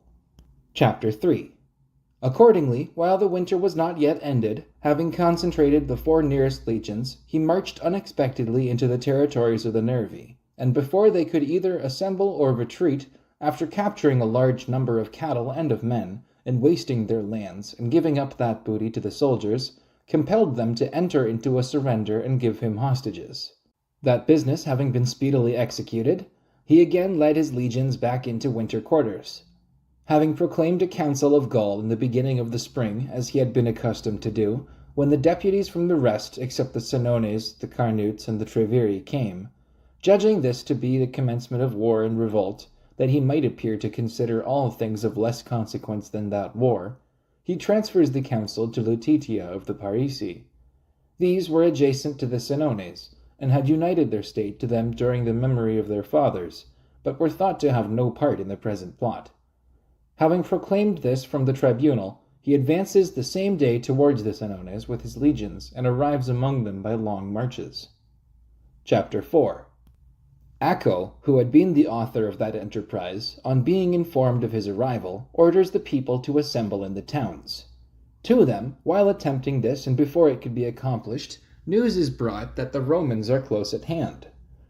Through necessity, they give over their design and send ambassadors to Caesar for the purpose of imploring pardon. They make advances to him through the Aedui, whose state was from ancient times under the protection of Rome. Caesar readily grants them pardon and receives their excuse at the request of the Aedui, because he thought that the summer season was one for an impending war, not for an investigation. Having imposed 100 hostages, he delivers these to the Aedui to be held in charge by them. To the same place the Carnutes send ambassadors and hostages, employing as their mediators the Remi, under whose protection they were. They receive the same answers. Caesar concludes the council and imposes a levy of cavalry on the states. Chapter 5. This part of Gaul having been tranquilized, he applies himself entirely both in mind and soul to the war with the Treveri and Ambiorix. He orders Cavarinus to march with him with the cavalry of the Senones, lest any commotion should arise either out of his hot temper or out of the hatred of the state which he had incurred. After arranging these things, as he considered it certain that Ambiorix would not contend in battle, he watched his other plans attentively. The Menapi bordered on the territories of the Eburones, and were protected by one continued extent of morasses and woods, and they alone out of Gaul had never sent ambassadors to Caesar on the subject of peace. Caesar knew that a tie of hospitality subsisted between them and Ambiorix. He also discovered that the latter had entered into an alliance with the Germans by means of the Treveri. He thought that these auxiliaries ought to be detached from him before he provoked him to war, lest he, despairing of safety, should either proceed to conceal himself in the territories of the Menapi, or should be driven to coalesce with the Germans beyond the Rhine. Having entered upon this resolution, he sends the baggage of the whole army to Labienus in the territories of the Treveri, and orders 2 legions to proceed to him. He himself proceeds against the Menapi with 5 lightly equipped legions. They, having assembled no troops, as they relied on the defense of their position, retreat into the woods and morasses, and convey thither all their property. Chapter 6. Caesar, having divided his forces with C. Fabius, his lieutenant, and M. Crassus, his quaestor, and having hastily constructed some bridges, enters their country in 3 divisions, burns their houses and villages, and gets possession of a large number of cattle and men. Constrained by these circumstances, the Menapi send ambassadors to him for the purpose of suing for peace. He, after receiving hostages, assures them that he will consider them in the number of his enemies if they shall receive within their territories either Ambiorix or his ambassadors. Having determinately settled these things, he left among the Menapi Commius the Atrebatian, with some cavalry as a guard. He himself proceeds towards the Treveri. Chapter 7. While these things are being performed by Caesar, the Treveri, having drawn together large forces of infantry and of cavalry, were preparing to attack Labienus and the legion which was wintering in their territories, and were already not further distant from him than a journey of 2 days, when they learn that 2 legions had arrived by the order of Caesar. Having pitched their camp 15 miles off, they resolved to await the support of the Germans. Labienus, having learned the design of the enemy, hoping that through their rashness there would be some opportunity of engaging, after leaving a guard of 5 cohorts for the baggage, advances against the enemy with 25 cohorts and a large body of cavalry, and, leaving the space of a mile between them, fortifies his camp. There was between Labienus and the enemy a river difficult to cross, and with steep banks. This neither did he himself design to cross, nor did he suppose the enemy would cross it. Their hope of auxiliaries was daily increasing. He, Labienus, openly says in a council that since the Germans are said to be approaching, he would not bring into uncertainty his own and the army's fortunes, and the next day would move his camp at early dawn. These words were quickly carried to the enemy, since out of so large a number of cavalry composed of Gauls, nature compelled some to favor the Gallic interests. Labienus, having assembled the tribunes of the soldiers and principal centurions by night, states what his design is, and that he may the more easily give the enemy a belief of his fears, he orders the camp to be moved with greater noise and confusion than was usual with the Roman people. By these means he makes his departure appear like a retreat. These things also, since the camps were so near, are reported to the enemy by scouts before daylight. Chapter 8. Scarcely had the rear advanced beyond the fortifications when the Gauls, encouraging one another not to cast from their hands the anticipated booty, that it was a tedious thing while the Romans were panic-stricken to be waiting for the aid of the Germans, and that their dignity did not suffer them to fear to attack with such great forces so small a band, particularly when retreating and encumbered, do not hesitate to cross the river and give battle in a disadvantageous position. Labienus, suspecting that these things would happen, was proceeding quietly and using the same pretense of a march in order that he might entice them across the river. Then, having sent forward the baggage some short distance and placed it on a certain eminence, he says, "Soldiers, you have the opportunity you have sought. You hold the enemy in an encumbered and disadvantageous position. Display to us your leaders the same valor you have ofttimes displayed to your general. Imagine that he is present and actually sees these exploits." At the same time, he orders his troops to face about towards the enemy and form in line of battle, and, dispatching a few troops of cavalry as a guard for the baggage, he places the rest of the horse on the wings. Our men, raising a shout, quickly throw their javelins at the enemy. They, when contrary to their expectation, they saw those whom they believed to be retreating advance towards them with threatening banners, were not able to sustain even the charge, and, being put to flight at the first onslaught, sought the nearest woods. Labienus, pursuing them with the cavalry, upon a large number being slain and several taken prisoners, got possession of the state a few days later. For the Germans who were coming, to the aid of the Treveri, having been informed of their flight, retreated to their homes. The relations of Indutio Marus, who had been the promoters of the revolt, accompanying them, quitted their own state with them. The supreme power in government were delivered to King Getorix, whom we have stated to have remained firm in his allegiance from the commencement. Chapter 9. Caesar, after he came from the territories of the Menapi into those of the Treveri, resolved for 2 reasons to cross the Rhine, one of which was because they had sent assistance to the Treveri against him, the other that Ambiorix might not have a retreat among them. Having determined on these matters, he began to build a bridge a little above that place, at which he had before conveyed over his army. The plan having been known and laid down, the work is accomplished in a few days by the great exertion of the soldiers.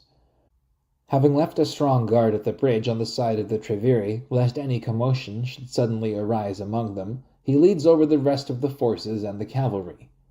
The Ubii, who before had sent hostages and come to a capitulation, send ambassadors to him for the purpose of vindicating themselves, to assure him that neither had auxiliaries been sent to the Treveri from their state, nor had they violated their allegiance. They entreat and beseech him to spare them, lest, in his common hatred of the Germans, the innocent should suffer the penalty of the guilty. They promise to give more hostages if he desire them. Having investigated the case, Caesar finds that the auxiliaries had been sent by the Suevi. He accepts the apology of the Ubii and makes minute inquiries concerning the approaches and the routes to the territories of the Suevi. Chapter 10. Meanwhile, he is informed by the Ubii a few days after that the Suevi are drawing all their forces into one place, and are giving orders to those nations which are under their government to send auxiliaries of infantry and of cavalry. Having learned these things, he provides a supply of corn, selects a proper place for his camp, and commands the Ubii to drive off their cattle and carry away all their possessions from the country parts into their towns, hoping that they, being a barbarous and ignorant people, when harassed by the want of provisions, might be brought to an engagement on disadvantageous terms. He orders them to send numerous scouts among the Suevi, and learn what things are going on among them. They execute the orders, and after a few days having intervened, report that all the Suevi, after certain intelligence concerning the army of the Romans had come, retreated with all their own forces and those of their allies, which they had assembled, to the utmost extremities of their territories. That there is a wood there of very great extent, which is called Bacanus. That this stretches a great way into the interior, and, being opposed as a natural barrier, defends from injuries and incursions the Cherusei against the Suevi, and the Suevi against the Cherusei. That at the entrance of that forest, the Suevi had determined to await the coming up of the Romans. Chapter 11. Since we have come to this place, it does not appear to be foreign to our subject to lay before the reader an account of the manners of Gaul and Germany, and wherein these nations differ from each other. In Gaul there are factions not only in all the states and in all the cantons and their divisions, but almost in each family, and of these factions those are the leaders who are considered according to their judgment to possess the greatest influence, upon whose will and determination the management of all affairs and measures depends. And that seems to have been instituted in ancient times with this view, that no one of the common people should be in want of support against one more powerful. For none of those leaders suffers his party to be oppressed and defrauded, and if he do otherwise, he has no influence among his party. This same policy exists throughout the whole of Gaul, for all the states are divided into two factions. Chapter 12. When Caesar arrived in Gaul, the Aedui were the leaders of one faction, the Sequani of the other. Since the latter were less powerful by themselves, inasmuch as the chief influence was from old among the Aedui, and their dependencies were great, they had united to themselves the Germans and Ariovistus, and had brought them over to their party by great sacrifices and promises. And, having fought several successful battles and slain all the nobility of the Aedui, they had so far surpassed them in power, that they brought over from the Aedui to themselves a large portion of their dependents, and received from them the sons of their leading men as hostages, and compelled them to swear in their public character that they would enter into no design against them, and held a portion of the neighboring land, seized on by force, and possessed the sovereignty of the whole of Gaul. Divitiacus, urged by this necessity, had proceeded to Rome to the Senate, for the purpose of entreating assistance, and had returned without accomplishing his object. A change of affairs ensued on the arrival of Caesar. The hostages were returned to the Aedui, their old dependencies restored, and new acquired through Caesar, because those who had attached themselves to their alliance saw that they enjoyed a better state and a milder government. Their other interests, their influence, their reputation were likewise increased, and in consequence the Sequani lost the sovereignty. The Remi succeeded to their place, and as it was perceived that they equaled the Aedui in favor with Caesar, those who on account of their old animosities could by no means coalesce with the Aedui consigned themselves in clientship to the Remi. The latter carefully protected them. Thus they possessed both a new and suddenly acquired influence. Affairs were then in that position, that the Aedui were considered by far the leading people, and the Remi held the second post of honor. Chapter 13. Throughout all Gaul there are two orders of those men who are of any rank and dignity, for the commonalty is held almost in the condition of slaves, and dares to undertake nothing of itself, and is admitted to no deliberation. The greater part, when they are pressed either by debt or the large amount of their tributes, or the oppression of the more powerful, give themselves up in vassalage to the nobles, who possess over them the same rights without exception as masters over their slaves. But of these two orders, one is that of the Druids, the other that of the Knights. The former are engaged in things sacred, conduct the public and the private sacrifices, and interpret all matters of religion. To these a large number of the young men resort for the purpose of instruction, and they, the Druids, are in great honor among them. For they determine respecting almost all controversies, public and private, and if any crime has been perpetrated, if murder has been committed, if there be any dispute about an inheritance, if any about boundaries, these same persons decide it. They decree rewards and punishments. If anyone, either in a private or public capacity, has not submitted to their decision, they interdict him from the sacrifices. This among them is the most heavy punishment. Those who have been thus interdicted are esteemed in the number of the impious and the criminal. All shun them and avoid their society and conversation, lest they receive some evil from their contact. Nor is justice administered to them when seeking it, nor is any dignity bestowed upon them. Over all these Druids one presides, who possesses supreme authority among them.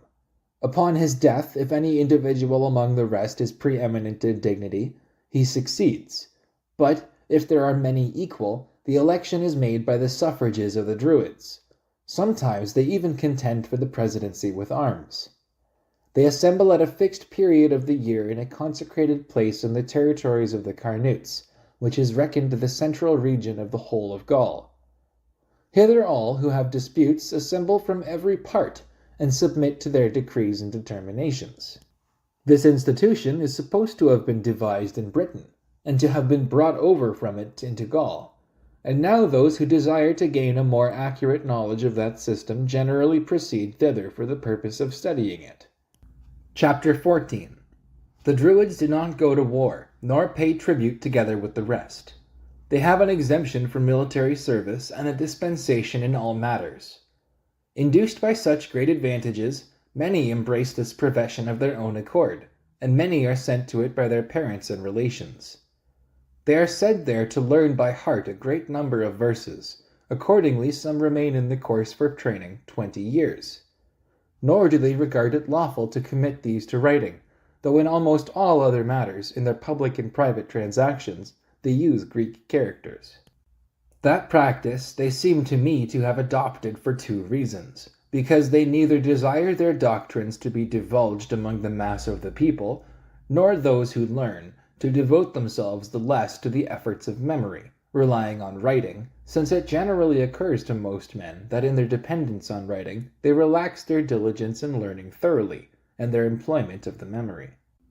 They wish to inculcate this as one of their leading tenets, that souls do not become extinct, but pass after death from one body to another, and they think that men by this tenet are in a great degree excited to valor, the fear of death being disregarded. They likewise discuss and impart to the youth many things respecting the stars and their motion, respecting the extent of the world and of our earth, respecting the nature of things, respecting the power and the majesty of the immortal gods. Chapter 15. The other order is that of the Knights. These, when there is occasion and any war occurs, which before Caesar's arrival was for the most part wont to happen every year, as either they on their part were inflicting injuries or repelling those which others inflicted on them, are all engaged in war. And those of them most distinguished by birth or resources have the greatest number of vassals and dependents among them. They acknowledged this sort of influence and power only. Chapter 16. The nation of all the Gauls is extremely devoted to superstitious rites, and on that account they who are troubled with unusually severe diseases, and they who are engaged in battles and dangers, either sacrifice men as victims, or vow that they will sacrifice them, and employ the Druids as the performers of those sacrifices, because they think that unless the life of a man be offered for the life of a man, the mind of the immortal gods cannot be rendered propitious, and they have sacrifices of that kind ordained for national purposes. Others have figures of vast size, the limbs of which, formed of osiers, they fill with living men, which, being set on fire, the men perish enveloped in the flames. They consider that the oblation of such as have been taken in theft, or in robbery, or any other offense, is more acceptable to the immortal gods. But when a supply of that class is wanting, they have recourse to the oblation of even the innocent. Chapter 17. They worship as their divinity Mercury in particular, and have many images of him, and regard him as the inventor of all arts. They consider him the guide of their journeys and marches, and believe him to have very great influence over the acquisition of gain in mercantile transactions. Next to him they worship Apollo, and Mars, and Jupiter, and Minerva. Respecting these deities, they have for the most part the same belief as other nations, that Apollo averts diseases, that Minerva imparts the invention of manufactures, that Jupiter possesses the sovereignty of the heavenly powers, that Mars presides over wars. To him, when they have determined to engage in battle, they commonly vow those things which they shall take in war. When they have conquered, they sacrifice whatever captured animals may have survived the conflict, and collect the other things into one place. In many states you may see piles of these things heaped up in their consecrated spots. Nor does it happen that any one, disregarding the sanctity of the case, dares either to secrete in his house things captured, or take away those deposited, and the most severe punishment, with torture, has been established for such a deed. Chapter 18.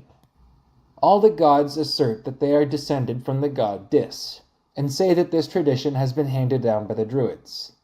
For that reason they compute the divisions of every season, not by the number of days, but of nights. They keep birthdays and the beginnings of months and years in such an order that the day follows the night. Among the other usages of their life, they differ in this form almost all other nations, that they do not permit their children to approach them openly until they are grown up so as to be able to bear the service of war. And they regard it as indecorous for a son of boyish age to stand in public in the presence of his father. Chapter 19. Whatever sums of money the husbands have received in the name of dowry from their wives, making an estimate of it, they add the same amount out of their own estates. An account is kept of all this money conjointly, and the profits are laid by whichever of them shall have survived the other. To that one the portion of both reverts, together with the profits of the previous time. Husbands have power of life and death over their wives as well as over their children, and when the father of a family, born in a more than commonly distinguished rank, has died, his relations assemble, and, if the circumstances of his death are suspicious, hold an investigation upon the wives in the manner adopted towards slaves, and, if proof be obtained, put them to severe torture and kill them. Their funerals, considering the state of civilization among the Gauls, are magnificent and costly, and they cast into the fire all things, including living creatures, which they suppose to have been dear to them when alive. And, a little before this period, slaves and dependents, who were ascertained to have been beloved by them, were, after the regular funeral rites were completed, burnt together with them. Chapter 20. Those states which are considered to conduct their commonwealth more judiciously have it ordained by their laws that if any person shall have heard by rumor and report from his neighbors anything concerning the commonwealth, he shall convey it to the magistrate and not impart it to any other, because it has been discovered that inconsiderate and inexperienced men were often alarmed by false reports, and driven to some rash act, or else took hasty measures in affairs of the highest importance. The magistrates conceal those things which require to be kept unknown, and they disclose to the people whatever they determine to be expedient. It is not lawful to speak of the commonwealth except in council. Chapter 21. The Germans differ much from these usages, for they have neither druids to preside over sacred offices, nor do they pay great regard to sacrifices. They rank in the number of the gods those alone whom they behold, and by whose instrumentality they are obviously benefited, namely the sun, fire, and the moon. They have not heard of the other deities even by report. Their whole life is occupied in hunting and in the pursuits of the military art. From childhood they devote themselves to fatigue and hardships. Those who have remained chaste for the longest time receive the greatest commendation among their people. They think that by this, growth is promoted. By this the physical powers are increased and the sinews are strengthened. And to have had knowledge of a woman before the 20th year, they reckon among the most disgraceful acts, of which matter there is no concealment, because they bathe promiscuously in the rivers, and only use skins or small cloaks of deer hides, a large portion of the body being in consequence naked. Chapter 22. They do not pay much attention to agriculture, and a large portion of their food consists in milk, cheese, and flesh. Nor has any one a fixed quantity of land or his own individual limits. But the magistrates and the leading men each year apportion to the tribes and families, who have united together, as much land as, and in the place in which they think proper, and the year after compel them to move elsewhere. For this enactment they advance many reasons, lest seduced by long-continued custom, they may exchange their ardor in the waging of war for agriculture, lest they may be anxious to acquire extensive estates, the more powerful drive the weaker from their possessions, lest they construct their houses with too great a desire to avoid cold and heat, lest the desire of wealth spring up, from which cause divisions and discords rise, and that they might keep the common people in a contented state of mind, when each sees his own means placed on an equality with those of the most powerful. Chapter 23. It is the greatest glory to the several states to have as wide deserts as possible around them, their frontiers having been laid waste. They consider this the real evidence of their prowess, that their neighbors shall be driven out of their lands and abandon them, and that no one dare settle near them.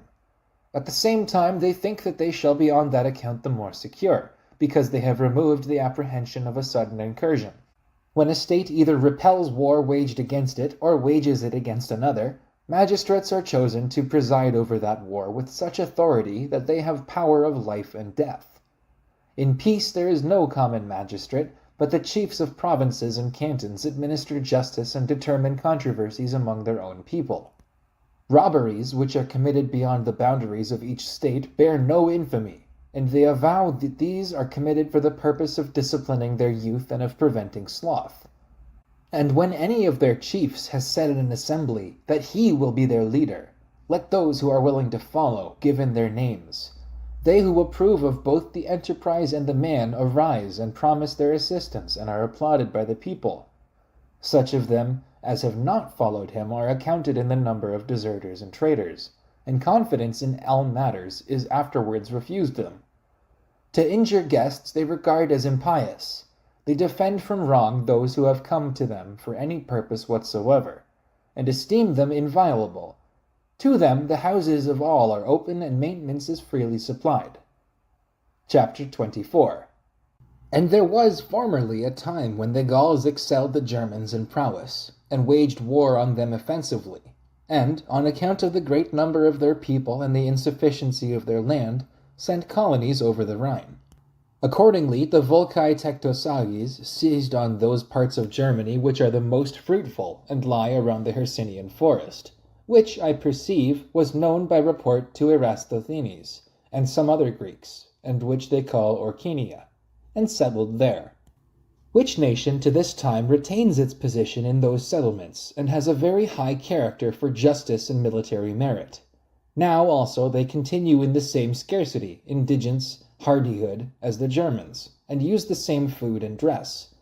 But their proximity to the province and knowledge of commodities from countries beyond the sea supplies to the Gauls many things tending to luxury as well as civilization. Accustomed by degrees to be overmatched and worsted in many engagements, they do not even compare themselves to the Germans in prowess. Chapter 25. The breadth of this Hercynian forest, which has been referred to above, is to a quick traveller a journey of 9 days, for it cannot be otherwise computed, nor are they acquainted with the measures of roads. It begins at the frontiers of the Helvetii, Nemetes, and Rauraki, and extends in a right line along the river Danube to the territories of the Daci and the Anartes. It bends thence to the left in a different direction from the river, and, owing to its extent, touches the confines of many nations, Nor is there any person belonging to this part of Germany who says that he either has gone to the extremity of that forest, though he had advanced a journey of 60 days, or has heard in what place it begins. It is certain that many kinds of wild beasts are produced in it which have not been seen in other parts, of which the following are such as differ principally from other animals, and appear worthy of being committed to record. Chapter 26. There is an ox of the shape of a stag, between whose ears a horn rises from the middle of the forehead, higher and straighter than those horns which are known to us. From the top of this, branches, like palms, stretch out a considerable distance. The shape of the female and of the male is the same. The appearance and the size of the horns is the same. Chapter 27. There are also animals which are called elks.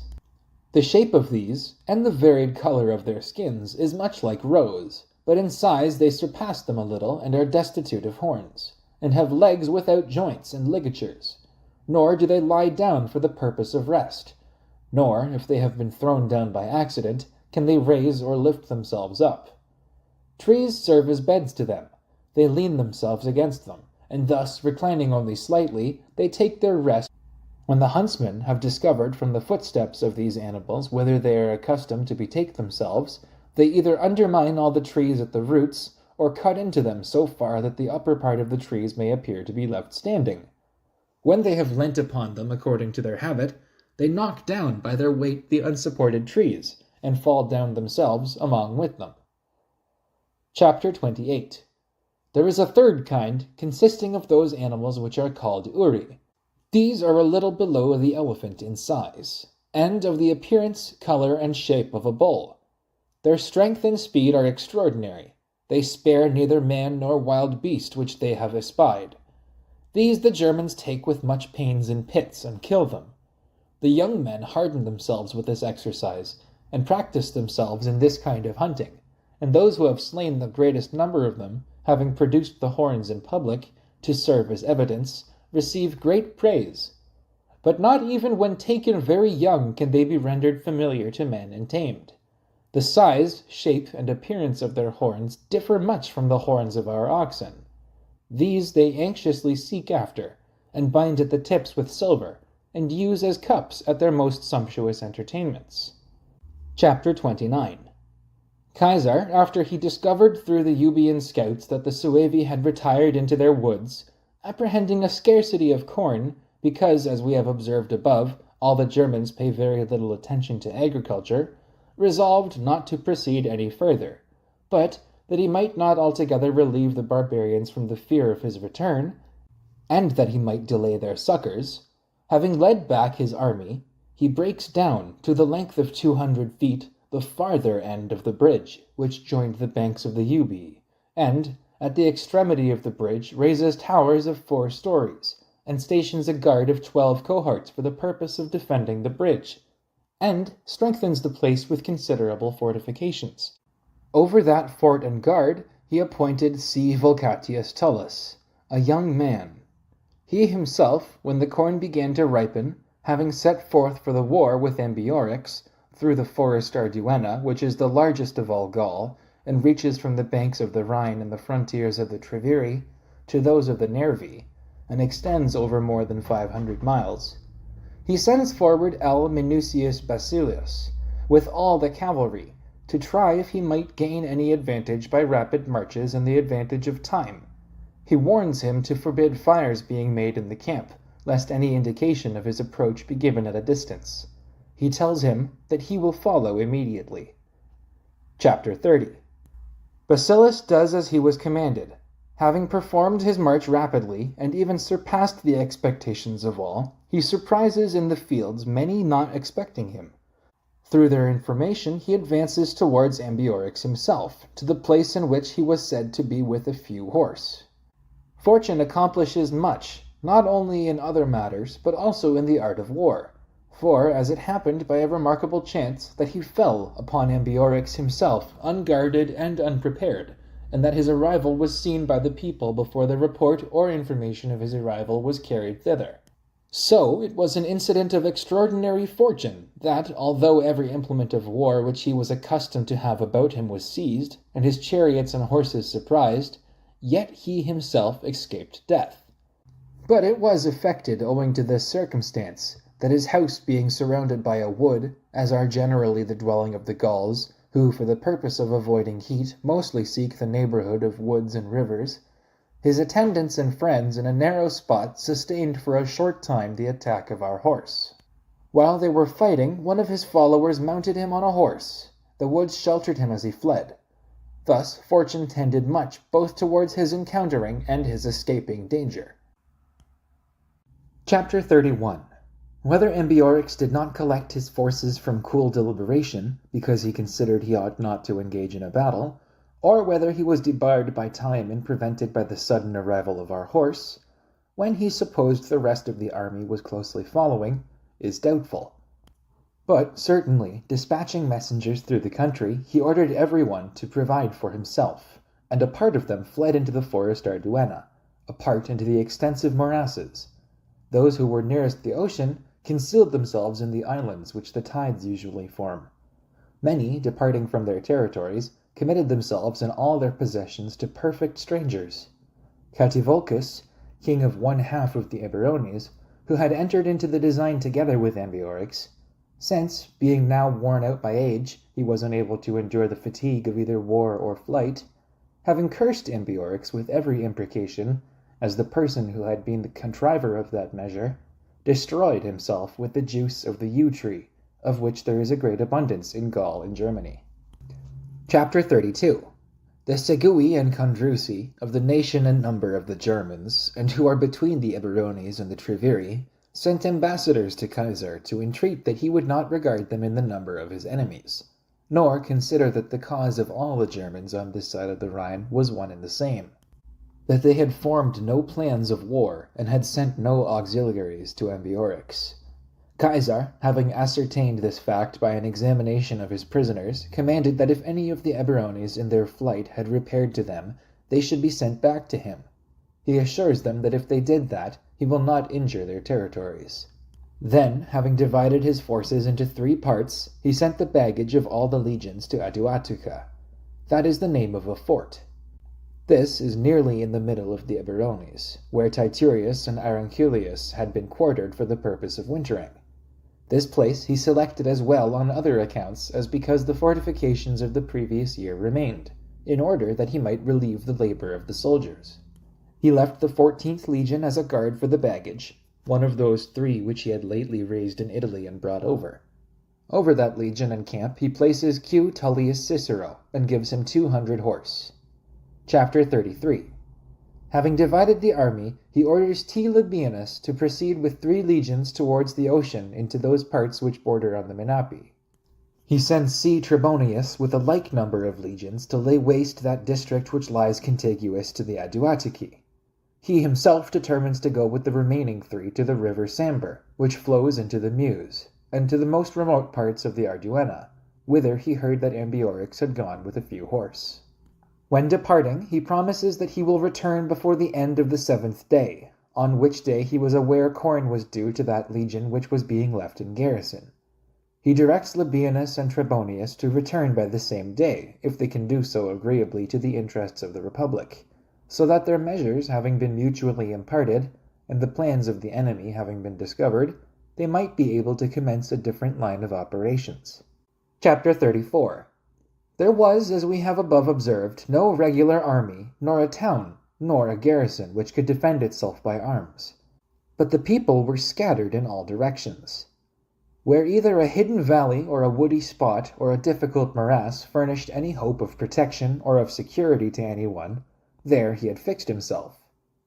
These places were known to those that dwelt in the neighborhood, and the matter demanded great attention, not so much in protecting the main body of the army, for no peril could occur to them altogether from those alarmed and scattered troops, as in preserving individual soldiers, which in some measure tended to the safety of the army. For both the desire of booty was leading many too far, and the woods with their unknown and hidden routes would not allow them to go in large bodies. If he desired the business to be completed and the race of those infamous people to be cut off, more bodies of men must be sent in several directions, and the soldiers must be detached on all sides. If he were disposed to keep the companies at their standards, as the established discipline and practice of the Roman army required, the situation itself was a safeguard to the barbarians. Nor was there wanting to individuals the daring to lay secret ambuscades and beset scattered soldiers. But, amidst difficulties of this nature, as far as precautions could be taken by vigilance, such precautions were taken, so that some opportunities of injuring the enemy were neglected, though the minds of all were burning to take revenge, rather than that injury should be effected with any loss to our soldiers. Caesar dispatches messengers to the neighboring states. By the hope of booty he invites all to him, for the purpose of plundering the Eburones, in order that the life of the Gauls might be hazarded in the woods rather than the legionary soldiers. At the same time, in order that a large force being drawn around them, the race and name of that state may be annihilated for such a crime. A large number from all quarters speedily assembles. Chapter 35. These things were going on in all parts of the territories of the Eburones, and the 7th day was drawing near, by which day Caesar had purposed to return to the baggage and the legion. Here it might be learned how much fortune achieves in war, and how great casualties she produces. The enemy having been scattered and alarmed, as we related above, there was no force which might produce even a slight occasion of fear.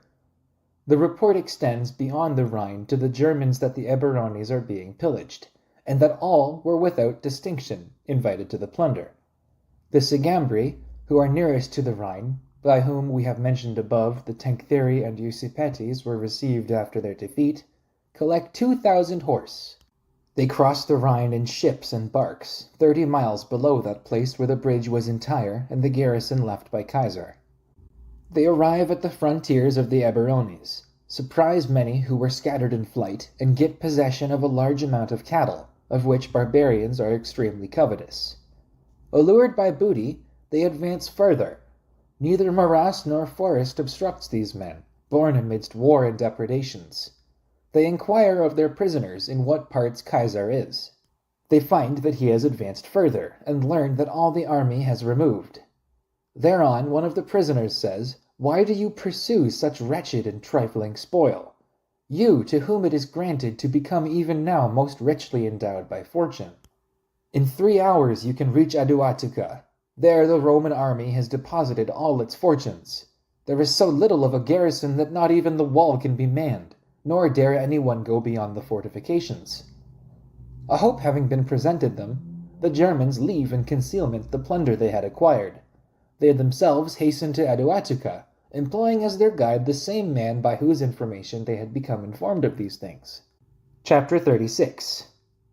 Cicero, who during all the foregoing days had kept his soldiers in camp with the greatest exactness, and agreeably to the injunctions of Caesar had not permitted even any of the camp followers to go beyond the fortification, distrusting on the 7th day that Caesar would keep his promise as to the number of days, because he heard that he had proceeded farther, and no report as to his return was brought to him, and being urged at the same time by the expressions of those who called his tolerance almost a siege, if forsooth it was not permitted them to go out of the camp, since he might expect no disaster, whereby he could be injured, within 3 miles of the camp, while 9 legions and all the cavalry were under arms, and the enemies scattered and almost annihilated, sent 5 cohorts into the neighboring cornlands, between which and the camp only one hill intervened, for the purpose of foraging.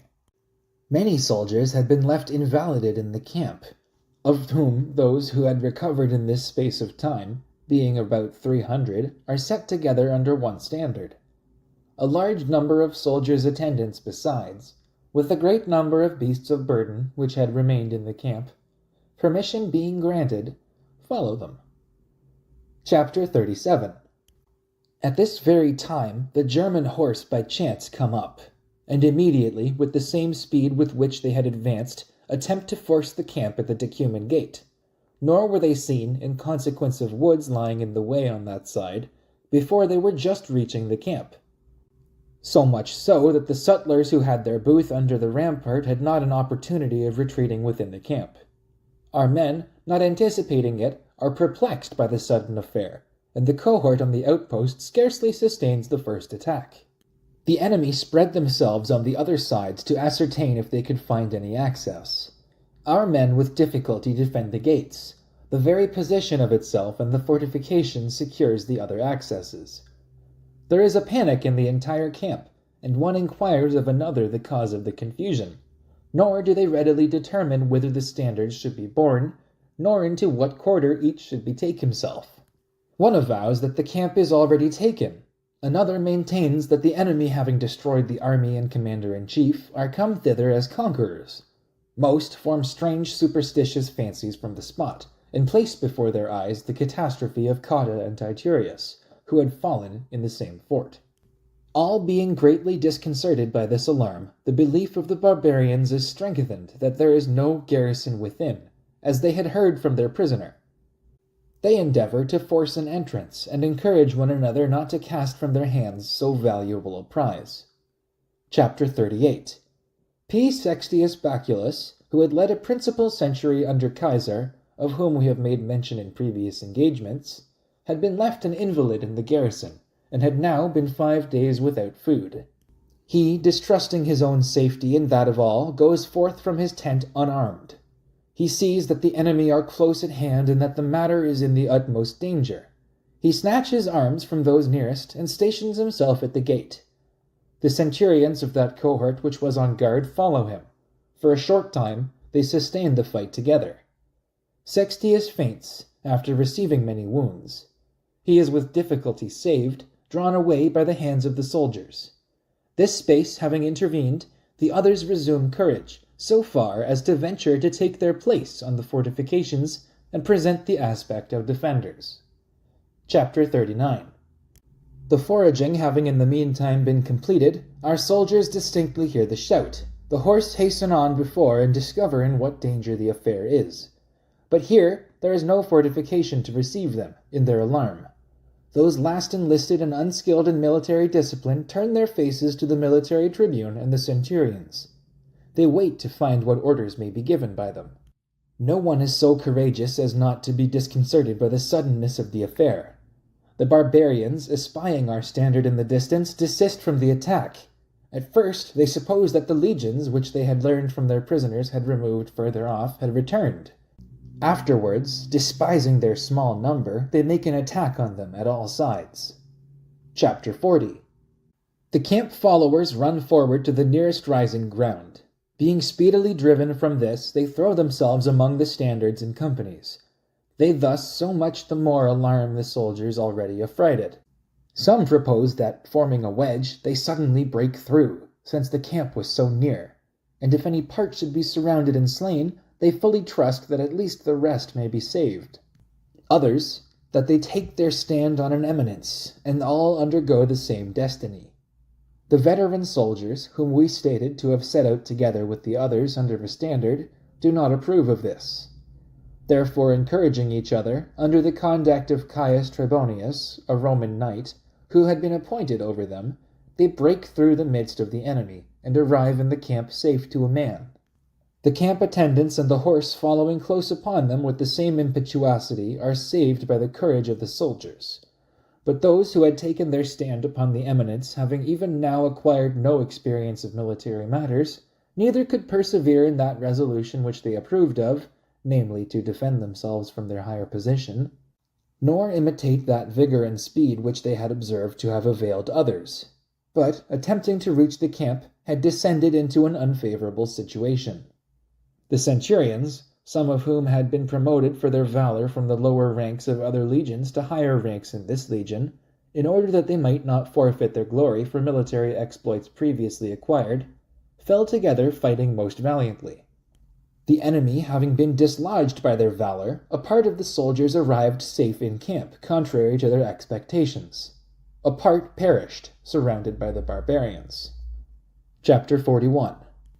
The Germans, despairing of taking the camp by storm, because they saw that our men had taken up their position on the fortifications, retreated beyond the Rhine with that plunder which they had deposited in the woods. And so great was the alarm, even after the departure of the enemy, that when C. Volusinus, who had been sent with the cavalry, arrived that night, he could not gain credence that Caesar was close at hand with his army safe. Fear had so preoccupied the minds of all, that, their reason being almost estranged, they said that all the other forces having been cut off, the cavalry alone had arrived there by flight, and asserted that if the army were safe, the Germans would not have attacked the camp, which fear the arrival of Caesar removed. Chapter 42. He, on his return, being well aware of the casualties of war, complained of one thing only, namely that the cohorts had been sent away from the outposts and garrison duty, and pointed out that the room ought not to have been left for even the most trivial casualty, that fortune had exercised great influence on the sudden arrival of their enemy, much greater in that she had turned the barbarians away from the very rampart and gates of the camp. All of which events it seemed the most surprising that the Germans, who had crossed the Rhine with this object, that they might plunder the territories of Ambiorix, being led to the camp of the Romans, rendered Ambiorix a most acceptable service. Chapter 43. Caesar, having again marched to harass the enemy, after collecting a large number of auxiliaries from the neighboring states, dispatches them in all directions. All the villages and all the buildings, which each beheld, were on fire. Spoil was being driven off from all parts.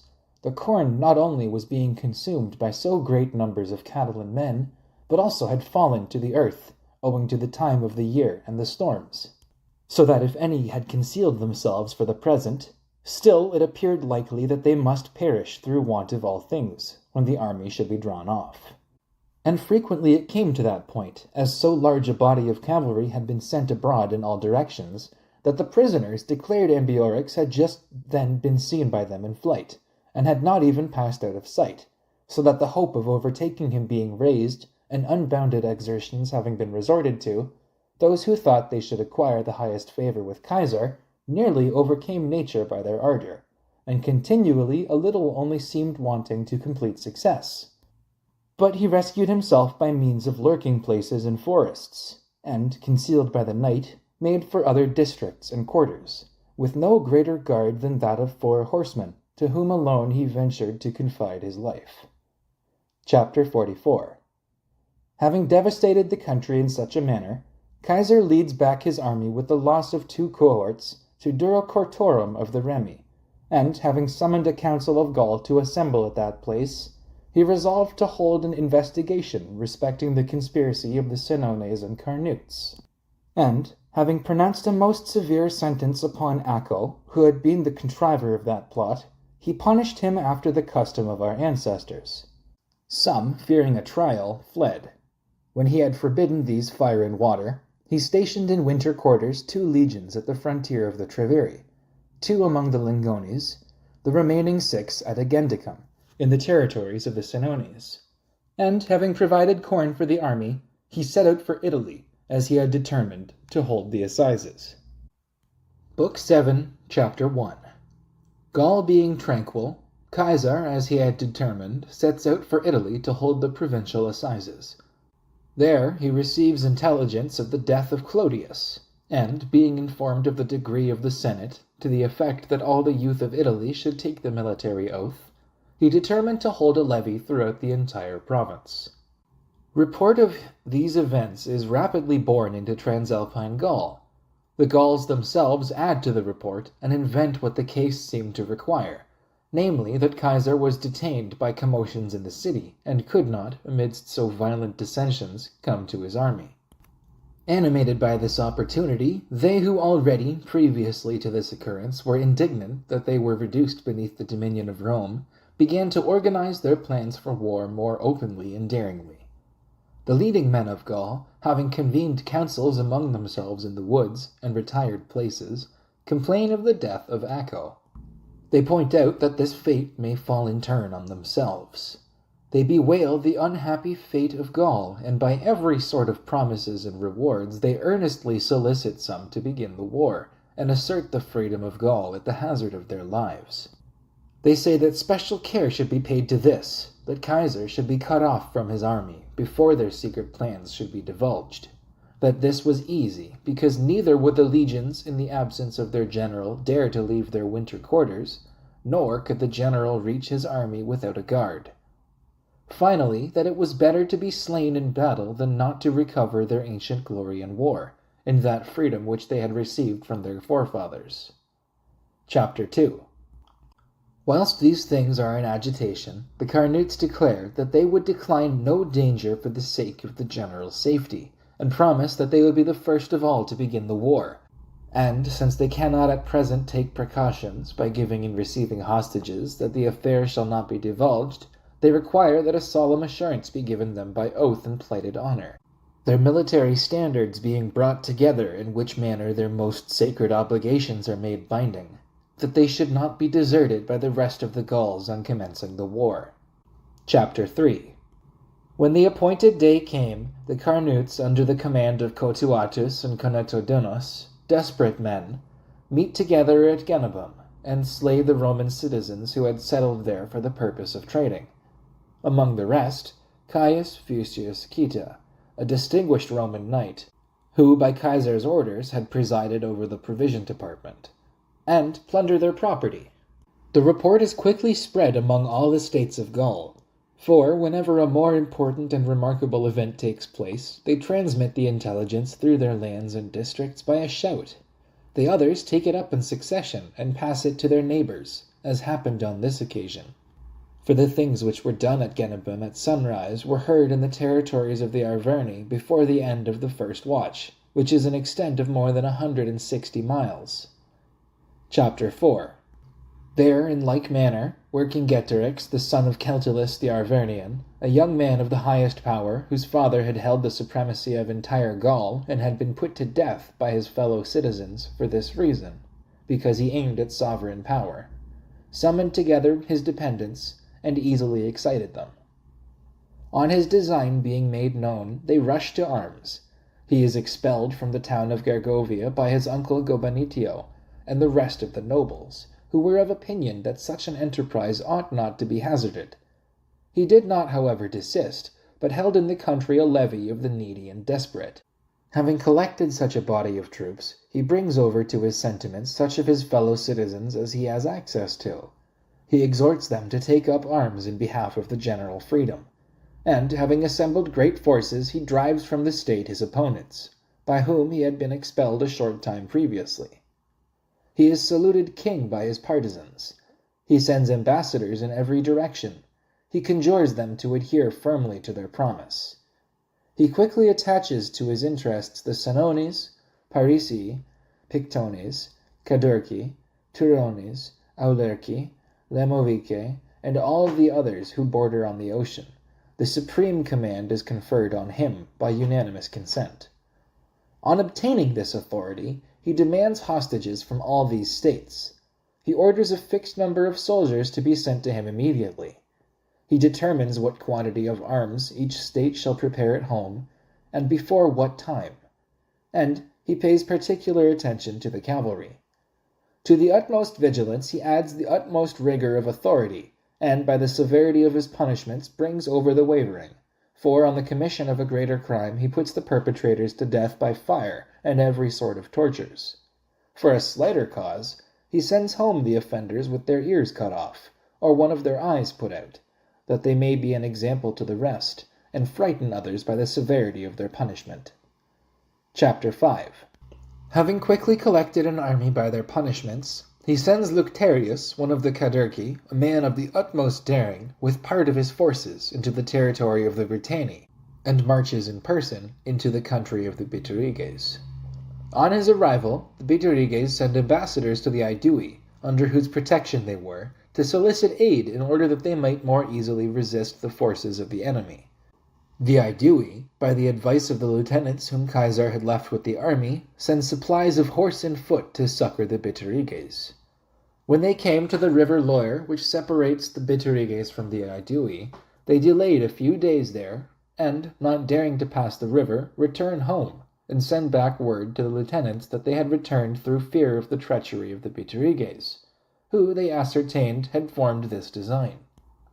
that if the I-VIII should cross the river, the Bituriges on one side and the Arverni on the other should surround them.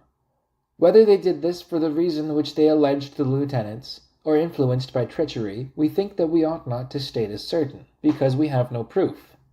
On their departure, the Bituriges immediately unite themselves to the Arverni. Chapter 6.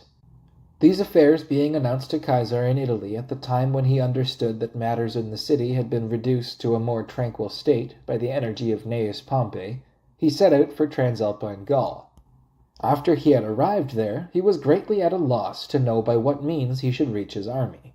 For if he should summon the legions into the province, he was aware that on their march they would have to fight in his absence.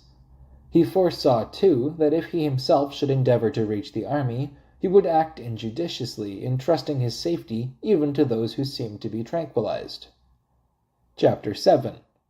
In the meantime, Lucterius the Cadercan, having been sent into the country of the Ruteni, gains over that state to the Arverni. Having advanced into the country of the Nitiobriges and Gabali, he receives hostages from both nations, and, assembling a numerous force, marches to make a descent on the province in the direction of Narbo. Caesar, when this circumstance was announced to him, thought that the march to Narbo ought to take the precedence of all his other plans. When he arrived there, he encourages the timid, and stations garrisons among the Ruteni, in the province of the Volcae Aricamici, and the country around Narbo which was in the vicinity of the enemy. He orders a portion of the forces from the province, and the recruits which he had brought from Italy, to rendezvous among the Helvii, who border on the territories of the Arverni. Chapter 8. These matters being arranged, and Lucterius now checked and forced to retreat, because he thought it dangerous to enter the line of Roman garrisons, Caesar marches into the country of the Helvii. Although Mount Sceavens, which separates the Arverni from the Helvii, blocked up the way with very deep snow, as it was the severest season of the year, yet having cleared away the snow to the depth of 6 feet, and having opened the roads, he reaches the territories of the Arverni, with infinite labor to his soldiers. This people being surprised because they considered themselves defended by the Sceavens as by a wall, and the paths at this season of the year had never before been passable even to individuals, he orders the cavalry to extend themselves as far as they could, and strike as great a panic as possible into the enemy. These proceedings are speedily announced to Vercingetorix by rumor and by his messengers. Around him all the Arverni crowd in alarm, and solemnly entreat him to protect their property, and not to suffer them to be plundered by the enemy, especially as he saw that all the war was transferred into their country. Being prevailed upon by their entreaties, he moves his camp from the country of the Bituriges in the direction of the Arverni. Chapter 9. Caesar, having delayed 2 days in that place, because he had anticipated that in the natural course of events such would be the conduct of Vercingetorix, leaves the army under pretense of raising recruits and cavalry. He places Brutus, a young man, in command of these forces. He gives him instructions that the cavalry should range as extensively as possible in all directions, that he would exert himself not to be absent from the camp longer than 3 days. Having arranged these matters, he marches to Vienna by as long journeys as he can, when his own soldiers did not expect him. Finding there a fresh body of cavalry which he had sent on to that place several days before, marching incessantly day and night, he advanced rapidly through the territory of the I-VIII into that of the Lingones, in which 2 legions were wintering, that if any plan affecting his own safety should have been organized by the I-VIII, he might defeat it by the rapidity of his movements. When he arrived there, he sends information to the rest of the legions, and gathers all his army into one place before intelligence of his arrival could be announced to the Arverni. Vercingetorix, on hearing this circumstance, leads back his army into the country of the Bituriges, and after marching from it to Gergovia, a town of the Boii, whom Caesar had settled there after defeating them in the Helvetian War, and had rendered tributary to the I-VIII, he determined to attack it. Chapter 10. This action caused great perplexity to Caesar in the selection of his plans. He feared lest if he should confine his legions in one place for the remaining portion of the winter, all Gaul should revolt when the tributaries of the I-VIII were subdued, because it would appear that there was in him no protection for his friends. But if he should draw them too soon out of their winter quarters, he might be distressed by the want of provisions, in consequence of the difficulty of conveyance. It seemed better, however, to endure every hardship than to alienate the affections of all his allies, by submitting to such an insult. Having therefore impressed on the Aedui the necessity of supplying him with provisions, he sends forward messengers to the Boii to inform them of his arrival, and encourage them to remain firm in their allegiance, and resist the attack of the enemy with great resolution. Having left 2 legions and the luggage of the entire army at Agendicum, he marches to the Boii. Chapter 11. On the 2nd day, when he came to Vellanodunum, a town of the Senones, he determined to attack it in order that he might not leave an enemy in his rear, and might the more easily procure supplies of provisions, and drew a line of circumvallation around it in 2 days. On the 3rd day, ambassadors being sent from the town to treat of a capitulation, he orders their arms to be brought together, their cattle to be brought forth, and 600 hostages to be given. He leaves Caius Trebonius, his lieutenant, to complete these arrangements. He himself sets out with the intention of marching as soon as possible to Genabum, a town of the Carnutes, who, having then for the first time received information of the siege of Vellanodunum, as they thought that it would be protracted to a longer time, were preparing a garrison to send to Genabum for the defense of that town. Caesar arrived here in 2 days. After pitching his camp before the town, being prevented by the time of day, he defers the attack to the next day, and orders his soldiers to prepare whatever was necessary for that enterprise. And, as a bridge over the Loire connected the town of Genabum with the opposite bank, fearing lest the inhabitants should escape by night from the town, he orders 2 legions to keep watch under arms. The people of Genabum came forth silently from the city before midnight, and began to cross the river. When this circumstance was announced by the scouts, Caesar, having set fire to the gates, sends in the legions which he had ordered to be ready, and obtains possession of the town so completely that very few of the whole number of the enemy escaped being taken alive, because the narrowness of the bridge and the roads prevented the multitude from escaping. He pillages and burns the town, and gives the booty to the soldiers, then leads his army over the Loire and marches into the territories of the Bituriges. Chapter 12. Vercingetorix, when he ascertained the arrival of Caesar, desisted from the siege of Gergovia and marched to meet Caesar. The latter had commenced to besiege Noviodunum, and when ambassadors came from this town to beg that he would pardon them and spare their lives, in order that he might execute the rest of his designs with the rapidity by which he had accomplished most of them, he orders their arms to be collected, their horses to be brought forth, and hostages to be given. A part of the hostages being now delivered up, when the rest of the terms were being performed, a few centurions and soldiers being sent into the town to collect the arms and horses, the enemy's cavalry, which had outstripped the main body of Vercingetorix's army, was seen at a distance. As soon as the townmen beheld them, and entertained hopes of assistance, raising a shout, they began to take up arms, shut the gates, and line the walls. When the centurions in the town understood from the signal-making of the Gauls that they were forming some new design, they drew their swords and seized the gates, and recovered all their men safe. Chapter 13. Caesar orders the horse to be drawn out of the camp, and commences a cavalry action. His men being now distressed, Caesar sends to their aid about 400 German horse, which he had determined at the beginning to keep with himself. The Gauls could not withstand their attack, but were put to flight, and retreated to their main body, after losing a great number of men. When they were routed, the townsmen, again intimidated, arrested those persons by whose exertions they felt that the mob had been roused, and brought them to Caesar, and surrendered themselves to him.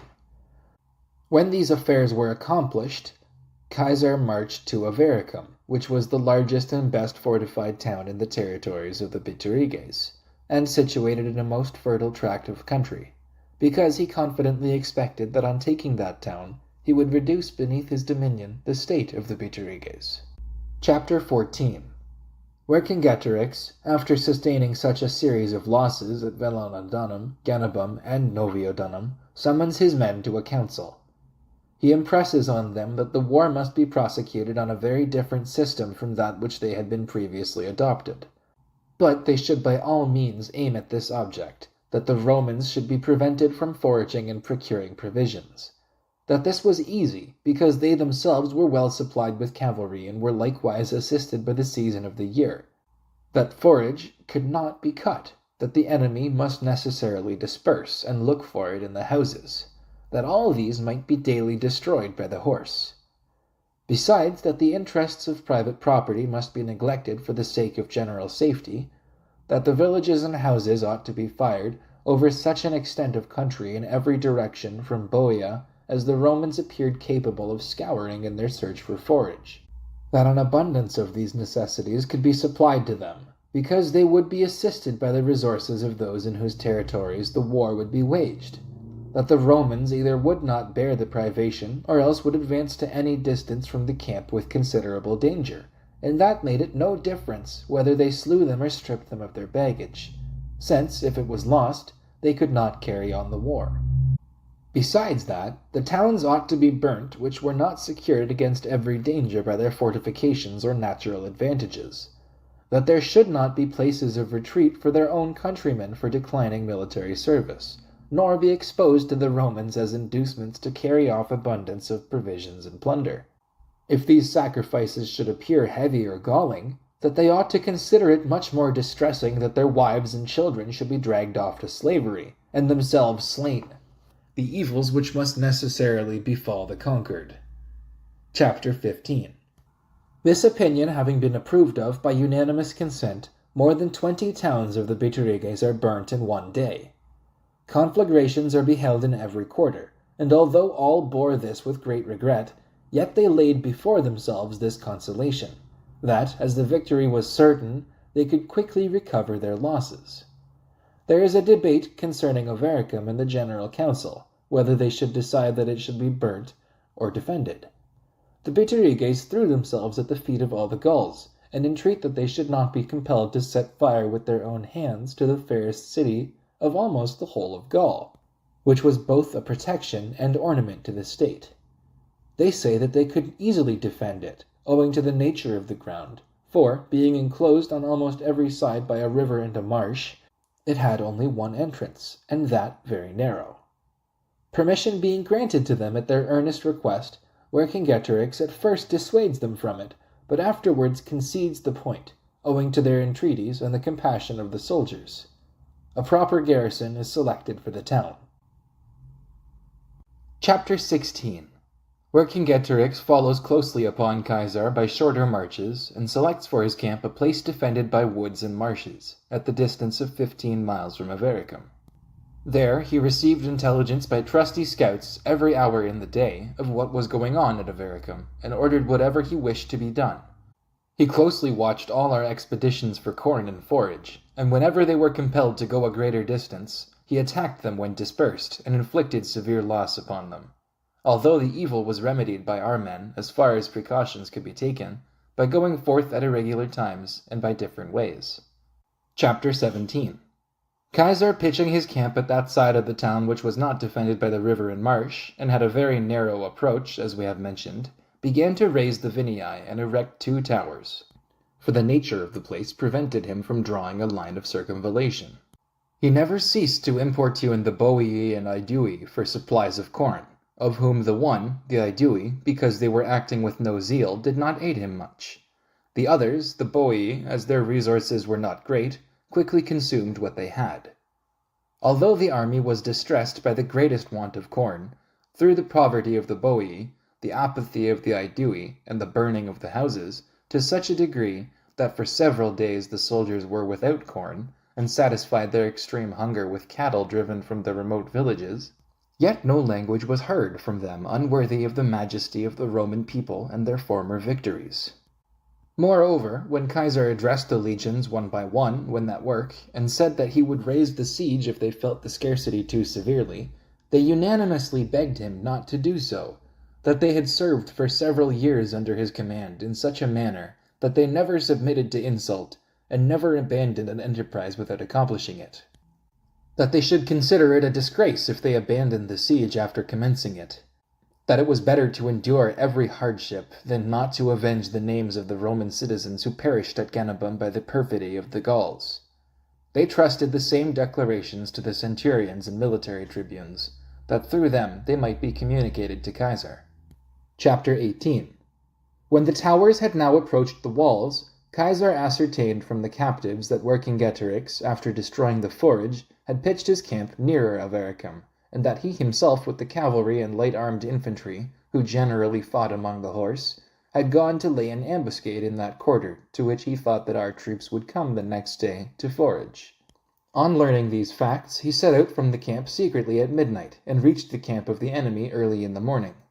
They, having quickly learned the arrival of Caesar by scouts, hid their cars and baggage in the thickest parts of the woods, and drew up all their forces in a lofty and open space. Which circumstance being announced, Caesar immediately ordered the baggage to be piled, and the arms to be got ready. Chapter 19. There was a hill of a gentle ascent from the bottom, a dangerous and impassable marsh, not more than 50 feet broad, begirted on almost every side. The Gauls, having broken down the bridges, posted themselves on this hill, in confidence of their position, and, being drawn up in tribes according to their respective states, held all the fords and passages of that marsh with trusty guards. Thus determined that if the Romans should attempt to force the march, they would overpower them from the higher ground while sticking in it, so that whoever saw the nearness of the position would imagine that the two armies were prepared to fight on almost equal terms. But whoever should view accurately the disadvantage of the position would discover that they were showing off an empty affectation of courage. Caesar clearly points out to his soldiers, who were indignant that the enemy could bear the sight of them at the distance of so short a space, and were earnestly demanding the signal for action, with how great loss and the death of how many gallant men the victory would necessarily be purchased.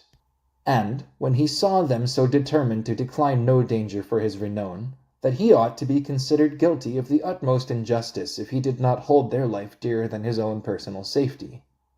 Having thus consoled his soldiers, he leads them back on the same day to the camp, and determined to prepare the other things which were necessary for the siege of the town. Chapter 20. Vercingetorix, when he had returned to his men, was accused of treason, in that he had moved his camp nearer the Romans, in that he had gone away with all the cavalry, in that he had left so great forces without a commander, in that, on his departure, the Romans had come at such a favorable season, and with such dispatch, that all these circumstances could not have happened accidentally or without design, that he preferred holding the sovereignty of Gaul by the grant of Caesar to acquiring it by their favor. Being accused in such a manner, he made the following reply to these charges: that his moving his camp had been caused by want of forage, and had been done even by their advice, that his approaching near the Romans had been a measure dictated by the favorable nature of the ground, which would defend him by its natural strength, that the service of the cavalry could not have been requisite in marshy ground, and was useful in that place to which they had gone, that he, on his departure, had given the supreme command to no one intentionally, lest he should be induced by the eagerness of the multitude to hazard an engagement, to which he perceived that all were inclined, owing to their want of energy, because they were unable to endure fatigue any longer. That, if the Romans in the meantime came up by chance, they, the Gauls, should feel grateful to fortune. If invited by the information of someone, they should feel grateful to him, because they were enabled to see distinctly from the higher ground the smallness of the number of their enemy, and despise the courage of those who, not daring to fight, retreated disgracefully into their camp. That he desired no power from Caesar by treachery, since he would have it by victory, which he was now assured to himself and to all the Gauls. Nay, that he would even give them back the command, if they thought that they conferred honor on him, rather than received safety from him. That you may be assured, said he, that I speak these words from truth. Listen to these Roman soldiers. He produces some camp followers, whom he had surprised on a foraging expedition some days before, and had tortured by famine and confinement. They, being previously instructed in what answers they should make when examined, say that they were legionary soldiers, that, urged by famine and want, they had recently gone forth from the camp to see if they could find any corn or cattle in the fields. That the whole army was distressed by a similar scarcity, nor had any one now sufficient strength, nor could bear the labor of the work, and therefore that the general was determined, if he made no progress in the siege, to draw off his army in 3 days. These benefits, said Vercingetorix, "you receive from me, whom you accuse of treason. Me, by whose exertions you see so powerful and victorious an army almost destroyed by famine, without shedding one drop of your blood. And I have taken precautions that no state shall admit within its territories this army in its ignominious flight from this place." Chapter 21. The whole multitude raise a shout and clash their arms, according to their custom, as they usually do in the case of him whose speech they approve. They exclaim that Vercingetorix was a consummate general, and that they had no doubt of his honor, that the war could not be conducted with greater prudence. They determine that 10,000 men should be picked out of the entire army and sent into the town, and decide that the general safety should not be entrusted to the Bituriges alone, because they were aware that the glory of the victory must rest with the Bituriges, if they made good the defense of the town. Chapter 22. To the extraordinary valor of our soldiers, devices of every sort were opposed by the Gauls, since they are a nation of consummate ingenuity, and most skillful in imitating and making those things which are imparted by any one, for they turned aside the hooks with nooses, and when they had caught hold of them firmly, drew them on by means of engines, and undermined the mound the more skillfully on this account, because there are in their territories extensive iron mines, and consequently every description of mining operations is known and practiced by them. They had furnished, moreover, the whole wall on every side with turrets, and had covered them with skins. Besides, in their frequent sallies by day and night, they attempted either to set fire to the mound or attack our soldiers when engaged in the works. And, moreover, by splicing the upright timbers of their own towers, they equalled the height of ours, as fast as the mound had daily raised them, and countermined our mines, and impeded the working of them by stakes bent and sharpened at the ends, and boiling pitch, and stones of very great weight, and prevented them from approaching the walls. Chapter 23. But this is usually the form of all the Gallic walls. Straight beams, connected lengthwise and 2 feet distant from each other at equal intervals, are placed together in the ground. These are mortised on the inside and covered with plenty of earth. But the intervals we have mentioned are closed up in front by large stones. These being thus laid and cemented together, another row is added above, in such a manner that the same interval may be observed, and that the beams may not touch one another, but equal spaces intervening, each row of beams is kept firmly in its place by a row of stones. In this manner the whole wall is consolidated, until the regular height of the wall be completed. This work, with respect to appearance and variety, is not unsightly, owing to the alternate rows of beams and stones, which preserve their order in right lines.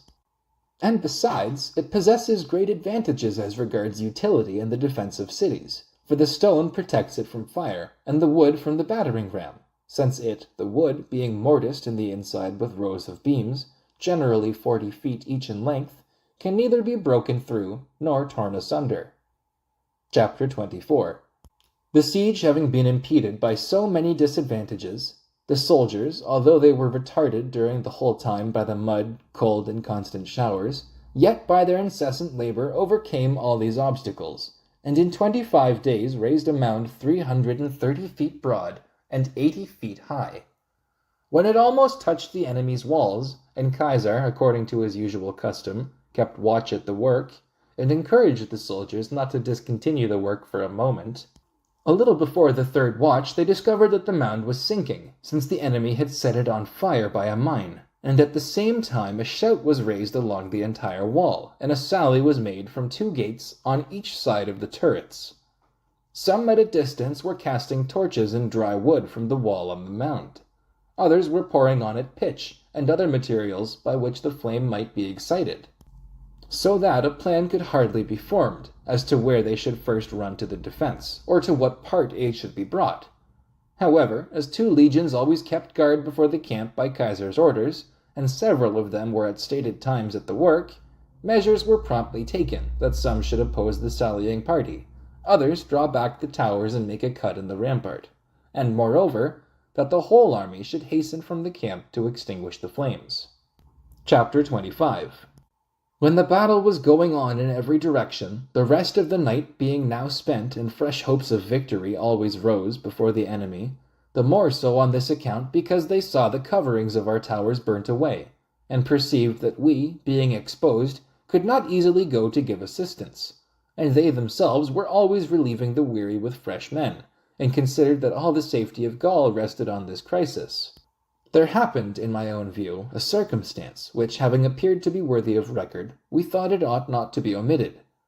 A certain Gaul before the gate of the town, who was casting into the fire opposite the turret balls of tallow and fire which were passed along to him, was pierced with a dart on the right side and fell dead.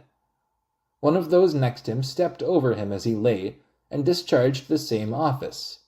When the second man was slain in the same manner by a wound from a crossbow, a third succeeded him, and a fourth succeeded the third. Nor was this post left vacant by the besieged, until, the fire of the mound having been extinguished, and the enemy repulsed in every direction, an end was put to the fighting. Chapter 25.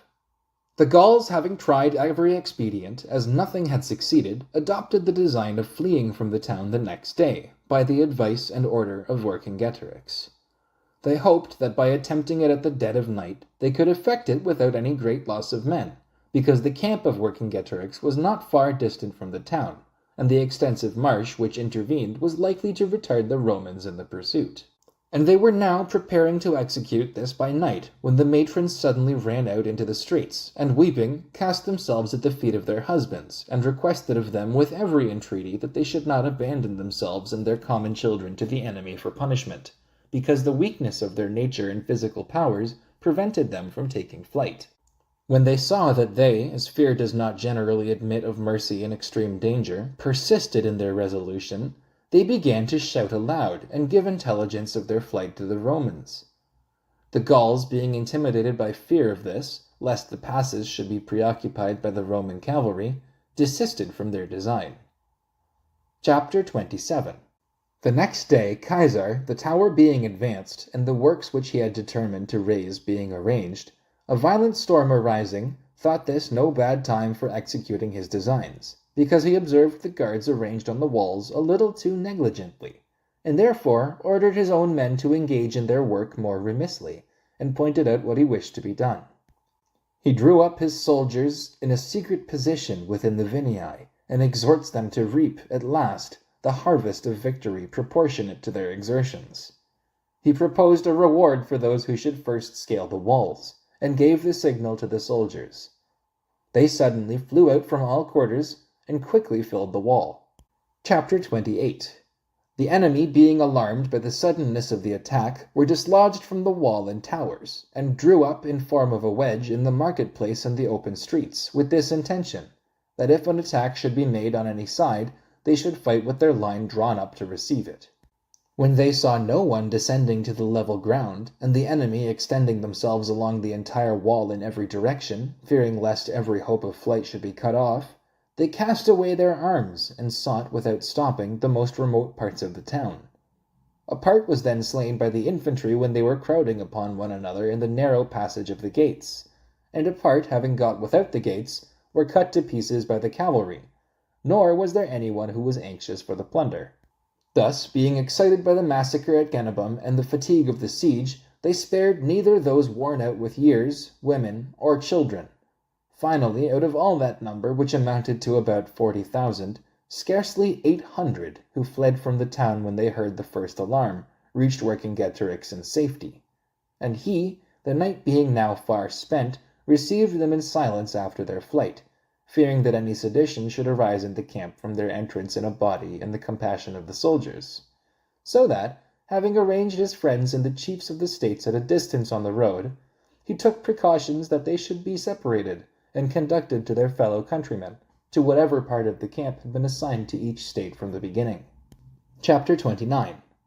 Vercingetorix, having convened an assembly on the following day, consoled and encouraged his soldiers in the following words: that they should not be too much depressed in spirit, nor alarmed at their loss; that the Romans did not conquer by valor, nor in the field, but by a kind of art and skill in assault, with which they themselves were unacquainted; that whoever expected every event in the war to be favorable erred; that it never was his opinion that Avaricum should be defended; of the truth of which statement he had themselves as witnesses, but that it was owing to the imprudence of the Bituriges and the too ready compliance of the rest that this loss was sustained.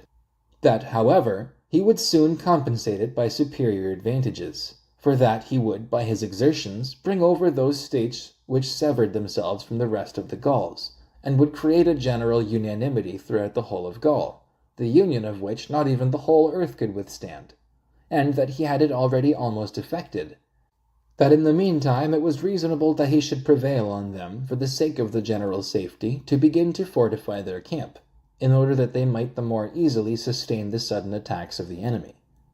Chapter 30.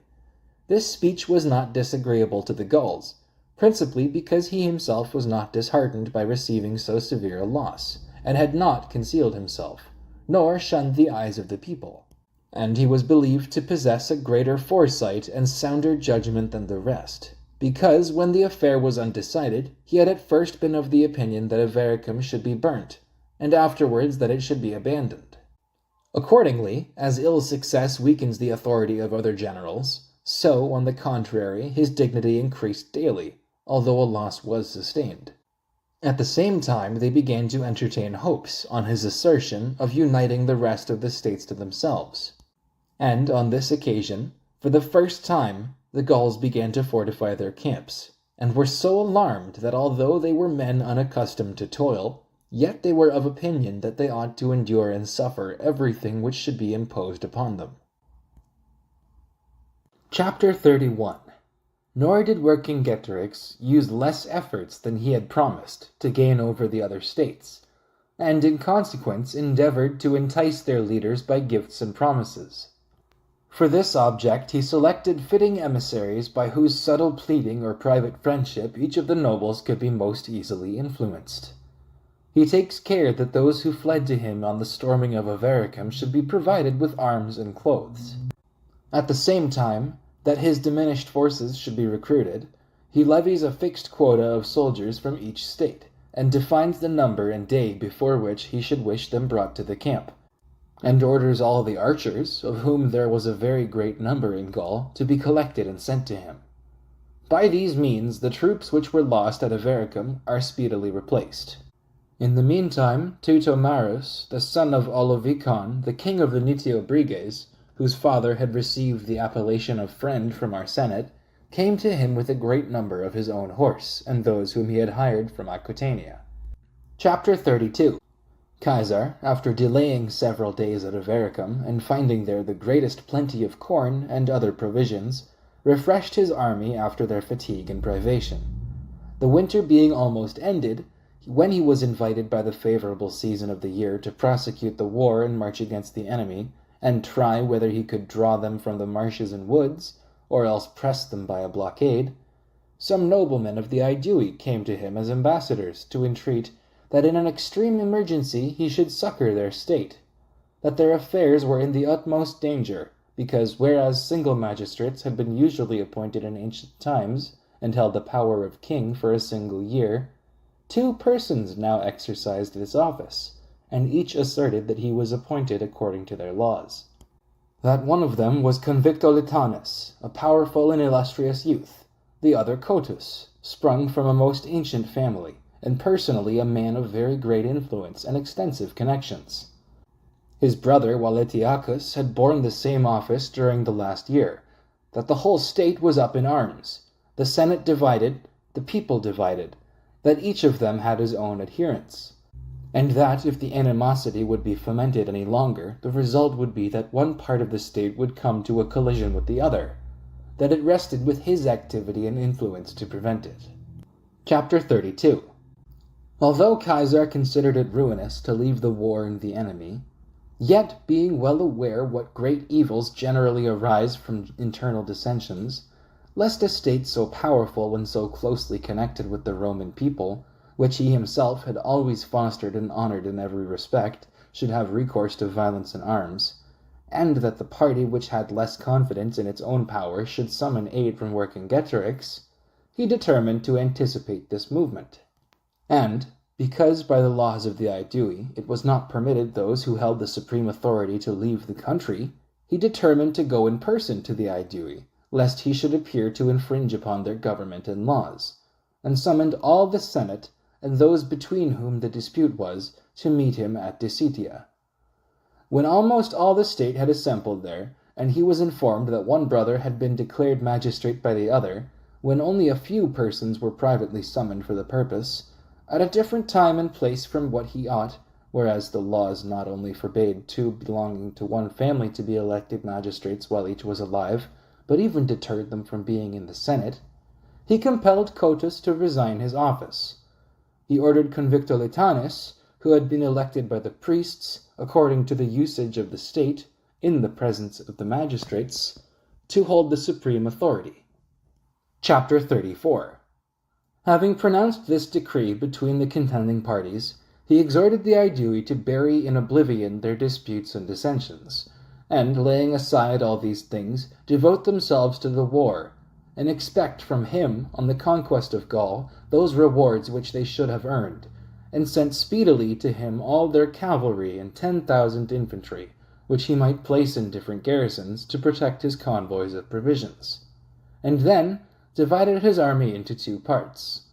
He gave Labienus 4 legions to lead into the country of the Senones and Parisi, and led in person 6 into the country of the Arverni, in the direction of the town of Gergovia, along the banks of the Allier. He gave part of the cavalry to Labienus, and kept part to himself. Vercingetorix, on learning this circumstance, broke down all the bridges over the river and began to march on the other bank of the Allier. Chapter 35. When each army was in sight of the other, and was pitching their camp almost opposite that of the enemy, scouts being distributed in every quarter, lest the Romans should build a bridge and bring over their troops, it was to Caesar a matter attended with great difficulties, lest he should be hindered from passing the river during the greater part of the summer, as the Allier cannot generally be forded before the autumn. Therefore, that this might not happen, having pitched his camp in a woody place opposite to one of those bridges which Vercingetorix had taken care should be broken down, the next day he stopped behind with 2 legions, in a secret place. He sent on the rest of the forces as usual, with all the baggage, after having selected some cohorts, that the number of the legions might appear to be complete. Having ordered these to advance as far as they could, when now, from the time of day, he conjectured they had come to an encampment, he began to rebuild the bridge on the same piles, the lower part of which remained entire. Having quickly finished the work and led his legions across, he selected a fit place for a camp, and recalled the rest of his troops. Vercingetorix, on ascertaining this fact, went before him by forced marches, in order that he might not be compelled to come to an action against his will. Chapter 36.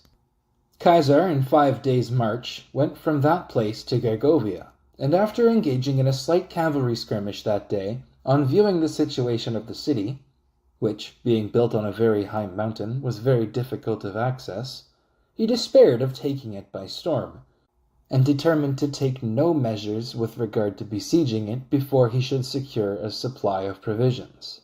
But Vercingetorix, having pitched his camp on the mountain near the town, placed the forces of each state separately and at small intervals around himself, and, having occupied all the hills of that range as far as they commanded a view of the Roman encampment, he presented a formidable appearance. He ordered the rulers of the states, whom he had selected as his council of war, to come to him daily at the dawn, whether any measures seemed to require deliberation or execution. Nor did he allow almost any day to pass without testing in a cavalry action, the archers being intermixed, what spirit and valor there was in each of his own men.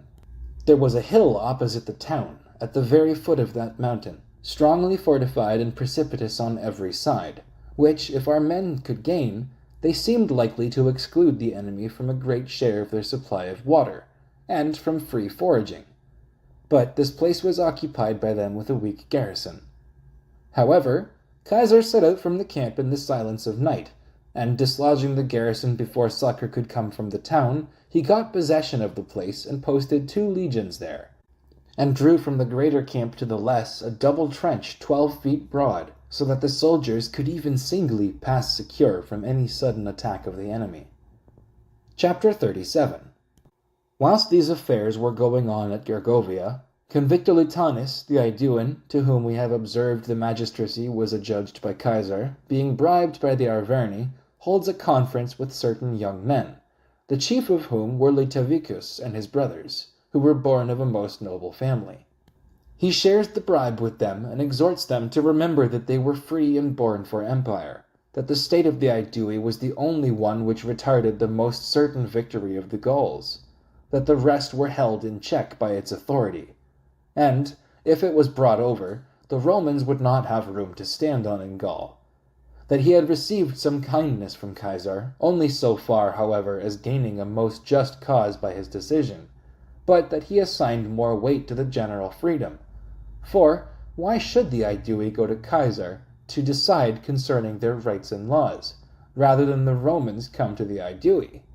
The young men being easily won over by the speech of the magistrate and the bribe, when they declared that they would even be leaders in the plot, a plan for accomplishing it was considered, because they were confident their state could not be induced to undertake the war in slight grounds. It was resolved that Litaviccus should have the command of the 10,000 which were being sent to Caesar for the war, and should have charge of them on their march, and that his brothers should go before him to Caesar. They arranged the other measures and the manner in which they should have them done. Chapter 38. Litaviccus, having received the command of the army, suddenly convened the soldiers, when he was about 30 miles distant from Gergovia, and, weeping, said, "Soldiers, whither are we going? All our knights and all our nobles have perished. Eporedorix and Viridomarus, the principal men of the state, being accused of treason, have been slain by the Romans without even permission to plead their cause. Learn this intelligence from those who have escaped from the massacre. For I, since my brothers and all my relations have been slain, am prevented by grief from declaring what has taken place." Persons are brought forward whom he had instructed in what he would have them say, and make the same statements to the soldiery as Litaviccus had made, that all the knights of the Aedui were slain because they were said to have held conferences with the Arverni, that they had concealed themselves among the multitude of soldiers, and had escaped from the midst of the slaughter. The Aedui shout aloud and conjure Litaviccus to provide for their safety, as if, said he, it were a matter of deliberation, and not of necessity, for us to go to Gergovia and unite ourselves to the Arverni. Or have we any reasons to doubt that the Romans, after perpetrating the atrocious crime, are now hastening to slay us?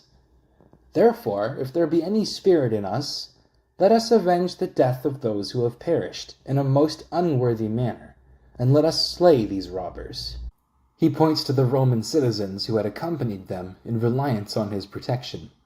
He immediately seizes a great quantity of corn and provisions, cruelly tortures them, and then puts them to death, sends messengers throughout the entire state of the Aedui, and rouses them completely by the same falsehood concerning the slaughter of their knights and nobles. He earnestly advises them to avenge, in the same manner as he did, the wrongs which they had received. Chapter 39.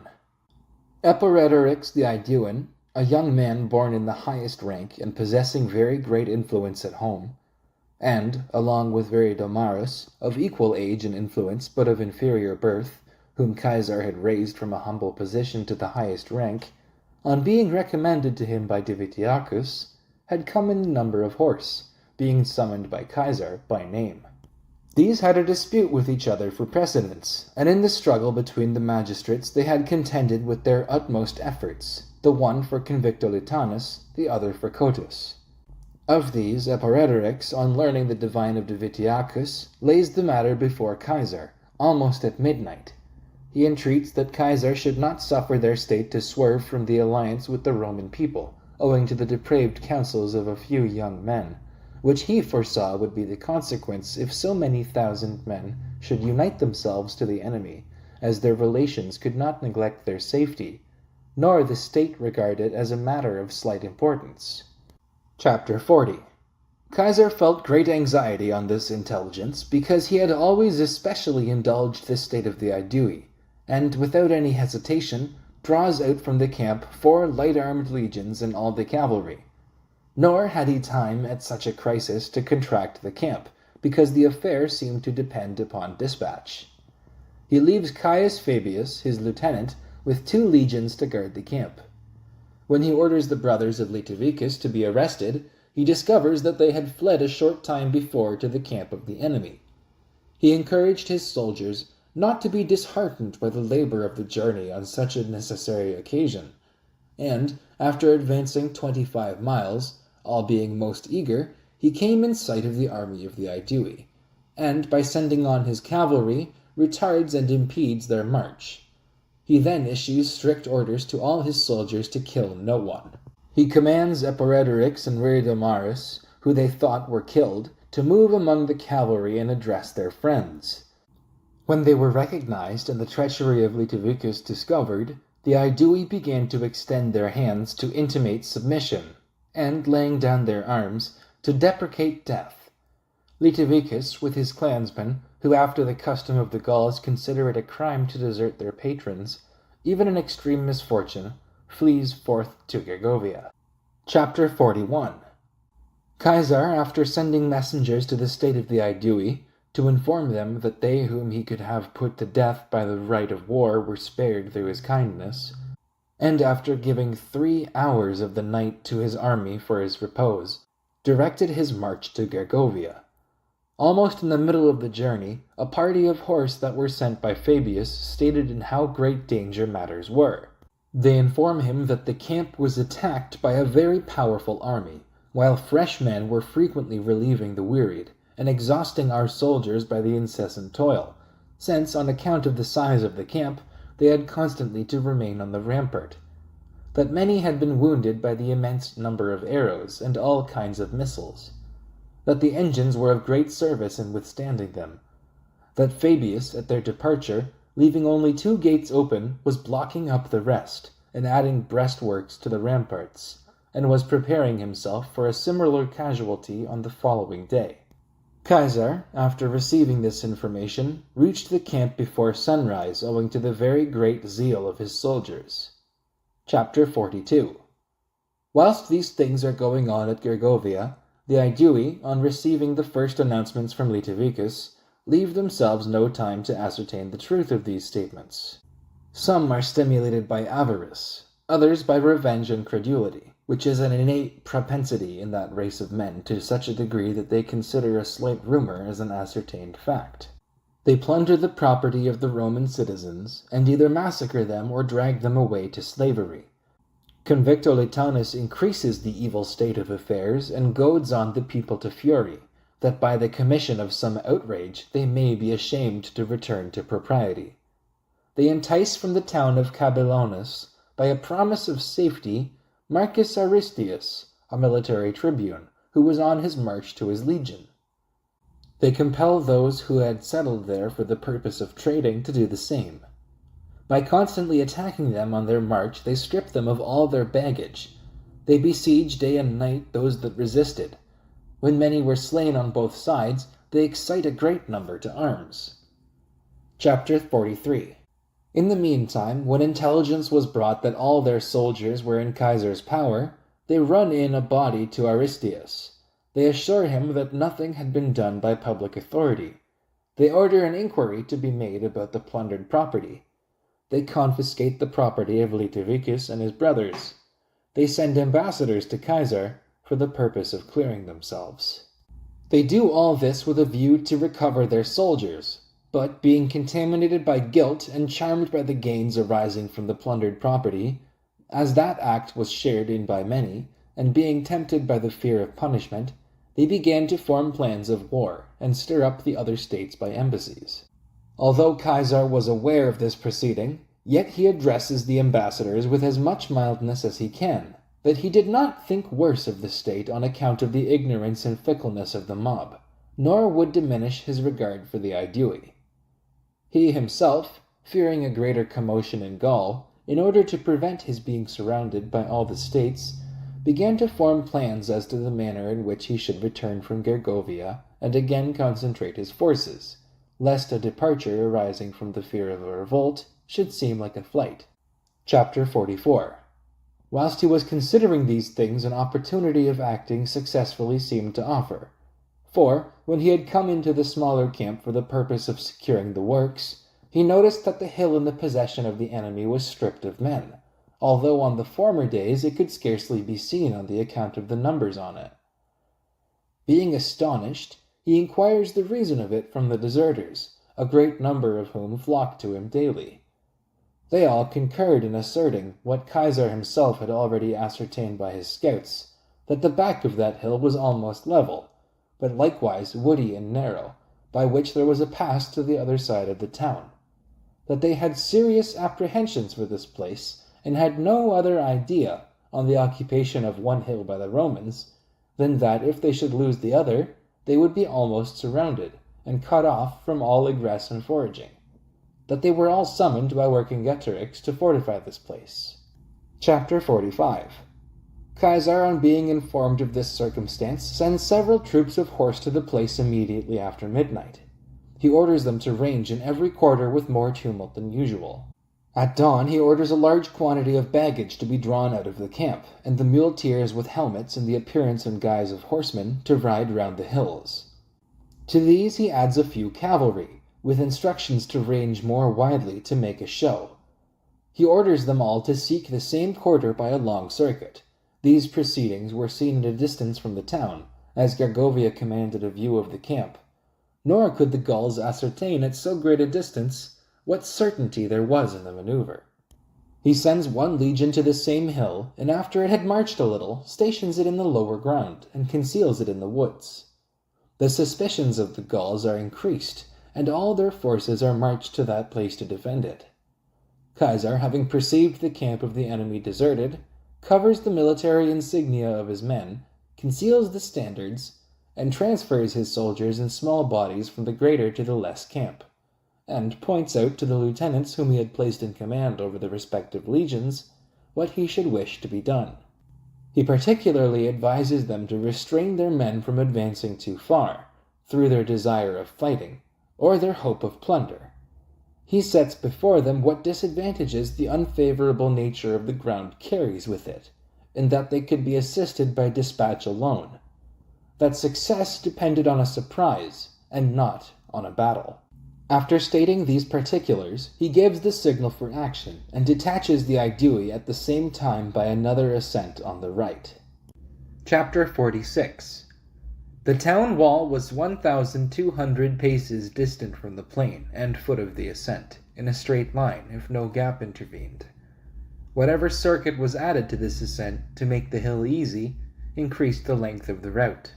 But almost in the middle of the hill, the Gauls had previously built a wall 6 feet high, made of large stones, and extending in length as far as the nature of the ground permitted, as a barrier to retard the advance of our men.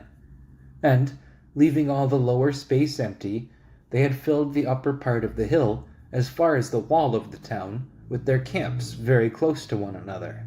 The soldiers, on the signal being given, quickly advanced to this fortification, and, passing over it, make themselves masters of the separate camps.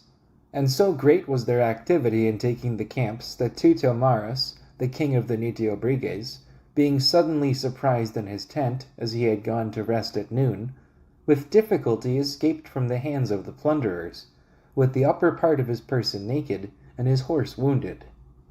Chapter 47. Caesar, having accomplished the object which he had in view, ordered the signal to be sounded for a retreat, and the soldiers of the 10th Legion, by which he was then accompanied, halted. But the soldiers of the other legions, not hearing the sound of the trumpet, because there was a very large valley between them, were however kept back by the tribunes of the soldiers and the lieutenants, according to Caesar's orders. But, being animated by the prospect of a speedy victory and the flight of the enemy, and the favorable battles of the former periods, they thought nothing so difficult that their bravery could not accomplish it. Nor did they put an end to the pursuit until they drew nigh to the wall of the town and the gates.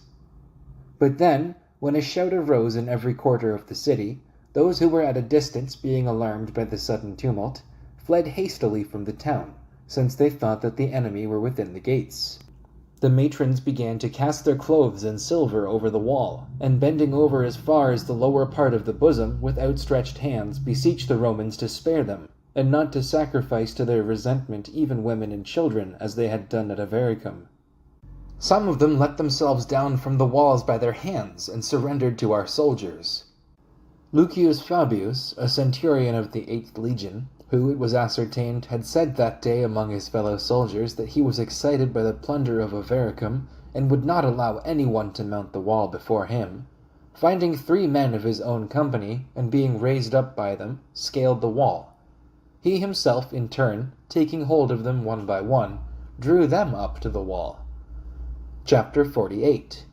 In the meantime, those who had gone to the other part of the town to defend it, as we have mentioned above, at first, aroused by hearing the shouts, and afterwards by frequent accounts that the town was in possession of the Romans, sent forward their cavalry, and hastened in larger numbers to that quarter.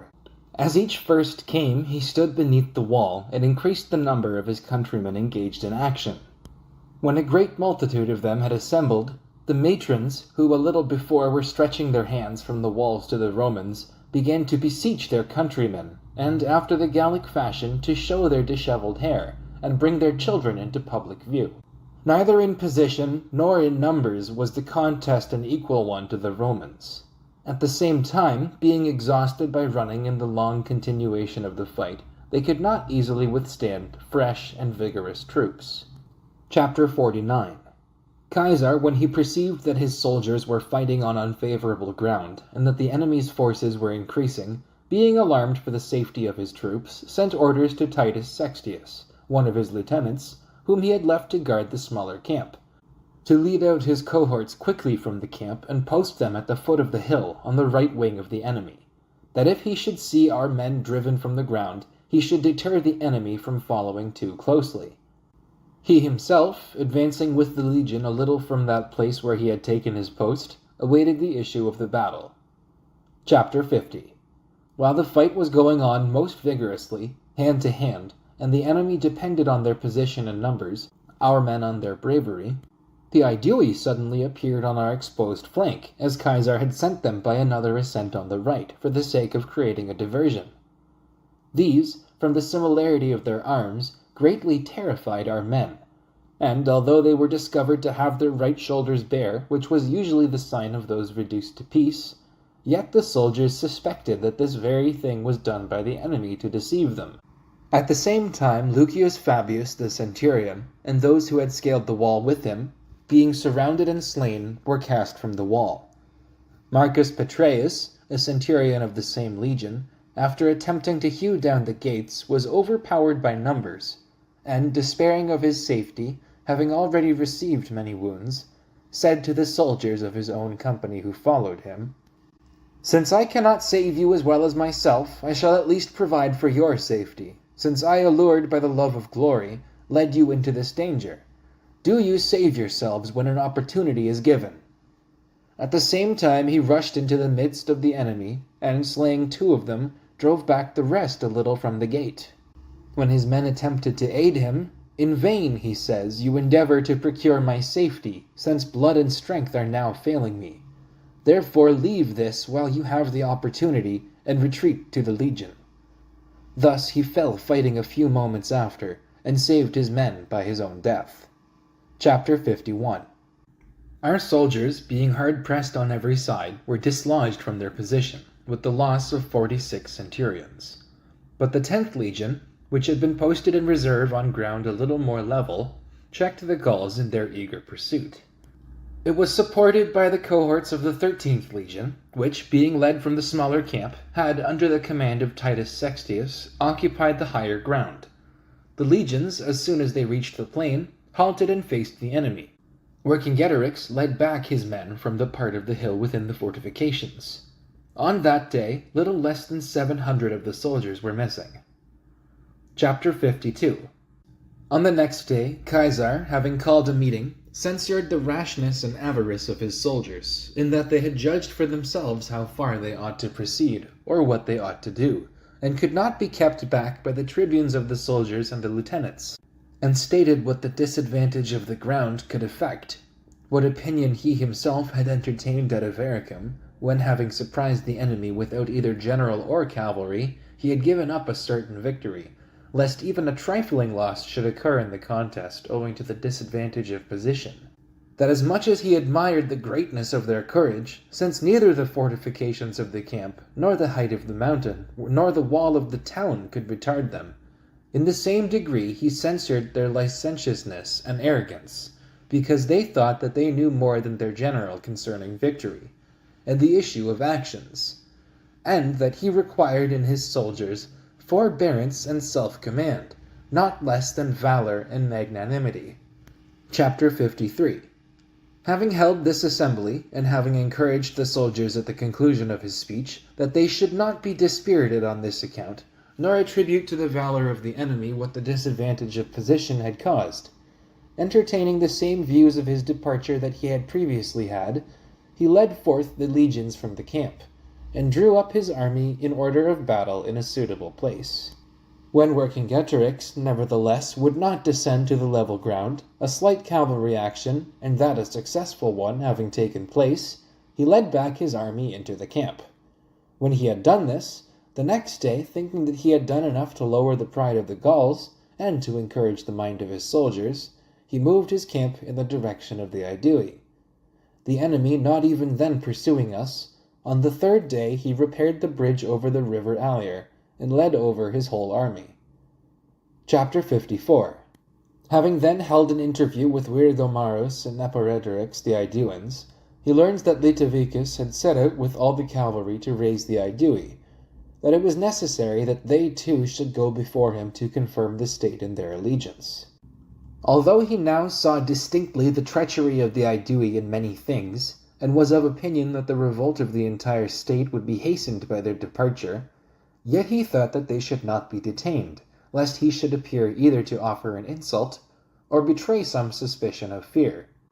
He briefly states to them when departing his services towards the I-VIII, in what a state and how humbled he had found them, driven into their towns, deprived of their lands, stripped of all their forces, a tribute imposed on them, and hostages wrested from them with the utmost insult, and to what condition, and to what greatness, he had raised them, so much so that they had not only recovered their former position, but seemed to surpass the dignity and influence of all the previous eras of their history. After giving these admonitions, he dismissed them. Chapter 55. Noviodunum was a town of the I-VIII, advantageously situated on the banks of the Loire. Caesar had conveyed hither all the hostages of Gaul, the corn, public money, a great part of his own baggage, and that of his army. He had sent hither a great number of horses, which he had purchased in Italy and Spain on account of this war. When Eparedorix and Viridomarus came to this place, and received information of the disposition of the state, that Litaviccus had been admitted by the I-VIII into Bibracte, which is a town of the greatest importance among them, that Convictolitanis, the chief magistrate, and a large part of the Senate had gone to meet him, that ambassadors had been publicly sent to Vercingetorix to negotiate a peace and alliance. They thought that so great an opportunity ought not to be neglected. Therefore, having put to the sword the garrison of Noviodunum and those who had assembled there for the purpose of trading or were on their march, they divided the money and horses among themselves. They took care that the hostages of the different states should be brought to Bibracte, to the chief magistrate. They burnt the town to prevent its being of any service to the Romans, as they were of the opinion that they could not hold it. They carried away in their vessels whatever corn they could in the hurry. They destroyed the remainder by throwing it into the river or setting it on fire. They themselves began to collect forces from the neighboring country, to place guards and garrisons in different positions along the banks of the Loire, and to display the cavalry on all sides to strike terror into the Romans, to try if they could cut them off from a supply of provisions. In which expectation they were much aided, from the circumstance that the Loire had swollen to such a degree from the melting of the snows that it did not seem capable of being forded at all. Chapter 56. Caesar, on being informed of these movements, was of opinion that he ought to make haste, even if he should run some risk in completing the bridges, in order that he might engage before greater forces of the enemy should be collected in that place.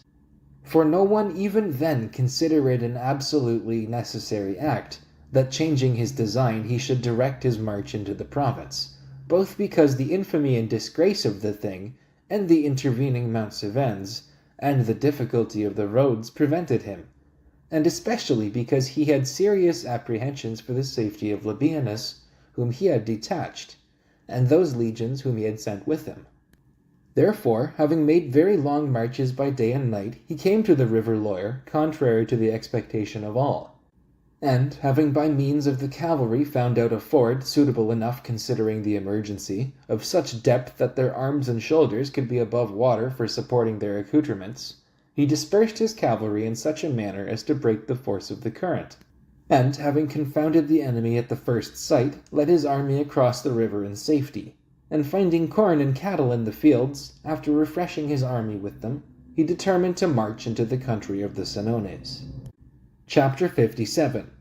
Whilst these things are being done by Caesar, Labienus, leaving at Agendicum the recruits who had lately arrived from Italy, to guard the baggage, marches with 4 legions to Lutetia, which is a town of the Parisii, situated on an island of the river Seine, whose arrival being discovered by the enemy, numerous forces arrived from the neighboring states.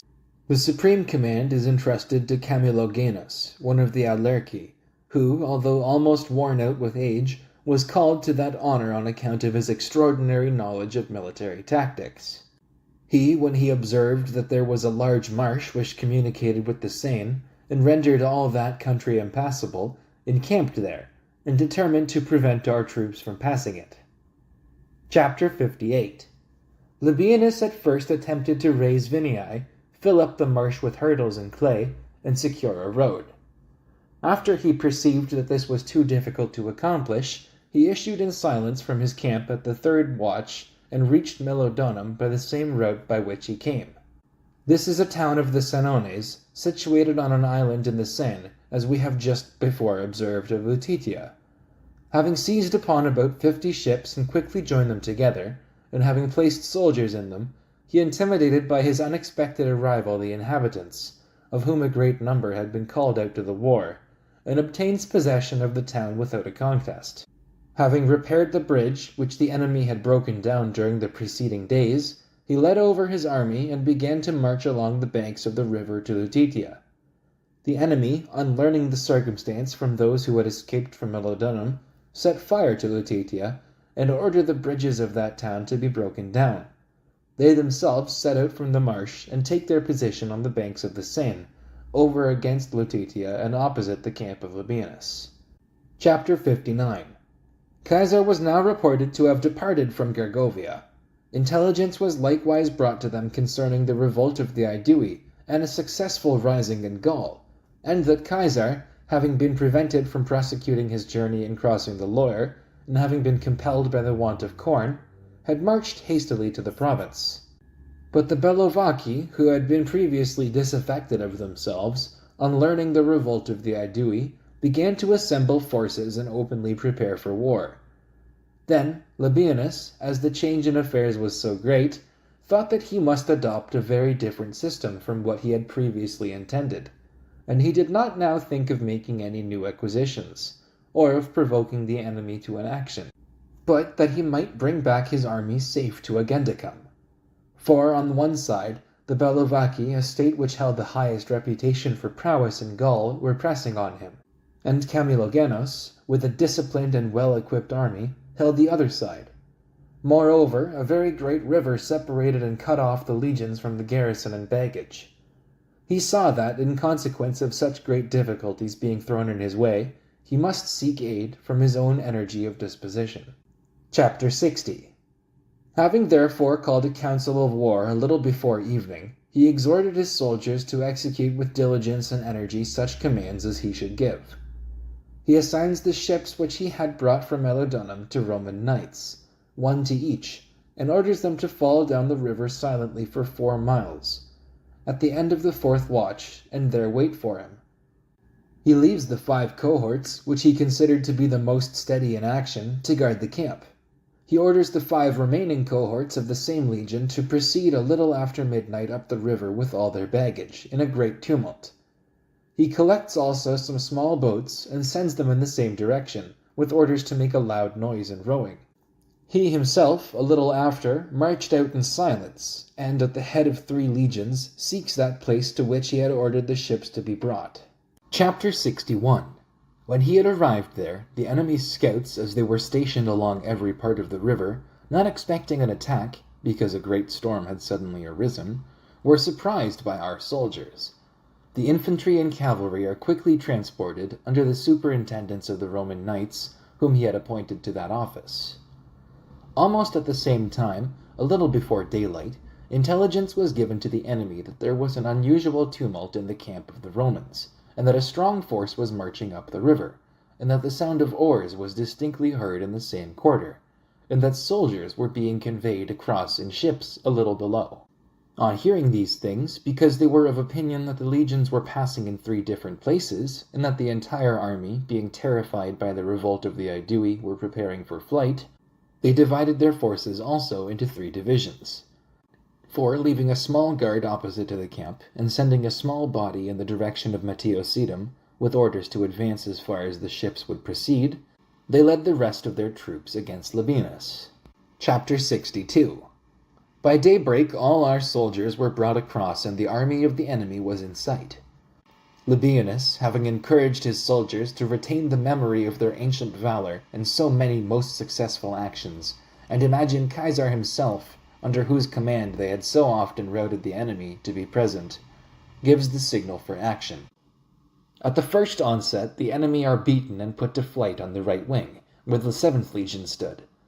On the left wing, which position the 12th Legion held, although the first ranks fell transfixed by the javelins of the Romans, yet the rest resisted most bravely, nor did any one of them show the slightest intention of flying.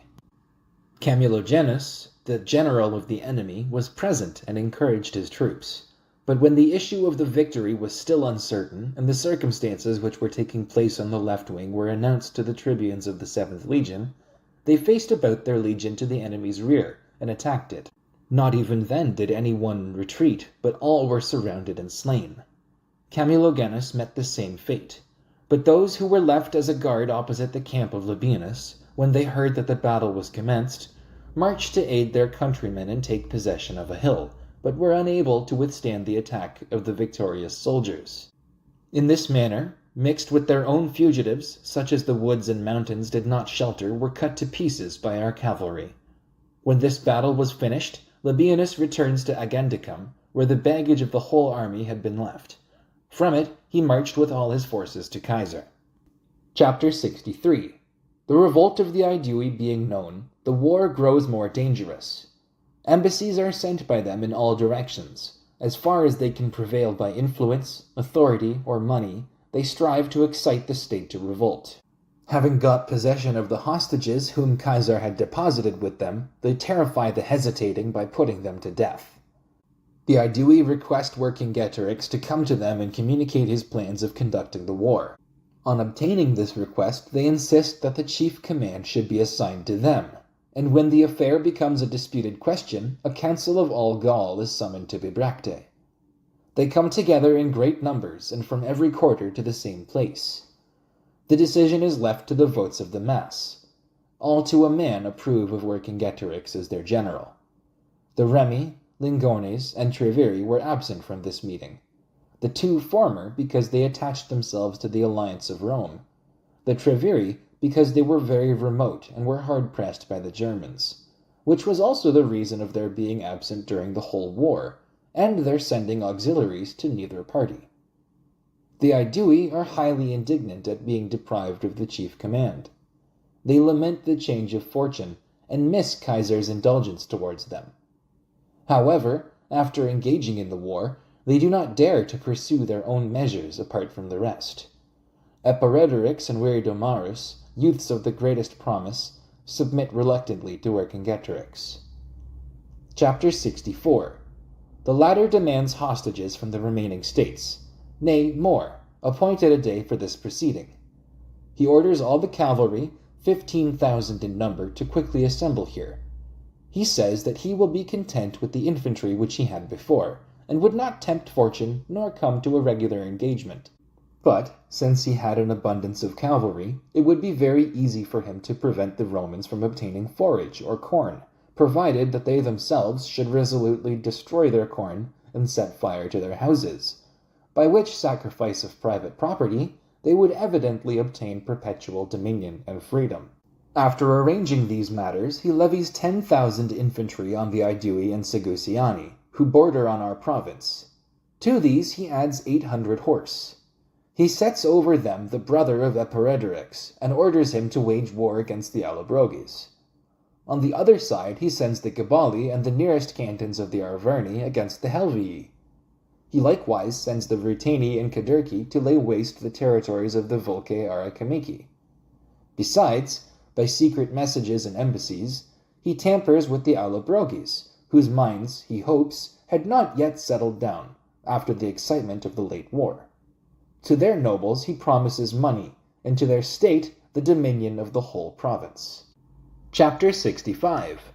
The only guards provided against all these contingencies were 22 cohorts, which were collected from the entire province by Lucius Caesar, the lieutenant, and opposed to the enemy in every quarter. The Helvii, voluntarily engaging in battle with their neighbors, are defeated, and Caius Valerius Donotaurus, the son of Caburus, the principal man of the state, and several others, being slain, they are forced to retire within their towns and fortifications. The Allobroges, placing guards along the course of the Rhine, defend their frontiers with great vigilance and energy. Caesar, as he perceived that the enemy were superior in cavalry, and he himself could receive no aid from the province or Italy, while all communication was cut off, sends across the Rhine into Germany to those states which he had subdued in the preceding campaigns, and summons from them cavalry and the light-armed infantry, who were accustomed to engage among them. On their arrival, as they were mounted on unserviceable horses, he takes horses from the military tribunes and the rest, nay, even from the Roman knights and veterans, and distributes them among the Germans. Chapter 66. In the meantime, whilst these things are going on, the forces of the enemy from the Arverni, and the cavalry which had been demanded from all Gaul, meet together. A great number of these having been collected, when Caesar was marching into the country of the Sequani, through the confines of the Lingones, in order that he might the more easily render aid to the province, Vercingetorix encamped in 3 days, about 10 miles from the Romans. And, having summoned the commanders of the cavalry to a council, he shows that the time of victory was come, that the Romans were fleeing into the province and leaving Gaul, that this was sufficient for obtaining immediate freedom, but was of little moment in acquiring peace and tranquillity for the future, for the Romans would return after assembling greater forces, and would not put an end to the war. Therefore, they should attack them on their march when encumbered. If the infantry should be obliged to relieve their cavalry and be retarded by doing so, the march could not be accomplished. If, abandoning their baggage, they should provide for their safety, a result which he trusted was more likely to ensue, they would lose both property and character. For as to the enemy's horse, they ought not to entertain a doubt that none of them would dare to advance beyond the main body. In order that they, the Gauls, may do so with greater spirit, he would marshal all their forces before the camp, and intimidate the enemy. The cavalry unanimously shout out that they ought to bind themselves by a most sacred oath, that he should not be received under a roof, nor have access to his children, parents, or wife, who shall not twice have ridden through the enemy's army. Chapter 67. This proposal receiving general approbation, and all being forced to take the oath, on the next day the cavalry were divided into 3 parts, and 2 of these divisions made a demonstration on our 2 flanks, while one in front began to obstruct our march. On this circumstance being announced, Caesar orders his cavalry also to form 3 divisions and charge the enemy. Then the action commences simultaneously in every part. The main body halts, the baggage is received within the ranks of the legions. If our men seemed to be distressed or hard-pressed in any quarter, Caesar usually ordered the troops to advance, and the army to wheel round in that quarter, which conduct retarded the enemy in the pursuit and encouraged our men by the hope of support. At length the Germans on the right wing, having gained the top of the hill, dislodge the enemy from their position, and pursue them even as far as the river at which Vercingetorix with the infantry was stationed, and slay several of them. The rest, on observing this action, fearing lest they should be surrounded, betake themselves to flight. A slaughter ensues in every direction, and 3 of the noblest of the I-VIII are taken and brought to Caesar. Cotus, the commander of the cavalry, who had been engaged in the contest with Convictulitanus the last election, Caurelus, who had held the command of the infantry after the revolt of Litaicus, and Eporedorix, under whose command the I-VIII had engaged in war against the Sequani before the arrival of Caesar. Chapter 68. All his cavalry being routed, Vercingetorix led back his troops in the same order as he had arranged them before the camp, and immediately began to march to Alesia, which is a town of the Mandubii, and ordered the baggage to be speedily brought forth from the camp, and follow him closely. Caesar, having conveyed his baggage to the nearest hill, and having left 2 legions to guard it, pursued as far as the time of day would permit, and after slaying about 3,000 of the rear of the enemy, encamped at Alesia on the next day. On reconnoitering the situation of the city, finding that the enemy were panic-stricken because the cavalry in which they placed their chief reliance were beaten, he encouraged his men to endure the toil, and began to draw a line of circumvallation round Alesia. Chapter 69.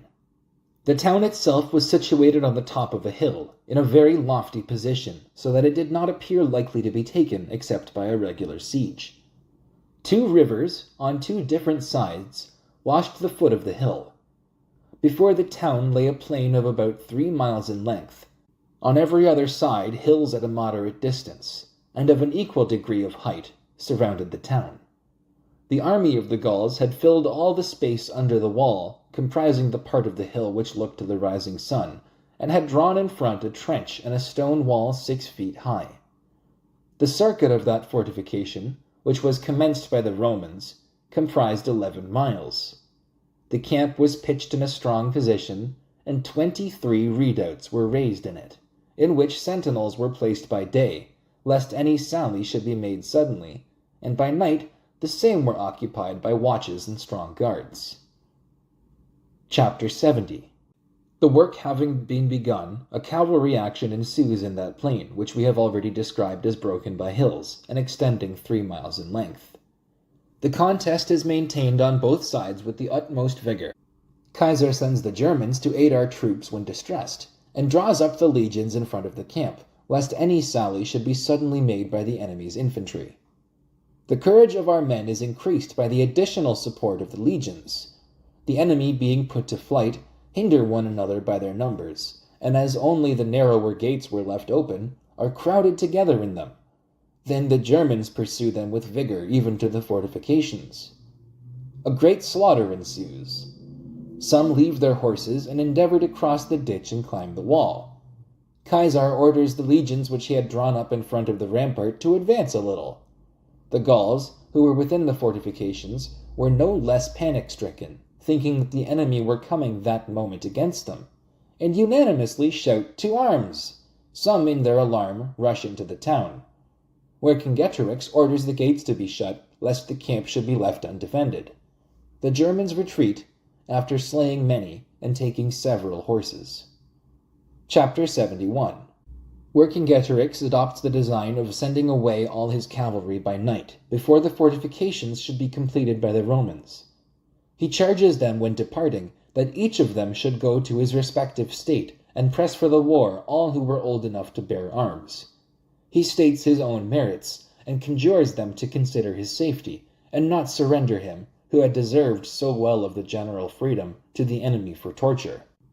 He points out to them that if they should be remiss, 80,000 chosen men would perish with him. That upon making a calculation, he had barely corn for 30 days, but could hold out a little longer by economy.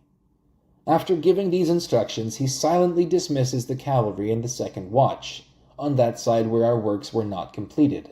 He orders all the corn to be brought to himself. He ordains capital punishment to such as would not obey. He distributes among them, man by man, the cattle, great quantities of which had been driven there by the Mandubii. He began to measure out the corn sparingly, and little by little. He receives into the town all the forces which he had posted in front of it. In this manner he prepares to await the succors from Gaul, and carry on the war. Chapter 72. Caesar, on learning these proceedings from the deserters and captives, adopted the following system of fortification. He dug a trench 20 feet deep, with perpendicular sides, in such a manner that the base of this trench should extend so far as the edges were apart from the top. He raised all his other works at a distance of 400 feet from that ditch.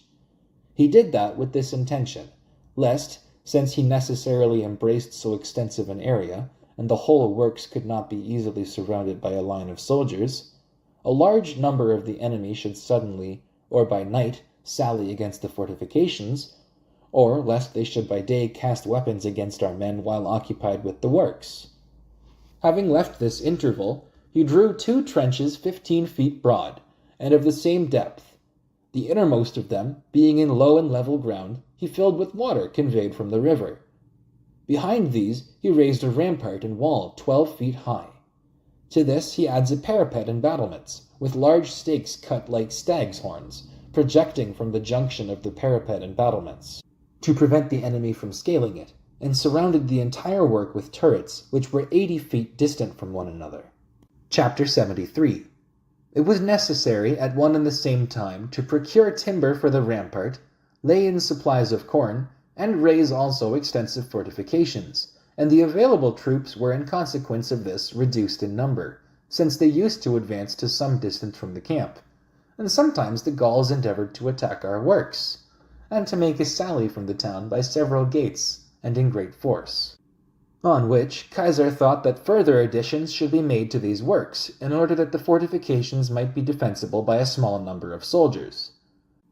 Having therefore cut down the trunks of trees or very thick branches, and having stripped their tops of the bark and sharpened them to a point, he drew a continued trench everywhere 5 feet deep. These stakes being sunk into this trench and fastened firmly at the bottom to prevent the possibility of their being torn up, had their branches only projecting from the ground. There were 5 rows in connection with and intersecting each other, and whoever entered within them were likely to impale themselves on these very sharp stakes. The soldiers called these cipi. Before these, which were arranged in oblique rows in the form of a quincunx, pits 3 feet deep were dug, which gradually diminished in depth to the bottom. In these pits tapering stakes, of the thickness of a man's thigh, sharpened at the top and hardened in the fire, were sunk in such a manner as to project from the ground not more than 4 inches.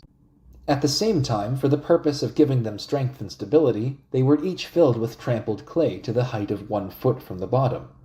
The rest of the pit was covered over with osiers and twigs to conceal the deceit. 8 rows of this kind were dug, and were 3 feet distant from each other. They called this a lily from its resemblance to that flower. Stakes a foot long, with iron hooks attached to them, were entirely sunk in the ground before these, and were planted in every place at small intervals. These they called spurs. Chapter 74. After completing these works, having selected as level ground as he could, considering the nature of the country, and having enclosed an area of 14 miles, he constructed, against an external enemy, fortifications of the same kind in every respect, and separate from these, so that the guards of the fortifications could not be surrounded, even by immense numbers, if such a circumstance should take place owing to the departure of the enemy's cavalry. And in order that the Roman soldiers might not be compelled to go out of the camp with great risk, he orders all to provide forage and corn for 30 days. Chapter 75. Whilst those things are carried on at Alesia, the Gauls, having convened a council of their chief nobility, determined that all who could bear arms should not be called out, which was the opinion of Vercingetorix, but that a fixed number should be levied from each state, lest when so great a multitude assembled together, they could neither govern nor distinguish their men, nor have the means of supplying them with corn. They demand 35,000 men from the Aedui, and their dependents, the Segusiani, Ambivereti, and Aulerci Branovices, an equal number from the Arverni, in conjunction with the Alueti Caderci, Gabali, and Velauni, who were accustomed to be under the command of the Arverni. 12,000 each from the Senones, Sequani, Bituriges, Centones, Ruteni, and Carnutes. 10,000 from the Belovaci, the same number from the Lemoici. 8,000 each from the Pictones, and Turoni, and Parisi, and Helvi, 5,000 each from the Suessones, Ambiani, Mediomatrici, Petrocori, Nervi, Morini, and Mitiobriges, the same number from the Aulerci Canomani, 4,000 from the Atrebatis, 3,000 each from the Bellocassi, Lexovi, and Aulerci Eburovices, 30,000 from the Rauraki and Boii, 6,000 from all the states together which border on the Atlantic, and which in their dialect are called Armoricae, in which number are comprehended the Curisolites, Redones, Ambibari, Caltes, Ossismii, Lemmuices, Veneti, and Unelli. Of these, the Bellovaci did not contribute their number, as they said that they would wage war against the Romans on their own account and at their own discretion, and would not obey the order of anyone. However, at the request of Commius, they sent 2,000, in consideration of a tie of hospitality which subsisted between him and them. Chapter 76. Caesar had, as we have previously narrated, availed himself of the faithful and valuable services of this Commius in Britain in former years, in consideration of which merits he had exempted from taxes his, Commius's, state, and had conferred on Commius himself the country of the Morini. Yet such was the unanimity of the Gauls in asserting their freedom and recovering their ancient renown in war, that they were influenced neither by favors nor by the recollection of private friendship, and all earnestly directed their energies and resources to that war, and collected 8,000 cavalry, and about 240,000 infantry. These were reviewed in the country of the I-VIII, and the calculation was made of their numbers. Commanders were appointed. The supreme command is entrusted to Commius the Atrebatian, Viridomarus and Eporedorix the Iduans, and Vergasilaunus the Arvernian, and cousin German of Vercingetorix. To them are assigned men selected from each state, by whose advice the war should be conducted. All marched to Alesia, sanguine and full of confidence. Nor was there a single individual who imagined that the Romans could withstand the sight of such an immense host, especially in an action carried on both in front and rear, when on the inside the besieged would sally from the town and attack the enemy, and on the outside so great forces of cavalry and infantry would be seen. Chapter 77. But those who were blockaded at Alesia, the day being past on which they had expected auxiliaries from their countrymen, and all their corn being consumed, ignorant of what was going on among the I-VIII, convened an assembly and deliberated on the exigency of their situation. After various opinions had been expressed among them, some of which proposed a surrender, others a sally, whilst their strength would support it, the speech of Critognatus ought not to be omitted for its singular and detestable cruelty. He sprung from the noblest family among the Arverni, and possessing great influence, says, "I shall pay no attention to the opinion of those who call a most disgraceful surrender by the name of a capitulation, nor do I think that they ought to be considered as citizens, or summoned to the council. My business is with those who approve of a sally, in whose advice the memory of our ancient prowess seems to dwell in the opinion of you all. To be unable to bear privation for a short time is disgraceful cowardice, not true valor. Those who voluntarily offer themselves to death are more easily found than those who would calmly endure distress. And I would approve of this opinion, for honor is a powerful motive with me, could I foresee no other loss save that of life. But let us, in adopting our design, look back on all Gaul which we have stirred up to our aid. What courage do you think would our relatives and friends have if 80,000 men were butchered in one spot, supposing that they should be forced to come to an action almost over our corpses? Do not utterly deprive them of your aid, for they have spurned all thoughts of personal danger on account of your safety, nor by your folly, rashness, and cowardice crush all Gaul and doom it to an eternal slavery. Do you doubt their fidelity and firmness because they have not come at the appointed day? What then? Do you suppose that the Romans are employed every day in the outer fortifications for mere amusement? If you cannot be assured by their dispatches, since every avenue is blocked up, take the Romans as evidence that their approach is drawing near, since they, intimidated by alarm at this, labor night and day at their works. What therefore is my design? To do as our ancestors did in the war against the Cimbri and Teutones, which was by no means equally momentous, who, when driven into their towns and oppressed by similar privations, supported life by the corpses of those who appeared useless for war on account of their age, and did not surrender to the enemy. And even if we had not a precedent for such cruel conduct, still I should consider it most glorious that one should be established and delivered to posterity. For in what was that war like this? The Cimbri, after laying Gaul waste and inflicting great calamities, at length departed from our country, and sought other lands. They left us our rights, laws, lands, and liberty. But what other motive or wish have the Romans, than, induced by envy, to settle in the lands and states of those whom they have learned by fame to be noble and powerful in war, and impose on them perpetual slavery? For they never have carried on wars on any other terms. But if you know not these things which are going on in distant countries, look to the neighboring Gaul, which, being reduced to the form of a province, stripped of its rights and laws, and subjected to Roman despotism, is oppressed by perpetual slavery. Chapter 78.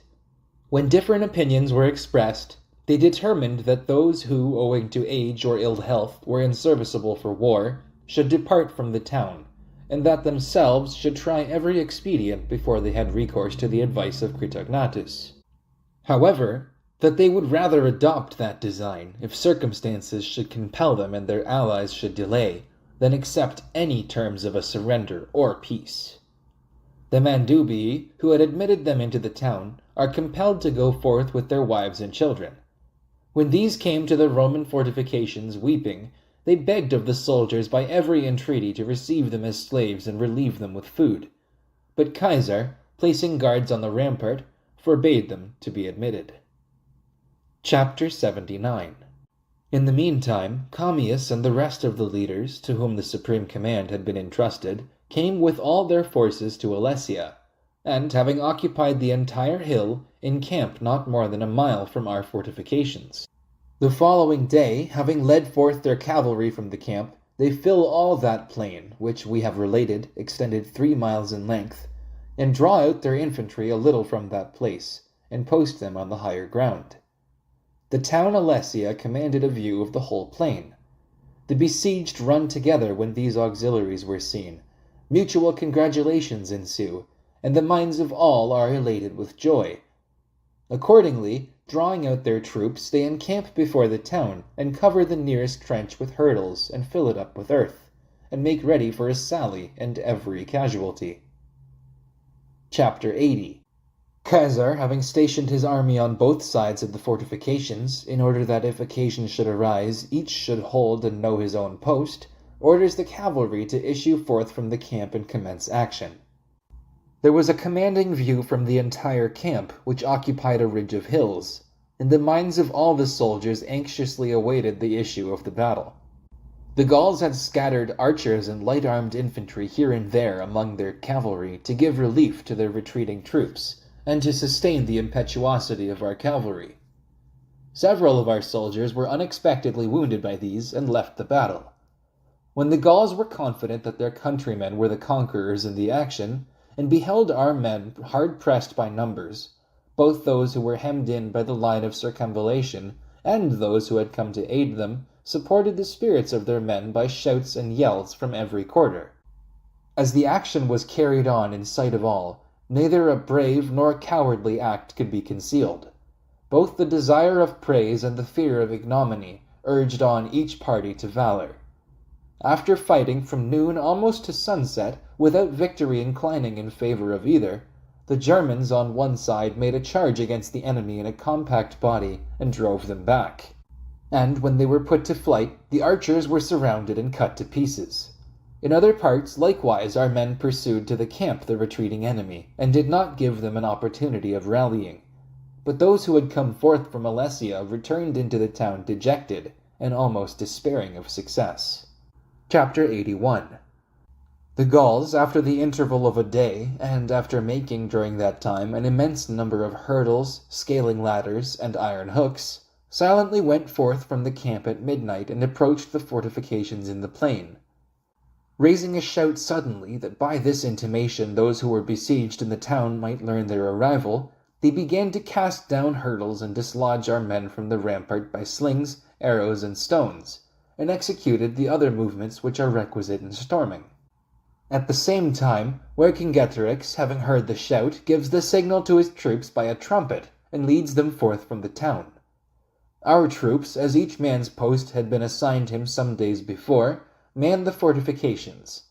They intimidate the Gauls by slings, large stones, stakes which they had placed along the works, and bullets. All view being prevented by the darkness, many wounds are received on both sides. Several missiles are thrown from the engines.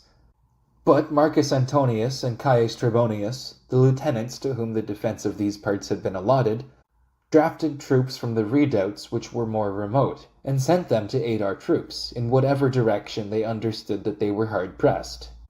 Chapter 82.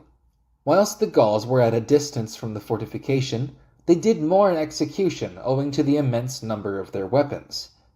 After they came nearer, they either unawares impaled themselves on the spurs, or were pierced by the mural darts from the ramparts and towers, and thus perished.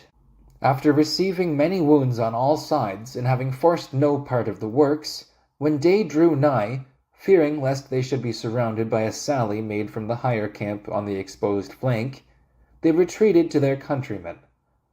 But those within, whilst they bring forward those things which had been prepared by Vercingetorix for a sally, fill up the nearest trenches.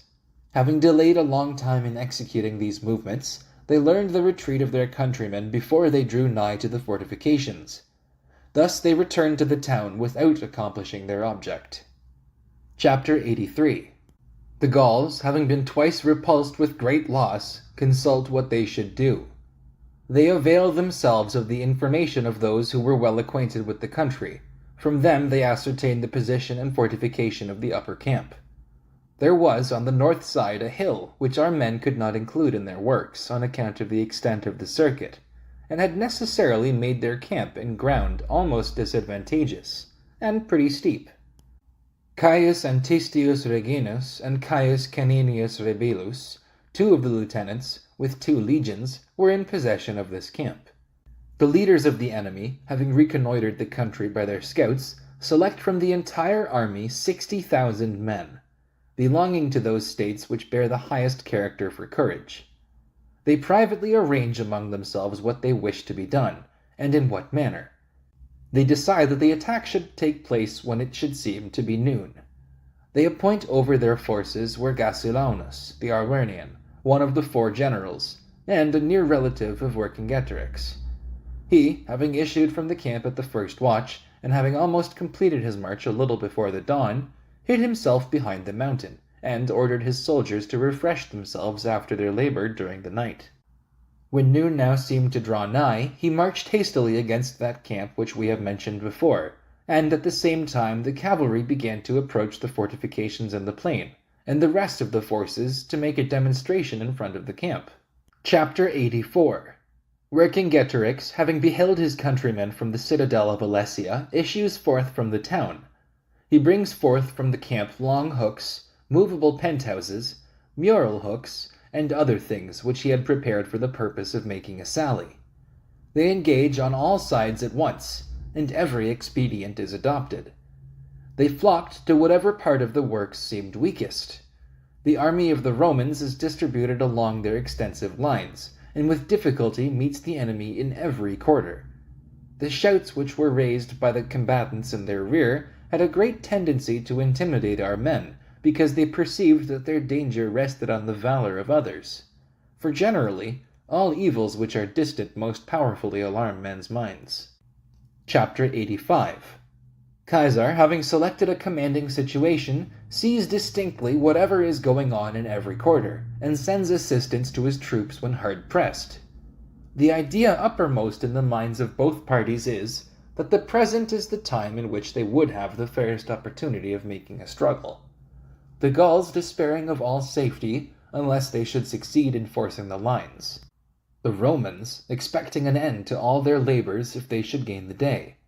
The principal struggle is at the upper lines, to which we have said where Gaius was sent. The least elevation of ground, adding to a declivity, exercises a momentous influence. Some are casting missiles, others, forming a testudo, advance to the attack. Fresh men by turns relieve the wearied. The earth, heaped up by all against the fortifications, gives the means of ascent to the Gauls, and covers those works which the Romans have concealed in the ground. Our men have no longer arms or strength. Chapter 86. Caesar, on observing these movements, sends Labienus with 6 cohorts to relieve his distressed soldiers. He orders him, if he should be unable to withstand them, to draw off the cohorts and make a sally, but not to do this except through necessity. He himself goes to the rest and exhorts them not to succumb to the toil. He shows them that the fruits of all former engagements depend on that day and hour. The Gauls within, despairing of forcing fortifications on the plain on account of the greatness of the works, attempt the places precipitous in ascent. Hither they bring the engines which they have prepared. By the immense number of their missiles they dislodge the defenders from the turrets. They fill the ditches with clay and hurdles, then clear the way. They tear down the rampart and breastwork with hooks. Chapter 87. Caesar sends at first young Brutus with 7 cohorts, and afterwards Caius Fabius, his lieutenant, with 7 others. Finally, as they fought more obstinately, he leads up fresh men to the assistance of his soldiers. After renewing the action and repulsing the enemy, he marches in the direction in which he had sent Labienus, drafts 4 cohorts from the nearest redoubt, and orders part of the cavalry to follow him, and part to make the circuit of the external fortifications and attack the enemy in the rear. Labienus, when neither the ramparts or ditches could check the onset of the enemy, informs Caesar by messengers of what he intended to do. Caesar hastens to share in the action. Chapter 88. His arrival being known from the color of his robe and the troops of cavalry, and the cohorts which he had ordered to follow him being seen, as these low and sloping grounds were plainly visible from the eminences, the enemy joined battle. A shout being raised on both sides, it was succeeded by a general shout along the ramparts and whole line of fortifications. Our troops, laying aside their javelins, carry on the engagement with their swords. The cavalry is suddenly seen in the rear of the Gauls. The other cohorts advance rapidly. The enemy turn their backs. The cavalry intercept them in their flight, and a great slaughter ensues.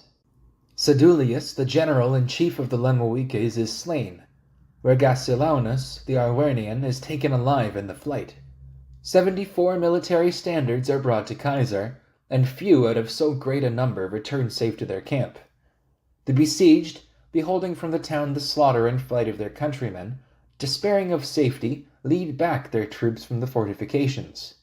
A flight of the Gauls from their camp immediately ensues on hearing of this disaster, and had not the soldiers been wearied by sending frequent reinforcements, and the labor of the entire day, all the enemy's forces could have been destroyed. Immediately after midnight, the cavalry are sent out and overtake the rear. A great number are taken or cut to pieces. The rest, by flight, escape in different directions to their respective states. Chapter 89.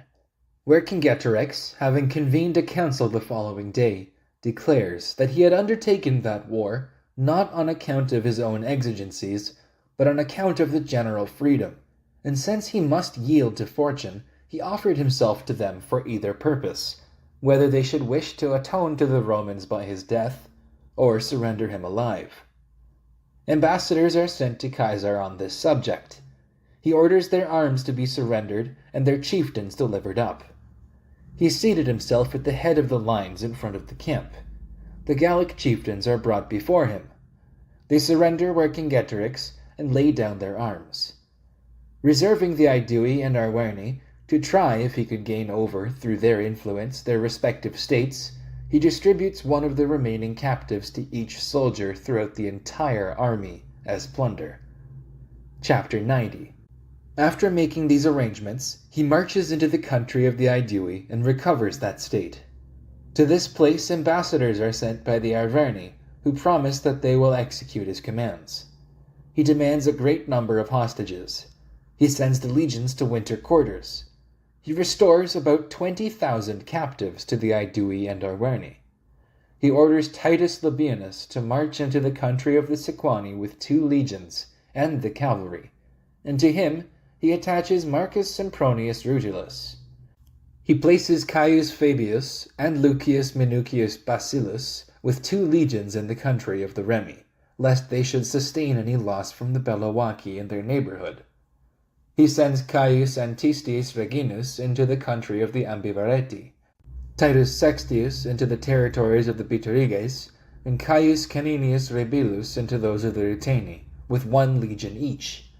He stations Quintus Tullius Cicero and Publius Sulpicius among the I-VIII at Cabillo and Matisco on the Seine, to procure supplies of corn. He himself determines to winter at Bibracte. A supplication of 20 days is decreed by the Senate at Rome, on learning these successes from Caesar's dispatches. Book 8. Continuation of Caesar's Gallic War, ascribed to Aulus Hirtius. Preface. Prevailed on by your continued solicitations, Balbus, I have engaged in a most difficult task, as my daily refusals appear to plead not my inability, but indolence as an excuse. I have compiled a continuation of the commentaries of our Kaiser's wars in Gaul, not indeed to be compared to his writings, which either precede or follow them. And recently I have completed what he left imperfect after the transactions in Alexandria, to the end not indeed of the civil broils, to which we see no issue, but of Caesar's life. I wish that those who may read them could know how unwillingly I undertook to write them, as then I might the more readily escape the imputation of folly and arrogance in presuming to intrude among Caesar's writings. For it is agreed on all hands that no composition was ever executed with so great care that it is not exceeded in elegance by these commentaries, which were published for the use of historians, that they might not want memoirs of such achievements. And they stand so high in the esteem of all men that historians seem rather deprived of, than furnished with, materials, at which we have more reason to be surprised than other men, for they can only appreciate the elegance and correctness with which he finished them, while we know with what ease and expedition.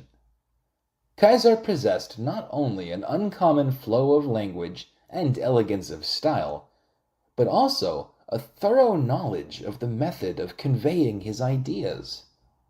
But I had not even the good fortune to share in the Alexandrian or African War, and though these were partly communicated to me by Caesar himself in conversation, yet we listen with a different degree of attention to those things which strike us with admiration by their novelty, and those which we design to attest to posterity. But, in truth, whilst I urge every apology that I may not be compared to Caesar, I incur the charge of vanity, by thinking it possible that I can, in the judgment of any one, be put in competition with him. Farewell. Chapter 1.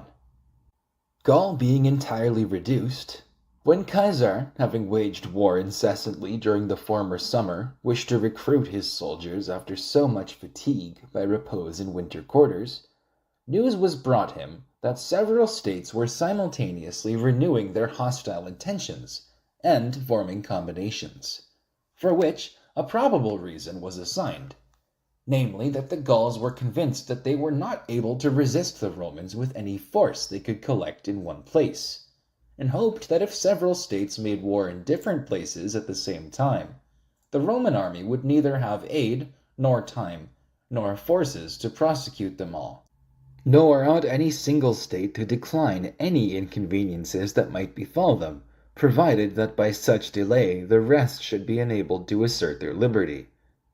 Chapter 2. That this notion might not be confirmed among the Gauls, Caesar left Marcus Antonius, his quaestor, in charge of his quarters, and set out himself with a guard of horse, the day before the calends of January, from the town Bibracte to the 13th Legion, which he had stationed in the country of the Bituriges, not far from the territories of the I-VIII, and joined to it the 11th Legion, which was next to it. Leaving 2 cohorts to guard the baggage, he leads the rest of his army into the most plentiful part of the country of the Bituriges, who, possessing an extensive territory and several towns, were not to be deterred by a single legion quartered among them from making warlike preparation and forming combinations. Chapter 3. By Caesar's sudden arrival, it happened, as it necessarily must, to an unprovided and dispersed people, that they were surprised by our horse whilst cultivating the fields without any apprehensions, before they had time to fly to their towns.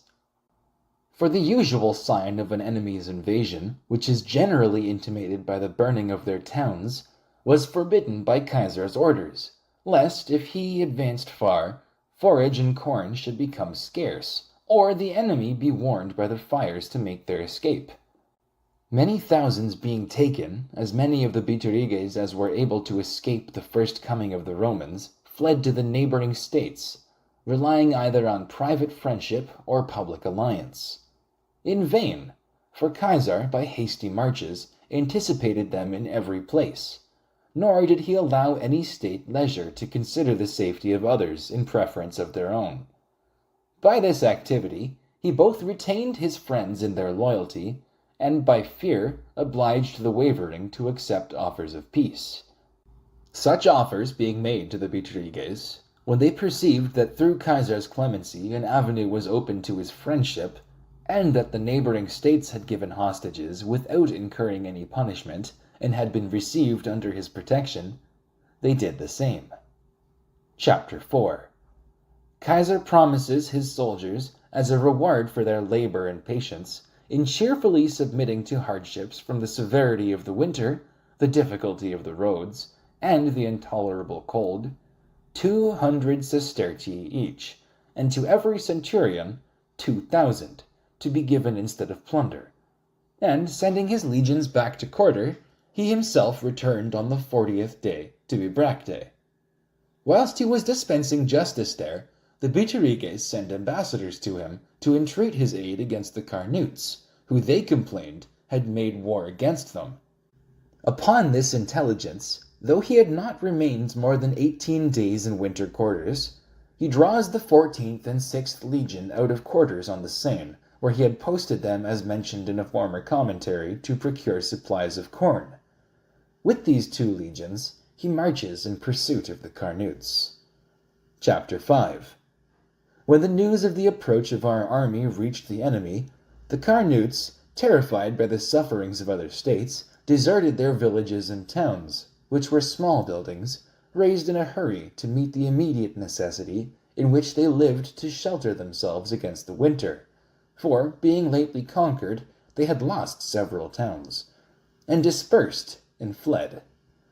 Caesar, unwilling to expose his soldiers to the violent storms that break out, especially at that season, took up his quarters at Genabum, a town of the Carnutes, and lodged his men in houses, partly belonging to the Gauls and partly built to shelter the tents, and hastily covered with thatch. But the horse and auxiliaries he sends to all parts to which he was told the enemy had marched, and not without effect, as our men generally returned loaded with booty. The Carnutes, overpowered by the severity of the winter and the fear of danger, and not daring to continue long in any place, as they were driven from their houses, and not finding sufficient protection in the woods from the violence of the storms, after losing a considerable number of their men, disperse and take refuge among the neighboring states. Chapter 6. Caesar, being contented at so severe a season to disperse the gathering foes, and prevent any new war from breaking out, and being convinced, as far as reason could foresee, that no war of consequence should be set on foot in the summer campaign, stationed Gaius Trebonius, with 2 legions which he had with him, in quarters at Genabum. And being informed by frequent embassies from the Remi that the Bellovaci, who exceed all the Gauls and Belgae in military prowess, and the neighboring states, headed by Corius, one of the Bellovaci, and Commius the Atrebatian, were raising an army and assembling at a general rendezvous, designing with their united forces to invade the territories of the Suessones, who were put under the patronage of the Remi, and, moreover, considering that not only his honor but his interest was concerned, that such of his allies as deserved well of the Republic should suffer no calamity, he again draws the 11th Legion out of quarters, and writes besides to Caius Fabius to march with his 2 legions to the country of the Suessones, and he sends to Trebonius for one of his legions. Thus, as far as the convenience of the quarters and the management of the war admitted, he laid the burden of the expedition on the legions by turns, without any intermission to his own toils. Chapter 7. As soon as his troops were collected, he marched against the Bellovaci, and, pitching his camp in their territories, detached troops of horse all round the country to take prisoners from whom he might learn the enemy's plan. The horse, having executed his orders, bring him back word that but few were found in the houses, and that even these had not stayed at home to cultivate their lands, for the emigration was general from all parts, but had been sent back to watch our motions. Upon Caesar's inquiring from them where the main body of the Bellovaci were posted and what was their design, they made answer, that all the Bellovaci fit for carrying arms had assembled in one place, and along with them the Ambiani, Aulerci, Caletes, Velocases, and Atrebates, and that they had chosen for their camp an elevated position, surrounded by a dangerous morass, that they had conveyed all their baggage into the most remote woods, that several noblemen were united in the management of the war, but that the people were most inclined to be governed by Corius, because they knew that he had the strongest aversion to the name of the Roman people, that a few days before Commius had left the camp to engage the Germans to their aid, whose nation bordered on theirs, and whose numbers were countless, that the Bellovaci had come to a resolution with the consent of all the generals and the earnest desire of the people, if Caesar should come with only 3 legions, as was reported, to give him battle, that they might not be obliged to encounter his whole army on a future occasion, when they should be in a more wretched and distressed condition. But if he brought a stronger force, they intended to remain in the position they had chosen, and by ambuscade to prevent the Romans from getting forage, which at that season was both scarce and much scattered, corn and other necessaries. Chapter 8. When Caesar was convinced of the truth of this account from the concurring testimony of several persons, and perceived that the plans which were proposed were full of prudence, and very unlike the rash resolves of a barbarous people, he considered it incumbent on him to use every exertion in order that the enemy might despise his small force and come to an action. For he had 3 veteran legions of distinguished valor, the 7th, 8th, and 9th. The 11th consisted of chosen youth of great hopes who had served 8 campaigns, but who, compared with the others, had not yet acquired any great reputation for experience and valor. Calling therefore a council, and laying before it the intelligence which he had received, he encouraged his soldiers, in order, if possible, to entice the enemy to an engagement by the appearance of only 3 legions. He ranged his army in the following manner, that the 7th, 8th, and 9th legions should march before all the baggage, that then the 11th should bring up the rear of the whole train of baggage, which, however, was but small, as is usual on such expeditions, so that the enemy could not get a sight of a greater number than they themselves were willing to encounter. By this disposition, he formed his army almost into a square, and brought them within sight of the enemy sooner than was anticipated. Chapter 9. When the Gauls, whose bold resolutions had been reported to Caesar, saw the legions advance with a regular motion, drawn up in battle array, either from the danger of an engagement, or our sudden approach, or with the design of watching our movements, they drew up their forces before the camp, and did not quit the rising ground. Though Caesar wished to bring them to battle, yet being surprised to see so vast a host of the enemy, he encamped opposite to them, with a valley between them, deep rather than extensive. He ordered his camp to be fortified with a rampart 12 feet high, with breastworks built on it proportioned to its height, and 2 trenches, each 15 feet abroad, with perpendicular sides to be sunk.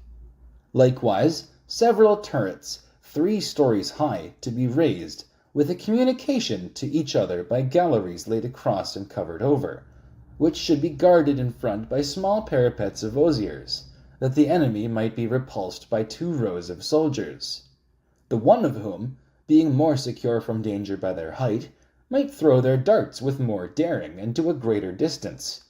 The other, which was nearer the enemy, being stationed on the rampart, would be protected by their galleries from darts falling on their heads.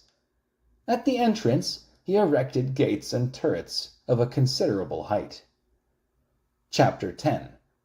Caesar had a double design in this fortification, for he both hoped that the strength of his works and his apparent fears would raise confidence in the barbarians, and when there should be occasion to make a distant excursion to get forage or corn, he saw that his camp would be secured by the works with a very small force. In the meantime, there were frequent skirmishes across the marsh, a few on both sides sallying out between the 2 camps. Sometimes, however, our Gallic or German auxiliaries crossed the march, and furiously pursued the enemy. Or, on the other hand, the enemy passed it and beat back our men. Moreover, there happened in the course of our daily foraging what must of necessity happen, when corn is to be collected by a few scattered men out of private houses, that our foragers, dispersing in an intricate country, were surrounded by the enemy, by which, though we suffered but an inconsiderable loss of cattle and servants, yet it raised foolish hopes in the barbarians, but more especially because Commius, who I said had gone to get aid from the Germans, returned with some cavalry, and though the Germans were only 500, yet the barbarians were elated by their arrival. Chapter 11. Caesar, observing that the enemy kept for several days within their camp, which was well secured by a morass in its natural situation, and that it could not be assaulted without a dangerous engagement, nor the place enclosed with lines without an addition to his army, wrote to Trebonius to send with all dispatch for the 13th Legion, which was in winter quarters among the Bituriges under Titus Sextius, one of his lieutenants, and then to come to him by forced marches with the 3 legions. He himself sent the cavalry of the Remi and Lingones and other states, from whom he had required a vast number, to guard his foraging parties, and to support them in case of any sudden attack of the enemy. Chapter 12. As this continued for several days, and their vigilance was relaxed by custom, an effect which is generally produced by time, the Bellovaci, having made themselves acquainted with the daily stations of our horse, lie in ambush with a select body of foot in a place covered with woods. To it they sent their horse the next day, who were first to decoy our men into the ambuscade, and then, when they were surrounded, to attack them. It was the lot of the Remi to fall into this snare, for whom that day had been allotted to perform this duty. For, having suddenly got sight of the enemy's cavalry, and despising their weakness in consequence of their superior numbers, they pursued them too eagerly, and were surrounded on every side by the foot. Being by this means thrown into disorder, they returned with more precipitation than is usual in cavalry actions, with the loss of Vertiscus, the governor of their state, and the general of their horse, who, though scarcely able to sit on horseback through years, neither, in accordance with the custom of the Gauls, pleaded his age in excuse for not accepting the command, nor would he suffer them to fight without him. The spirits of the barbarians were puffed up and inflated at the success of this battle, in killing the prince and general of the Remi, and our men were taught by this loss to examine the country and post their guards with more caution, and to be more moderate in pursuing a retreating enemy. Chapter 13. In the meantime, daily skirmishes take place continually in view of both camps. These were fought at the ford and pass of the morass. In one of these contests the Germans, whom Caesar had brought over the Rhine to fight intermixed with the horse, having resolutely crossed the marsh and slain the few who made resistance, and boldly pursued the rest, so terrified them that not only those who were attacked hand to hand or wounded at a distance, but even those who were stationed at a greater distance to support them fled disgracefully, and being often beaten from the rising grounds, did not stop till they had retired into their camp, or some, impelled by fear, had fled further. Their danger drew their whole army into such confusion that it was difficult to judge whether they were more insolent after a slight advantage, or more dejected by a trifling calamity. Chapter 14. After spending several days in the same camp, the guards of the Bellovaci, learning that Caius Trebonius was advancing nearer with his legions, and fearing a siege like that of Alesia, send off by night all who were disabled by age or infirmity, or unarmed, and along with them their whole baggage. Whilst they are preparing their disorderly and confused troop for march, for the Gauls are always attended by a vast multitude of wagons, even when they have very light baggage, being overtaken by daylight, they drew their forces out before their camp, to prevent the Romans attempting a pursuit before the line of their baggage had advanced to a considerable distance. But Caesar did not think it prudent to attack them when standing on their defense, with such a steep hill in their favor, nor keep his legions at such a distance that they could quit their post without danger. But, perceiving that his camp was divided from the enemy's by a deep morass, so difficult to cross that he could not pursue with expedition, and that the hill beyond the morass, which extended almost to the enemy's camp, was separated from it only by a small valley, he laid a bridge over the morass, and led his army across, and soon reached the plain on the top of the hill, which was fortified on either side by a steep ascent. Having there drawn up his army in order of battle, he marched to the farthest hill, from which he could with his engines shower darts upon the thickest of the enemy. Chapter 15.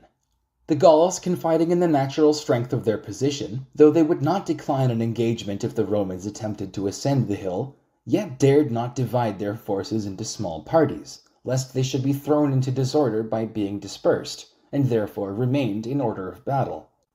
Caesar, perceiving that they persisted in their resolution, kept 20 cohorts in battle array, and, measuring out ground there for a camp, ordered it to be fortified. Having completed his works, he drew up his legions before the rampart and stationed the cavalry in certain positions, with their horses bridled.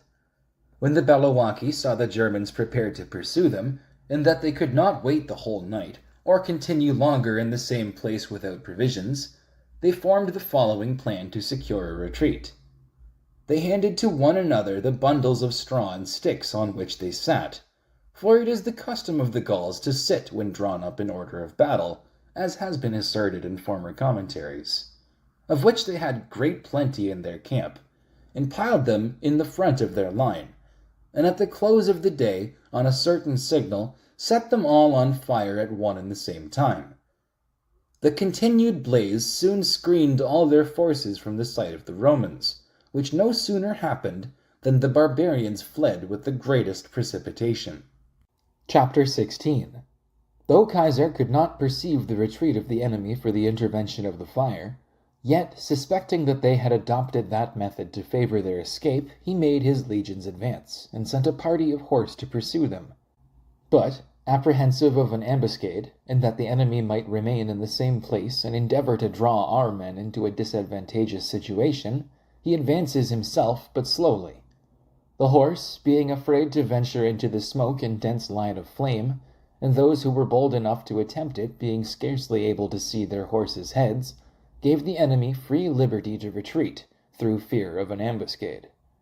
Thus, by a flight, full at once of cowardice and address, they advanced without any loss about 10 miles, and encamped in a very strong position, from which, laying numerous ambuscades, both of horse and foot, they did considerable damage to the Roman foragers. Chapter 17. After this had happened several times, Caesar discovered from a certain prisoner that Corius, the general of the Bellovaci, had selected 6,000 of his bravest foot and 1,000 horse, with which he designed to lie in ambush in a place to which he suspected the Romans would send to look for forage, on account of the abundance of corn and grass. Upon receiving information of their design, Caesar drew out more legions than he usually did, and sent forward his cavalry as usual to protect the foragers. With these he intermixed a guard of light infantry, and himself advanced with the legions as fast as he could. Chapter 18. The Gauls, placed in ambush, had chosen for the seat of action a level piece of mound, not more than a mile in extent, enclosed on every side by a thick wood or very deep river, as by a toil, and this they surrounded. Our men, apprised of the enemy's design, marched in good order to the ground, ready both in heart and hand to give battle, and willing to hazard any engagement when the legions were at their back. On their approach, as Corius supposed that he had got an opportunity of effecting his purpose, he at first shows himself with a small party and attacks the foremost troops. Our men resolutely stood the charge, and did not crowd together in one place, as commonly happens from surprise in engagements between the horse, whose numbers prove injurious to themselves. Chapter 19. When by the judicious arrangement of our forces only a few of our men fought by turns, and did not suffer themselves to be surrounded, the rest of the enemy broke out from the woods whilst Corius was engaged. The battle was maintained in different parts with great vigor, and continued for a long time undecided, till at length a body of foot gradually advanced from the woods in order of battle and forced our horse to give ground.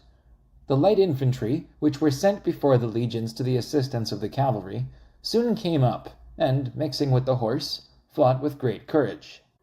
The battle was for some time doubtful, but, as usually happens, our men, who stood the enemy's first charge, became superior from this very circumstance, that, though suddenly attacked from an ambuscade, they had sustained no loss. In the meantime the legions were approaching, and several messengers arrived with notice to our men and the enemy that the Roman general was near at hand, with his forces in battle array. Upon this intelligence, our men, confiding in the support of the cohorts, fought most resolutely, fearing lest if they should be slow in their operations, they should let the legions participate in the glory of the conquest. The enemy lose courage, and attempt to escape by different ways. In vain, for they were themselves entangled in that labyrinth in which they thought to entrap the Romans. Being defeated and put to the rout, and having lost the greater part of their men, they fled in consternation, whithersoever chance carried them.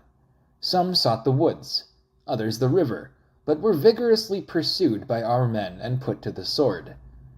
Yet, in the meantime, Corius, unconquered by calamity, could not be prevailed on to quit the field and take refuge in the woods, or accept our offers of quarter, but, fighting courageously and wounding several, provoked our men, elated with victory, to discharge their weapons against him. Chapter 20.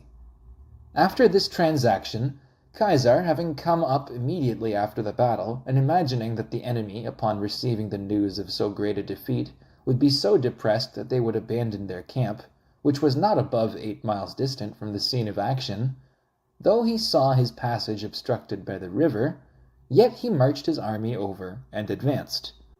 But the Bellovaci and the other states, being informed of the loss they had sustained by a few wounded men who, having escaped by the shelter of the woods, had returned to them after the defeat, and learning that everything had turned out unfavorable, that Corius was slain, and the horse and most valiant of their foot cut off, imagined that the Romans were marching against them, and, calling a council in haste by sound of trumpet, unanimously cry out to send ambassadors and hostages to Caesar. Chapter 21. This proposal having met with general approbation, Commius the Atrebatian fled to those Germans from whom he had borrowed auxiliaries for that war.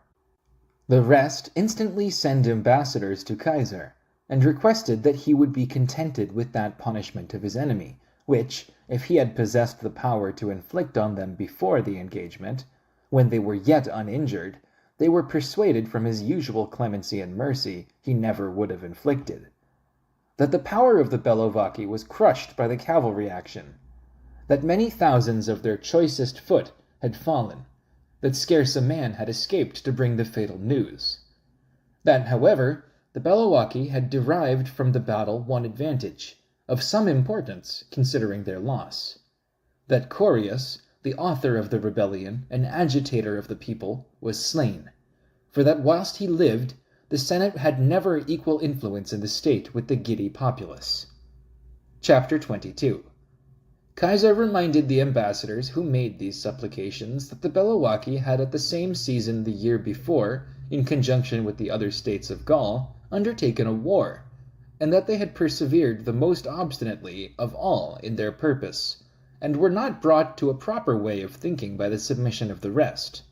That he knew and was aware that the guilt of a crime was easily transferred to the dead, but that no one person could have such influence as to be able by the feeble support of the multitude to raise a war and carry it on without the consent of the nobles, in opposition to the Senate, and in despite of every virtuous man. However, he was satisfied with the punishment which they had drawn upon themselves. Chapter 22. The night following, the ambassadors bring back his answer to their countrymen, and prepare the hostages. Ambassadors flock in from the other states which were waiting for the issue of the war with the Bellovaci. They give hostages and receive his orders. All except Commius, whose fears restrained him from entrusting his safety to any person's honor.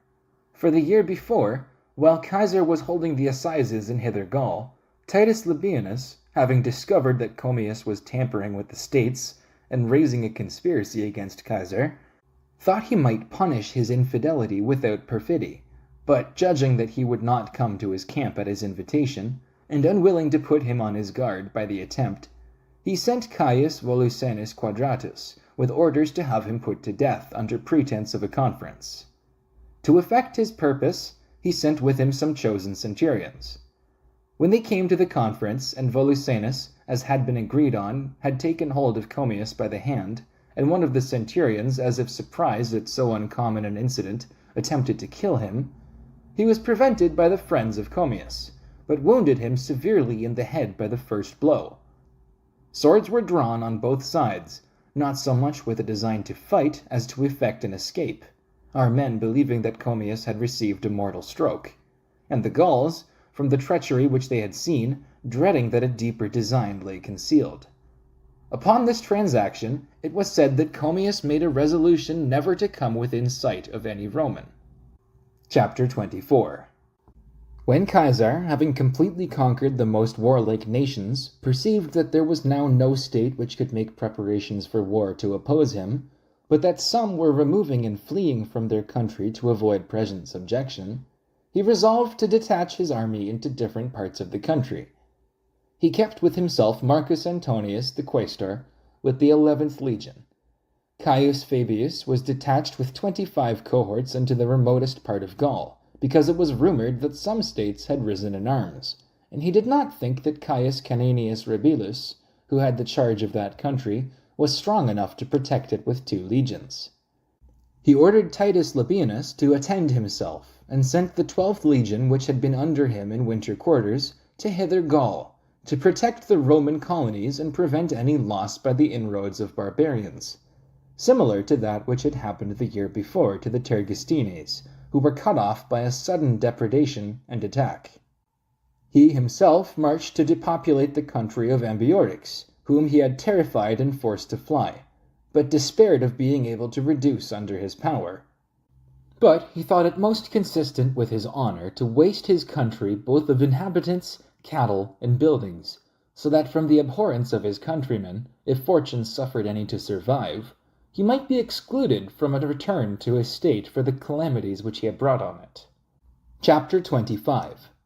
After he had sent either his legions or auxiliaries through every part of Ambiorix's dominions, and wasted the whole country by sword, fire, and rapine, and had killed or taken prodigious numbers, he sent Labienus with 2 legions against the Treviri, whose state, from its vicinity to Germany, being engaged in constant war, differed but little from the Germans in civilization and savage barbarity, and never continued in its allegiance, except when awed by the presence of his army.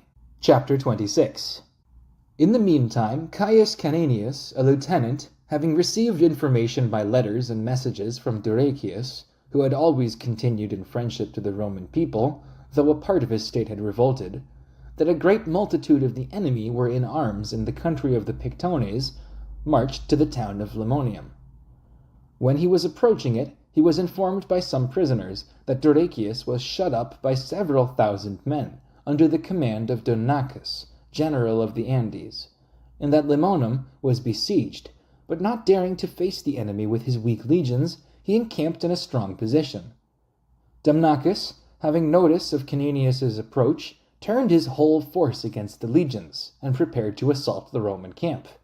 But after spending several days in the attempt, and losing a considerable number of men, without being able to make a breach in any part of the works, he returned again to the siege of Lemonium. Chapter 27. At the same time, Caius Fabius, a lieutenant, brings back many states to their allegiance, and confirms their submission by taking hostages. He was then informed by letters from Caninius of the proceedings among the Pictones, upon which he set off to bring assistance to Dyrrhachius. But Domnachus, hearing of the approach of Fabius, and despairing of safety, if at the same time he should be forced to withstand the Roman army without, and observe and be under apprehension from the townspeople, made a precipitate retreat from that place with all his forces. Nor did he think that he should be sufficiently secure from danger, unless he led his army across the Loire, which was too deep a river to pass except by a bridge. Though Fabius had not yet come within sight of the enemy, nor joined Caninius, yet being informed of the nature of the country by persons acquainted with it, he judged it most likely that the enemy would take that way, which he found they did take. He therefore marched to that bridge with his army, and ordered his cavalry to advance no further before the legions than that they could return to the same camp at night, without fatiguing their horses. Our horse pursued according to orders, and fell upon Domnachus's rear, and attacking them on their march, while fleeing, dismayed, and laden with baggage, they slew a great number, and took a rich booty. Having executed the affair so successfully, they retired to the camp. Chapter 28. The night following, Fabius sent his horse before him, with orders to engage the enemy, and delay their march till he himself should come up. That his orders might be faithfully performed, Quintus Aetius Varus, general of the horse, a man of uncommon spirit and skill, encouraged his men, and pursuing the enemy, disposed some of his troops in convenient places, and with the rest gave battle to the enemy. The enemy's cavalry made a bold stand, the foot relieving each other and making a general halt, to assist their horse against ours. The battle was warmly contested, for our men, despising the enemy whom they had conquered the day before, and knowing that the legions were following them, animated both by the disgrace of retreating and a desire of concluding the battle expeditiously by their own courage, fought most valiantly against the foot and the enemy, imagining that no more forces would come against them, as they had experienced the day before, though they had got a favorable opportunity of destroying our whole cavalry. Chapter 29. After the conflict had continued for some time with great violence, Domnachus drew out his army in such a manner that the foot should by turns assist the horse. Then the legions, marching in close order, came suddenly in sight of the enemy. At this sight, the barbarian horse were so astonished, and the foot so terrified, that, breaking through the line of baggage, they betook themselves to flight with a loud shout, and in great disorder. But our horse, who a little before had vigorously engaged them, whilst they made resistance, being elated with joy at their victory, raising a shout on every side, poured round them as they ran, and as long as their horses had strength to pursue, or their arms to give a blow, so long did they continue the slaughter of the enemy in that battle. And having killed above 12,000 men in arms, or such as threw away their arms through fear, they took their whole train of baggage. Chapter 30. After this defeat, when it was ascertained that Drapes, a Senonian who in the beginning of the revolt of Gaul had collected from all quarters men of desperate fortunes, invited the slaves to liberty, called in the exiles of the whole kingdom, given an asylum to robbers, and intercepted the Roman baggage and provisions, was marching to the province with 5,000 men, being all he could collect after the defeat, and that Lucterius, a Cadurcian, who, as it had been observed in a former commentary, had designed to make an attack on the province of the first revolt of Gaul, had formed a junction with him, Caius Caninius went in pursuit of them with 2 legions, lest great disgrace might be incurred from the fears or injuries done to the province by the depredations of a band of desperate men. Chapter 31. Caius Fabius set off with the rest of the army to the Carnutes and those other states, whose force he was informed had served as auxiliaries in that battle, which he fought against Demnachus. For he had no doubt that they would be more submissive after their recent sufferings, but if respite and time were given them, they might be easily excited by the earnest solicitations of the same Demnachus. On this occasion Fabius was extremely fortunate and expeditious in recovering the states. For the Carnutes, who, though often harassed, had never mentioned peace, submitted and gave hostages, and the other states which lie in the remotest parts of Gaul, adjoining the ocean, and which are called Armoricae, influenced by the example of the Carnutes, as soon as Fabius arrived with his legions, without delay comply with his command. Demnachus, expelled from his own territories, wandering and skulking about, was forced to seek refuge by himself in the most remote parts of Gaul. Chapter 32.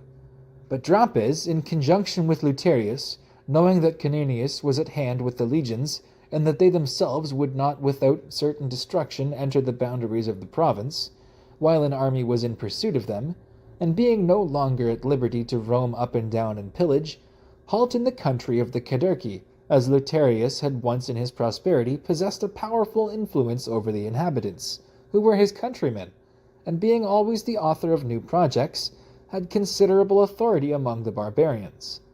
With his own and Drapes' troops, he seized Uxellodunum, a town formerly in vassalage to him, and strongly fortified by its natural situation, and prevailed on the inhabitants to join him.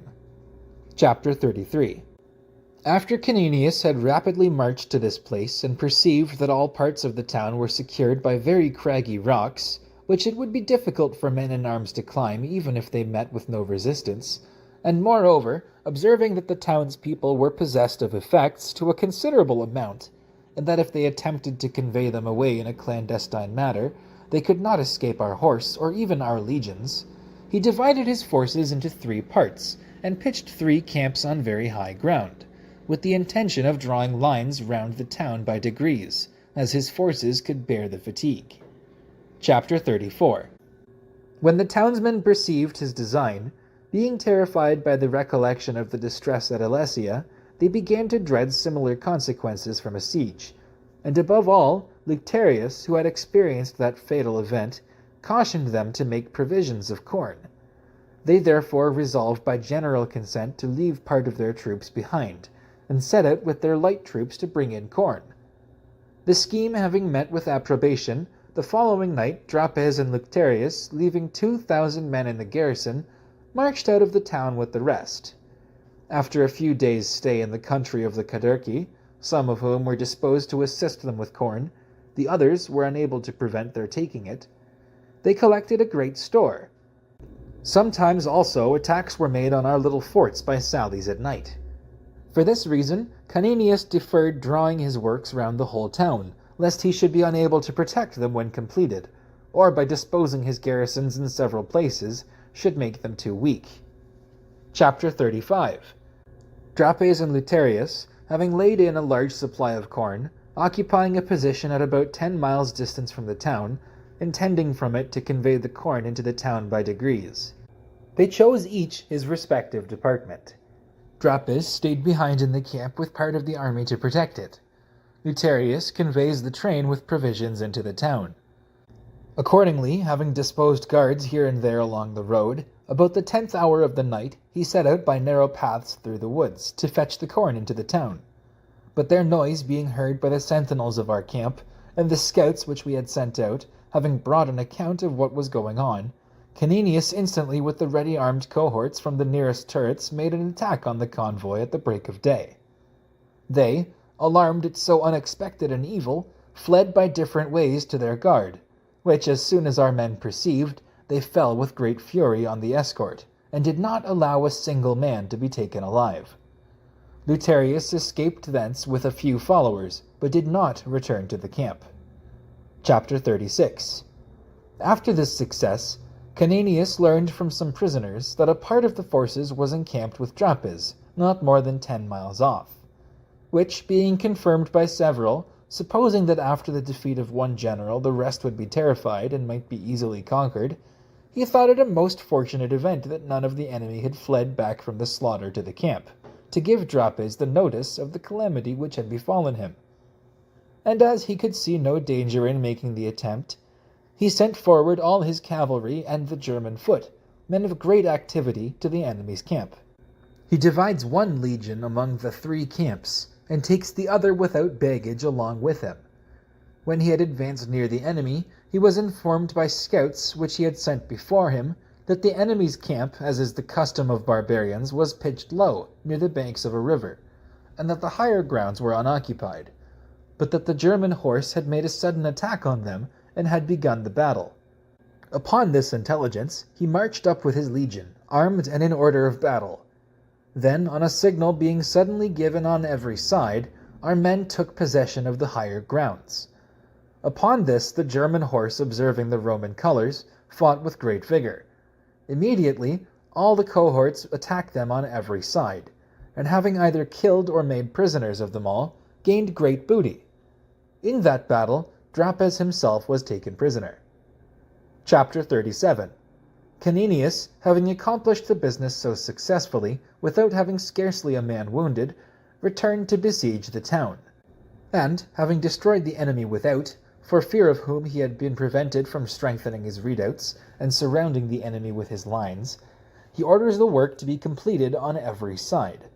The next day, Caius Fabius came to join him with his forces, and took upon him the siege of one side. Chapter 38. In the meantime, Caesar left Caius Antonius in the country of the Bellovaci with 15 cohorts, that the Belgae might have no opportunity of forming new plans in future.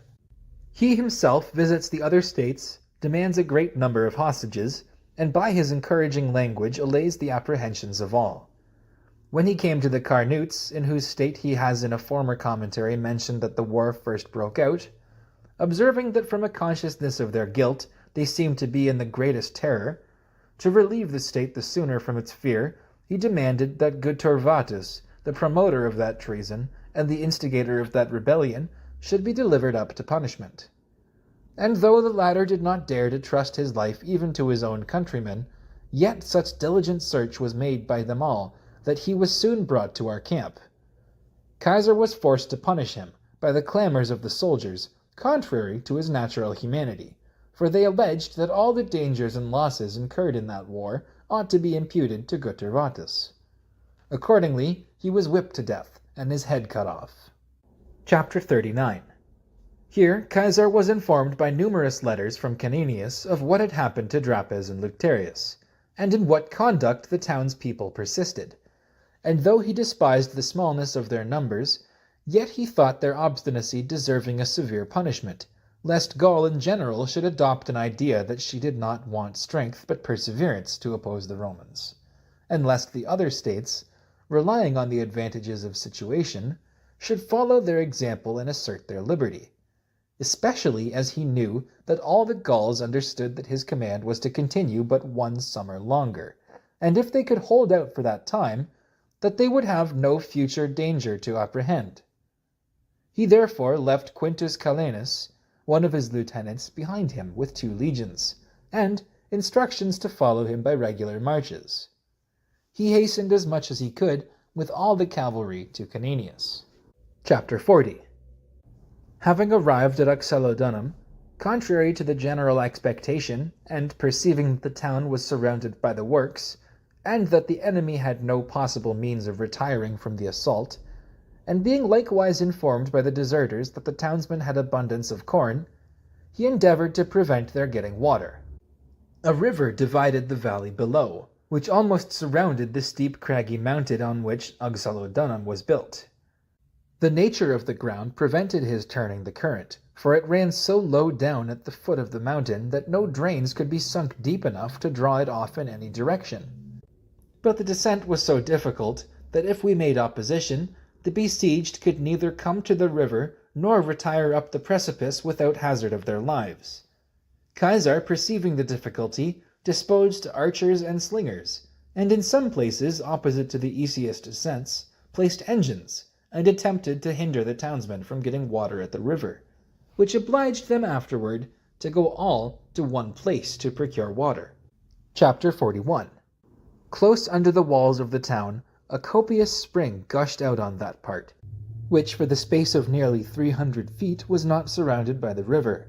While every other person wished that the besieged could be debarred from this spring, Caesar alone saw that it could be effected, though not without great danger. Opposite to it, he began to advance the Vinii toward the mountain, and to throw up a mound with great labor and continual skirmishing, for the townmen ran down from the high ground, and fought without any risk, and wounded several of our men. Yet they obstinately pushed on and were not deterred from moving forward the Vinii, and from surmounting by their assiduity the difficulties of situation. At the same time they work mines, and move the crates and Vinii to the source of the fountain. This was the only work which they could do without danger or suspicion. A mound 60 feet high was raised. On it was erected a turret of 10 stories, not with the intention that it should be on a level with the wall, for that could not be effected by any works, but to rise above the top of the spring. When our engines began to play from it upon the paths that led to the fountain, and the townsmen could not go for water without danger, not only the cattle designed for food and the working cattle, but a great number of men also died of thirst. Chapter 42. Alarmed at this calamity, the townsmen fill barrels with tallow, pitch, and dried wood. These they set on fire and roll down on our works. At the same time, they fight most furiously to deter the Romans by the engagement and danger from extinguishing the flames. Instantly a great blaze arose in the works. For whatever they threw down the precipice, striking against the Vinii in anger, communicated the fire to whatever was in the way. Our soldiers, on the other hand, though they were engaged in a perilous sort of encounter, and laboring under the disadvantages of position, yet supported all with very great presence of mind. For the action happened in an elevated situation, and in sight of our army, and a great shout was raised on both sides. Therefore every man faced the weapons of the enemy, and the flames in as conspicuous a manner as he could, that his valor might be the better known and attested. Chapter 43. Caesar, observing that several of his men were wounded, ordered the cohorts to ascend the mountain on all sides, and, under pretense of assailing the walls, to raise a shout, at which the besieged, being frightened, and not knowing what was going on in other places, call off their armed troops from attacking our works, and disposed them on the walls. Thus our men, without hazarding a battle, gained time partly to extinguish the works which had caught fire, and partly to cut off the communication, as the townsmen still continued to make an obstinate resistance, and even after losing the greatest part of their forces by drought, persevered in their resolution. At last the veins of the spring were cut across by our mines, and turned from their course. By this their constant spring was suddenly dried up, which reduced them to such despair that they imagined that it was not done by the art of man, but the will of the gods. Forced, therefore, by necessity, they at length submitted. Chapter 44. Caesar, being convinced that his lenity was known to all men, and being under no fears of being thought to act severely from a natural cruelty, and perceiving that there would be no end to his troubles if several states should attempt to rebel in like manner and in different places, resolved to deter others by inflicting an exemplary punishment on these. Accordingly, he cut off the hands of those who had borne arms against him. Their lives he spared, that the punishment of their rebellion might be the more conspicuous. Drapes, who I have said was taken by Caninius, either through indignation and grief arising from his captivity, or through fear of severer punishments, abstained from food for several days, and thus perished. At the same time, Lucterius, who I have related had escaped from the battle, having fallen into the hands of Epasmactus, an Arvernian, for he frequently changed his quarters and threw himself on the honor of several persons, as he saw that he dare not remain long in one place, and was conscious how great an enemy he deserved to have in Caesar, was by this Epasnactus, the Arvernian, a sincere friend of the Roman people, delivered without any hesitation, a prisoner to Caesar. Chapter 45. In the meantime, Labienus engages in a successful cavalry action among the Treviri, and, having killed several of them and of the Germans, who never refused their aid to any person against the Romans, he got their chiefs alive into his power, and among them Surus and I-VIII, who was highly renowned both for his valor and birth, and was the only I-VIII that had continued in arms until that time. Chapter 46. Caesar, being informed of this and perceiving that he had met with good success in all parts of Gaul, and reflecting that in former campaigns Celtic Gaul had been conquered and subdued, but that he had never gone in person to Aquitania, but had made a conquest of it in some degree by Marcus Crassus, set out for it with 2 legions, designing to spend the latter part of the summer there. This affair he executed with his usual dispatch and good fortune, for all the states of Aquitania sent ambassadors to him and delivered hostages. These affairs being concluded, he marched with a guard of cavalry toward Narbo, and drew off his army into winter quarters by his lieutenants.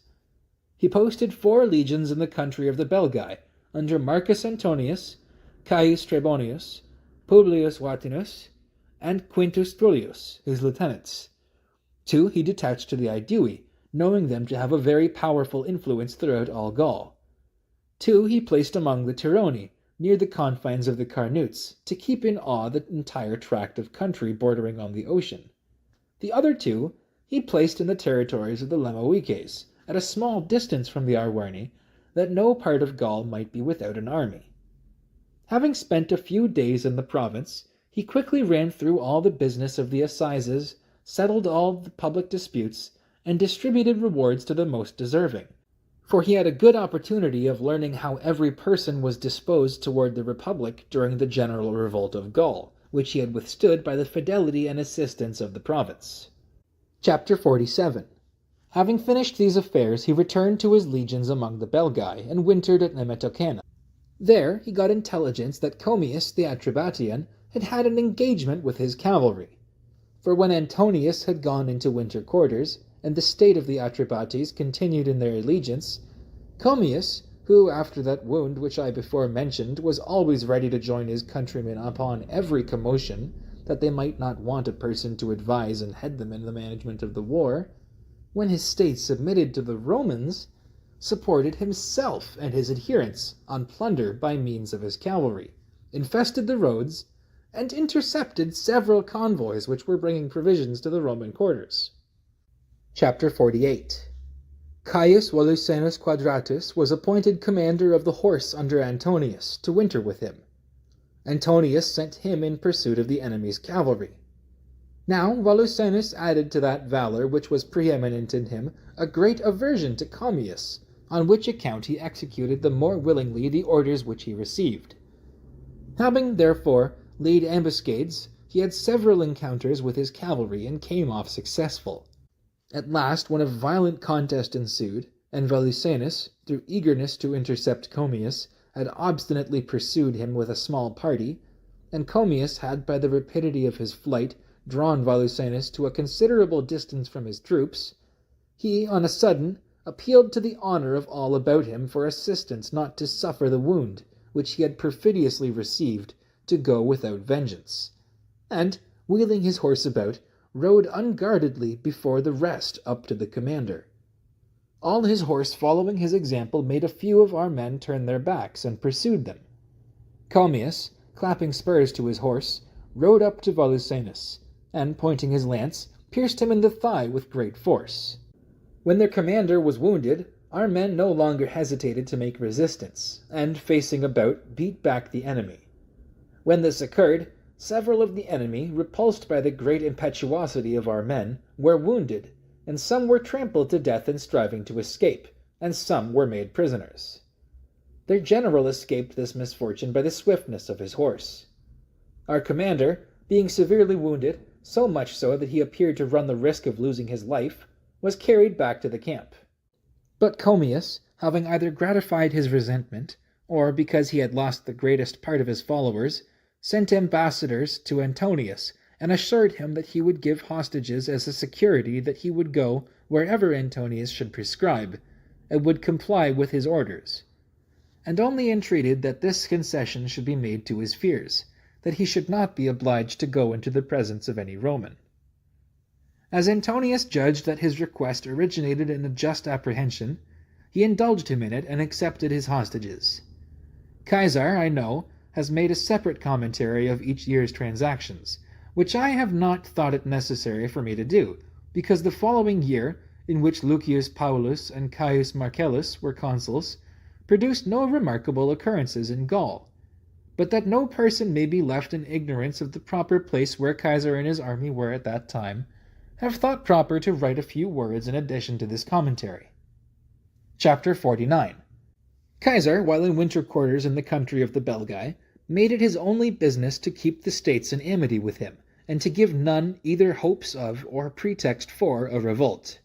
For nothing was further from his wishes than to be under the necessity of engaging in another war at his departure, lest when he was drawing his army out of the country any war should be left unfinished, but the Gauls would cheerfully undertake, when there was no immediate danger.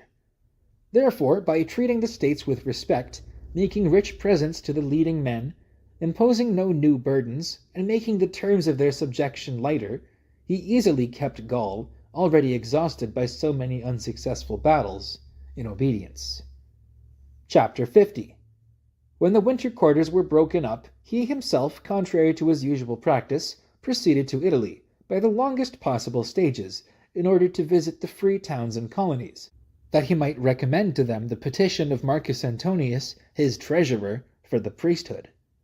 For he exerted his interest both cheerfully in favor of a man strongly attached to him, whom he had sent home before him to attend the election, and zealously to oppose the faction and power of a new man, who, by rejecting Marcus Antonius, wished to undermine Caesar's influence when going out of office.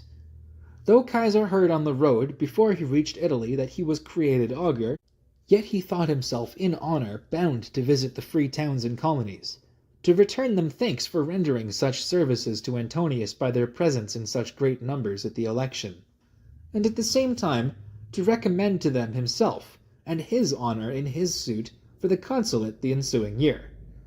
For his adversaries arrogantly boasted that Lucius Lentulus and Gaius Marcellus had been appointed consuls, who would strip Caesar of all honor and dignity, and that the consulate had been injuriously taken from Sergius Galba, though he had been much superior in votes and interest, because he was united to Caesar, both by friendship and by serving as lieutenant under him. Chapter 51. Caesar, on his arrival, was received by the principal towns and colonies with incredible respect and affection, for this was the first time he came since the war against united Gaul. Nothing was omitted which could be thought of for the ornament of the gates, roads, and every place through which Caesar was to pass. All the people with their children went out to meet him.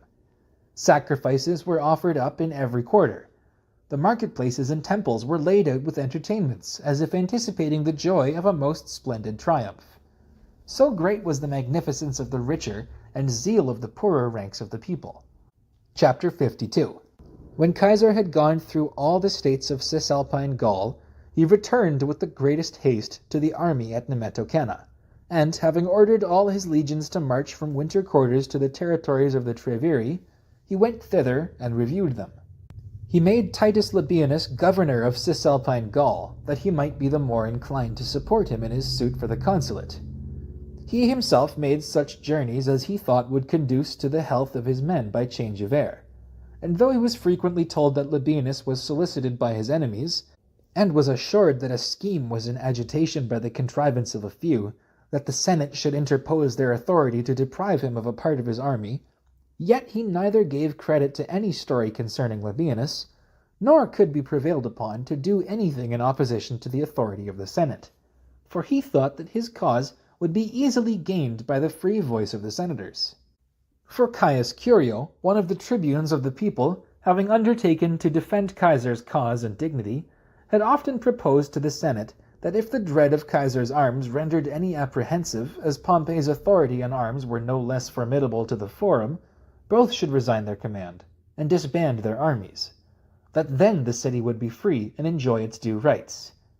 And he not only proposed this, but of himself called upon the Senate to divide on the question. But the consuls and Pompey's friends interposed to prevent it, and, regulating matters as they desired, they broke up the meeting. Chapter 53. This testimony of the unanimous voice of the Senate was very great, and consistent with their former conduct. For the preceding year, when Marcellus attacked Caesar's dignity, he proposed to the Senate, contrary to the law of Pompey and Crassus, to dispose of Caesar's province before the expiration of his command. And when the votes were called for, and Marcellus, who endeavored to advance his own dignity by raising envy against Caesar, wanted a division, the full Senate went over to this opposite side. The spirit of Caesar's foes was not broken by this, but it taught them that they ought to strengthen their interest by enlarging their connections, so as to force the Senate to comply with whatever they had resolved on. Chapter 54. After this, a decree was passed by the Senate that one legion should be sent by Pompey and another by Caesar to the Parthian War. But these two legions were evidently drawn from Caesar alone, for the first legion which Pompey had sent to Caesar he gave Caesar as if it belonged to himself, though it was levied in Caesar's province. Caesar, however, though no one could doubt the design of his enemies, sent the legion back to Gnaeus Pompey, and in compliance with the decree of the Senate, ordered the 15th, belonging to himself, and which was quartered in Cisalpine Gaul, to be delivered up. In its room he sent the 13th into Italy, to protect the garrisons from which he had drafted the 15th. He disposed his army in winter quarters, placed Caius Trebonius with 4 legions among the Belgae, and detached Caius Fabius with 4 more to the Aedui. For he thought that Gaul would be most secure if the Belgae, a people of the greatest valor, and the Aedui, who possessed the most powerful influence, were kept in awe by his armies. Chapter 55. He himself set out for Italy, where he was informed on his arrival that the 2 legions sent home by him, and which by the Senate's decree should have been sent to the Parthian War, had been delivered over to Pompey by Caius Marcellus the consul, and were retained in Italy. Although from this transaction it was evident to everyone that war was designed against Caesar, yet he resolved to submit to anything as long as there were hopes left of deciding the dispute in an equitable manner, rather than to have recourse to arms. The End.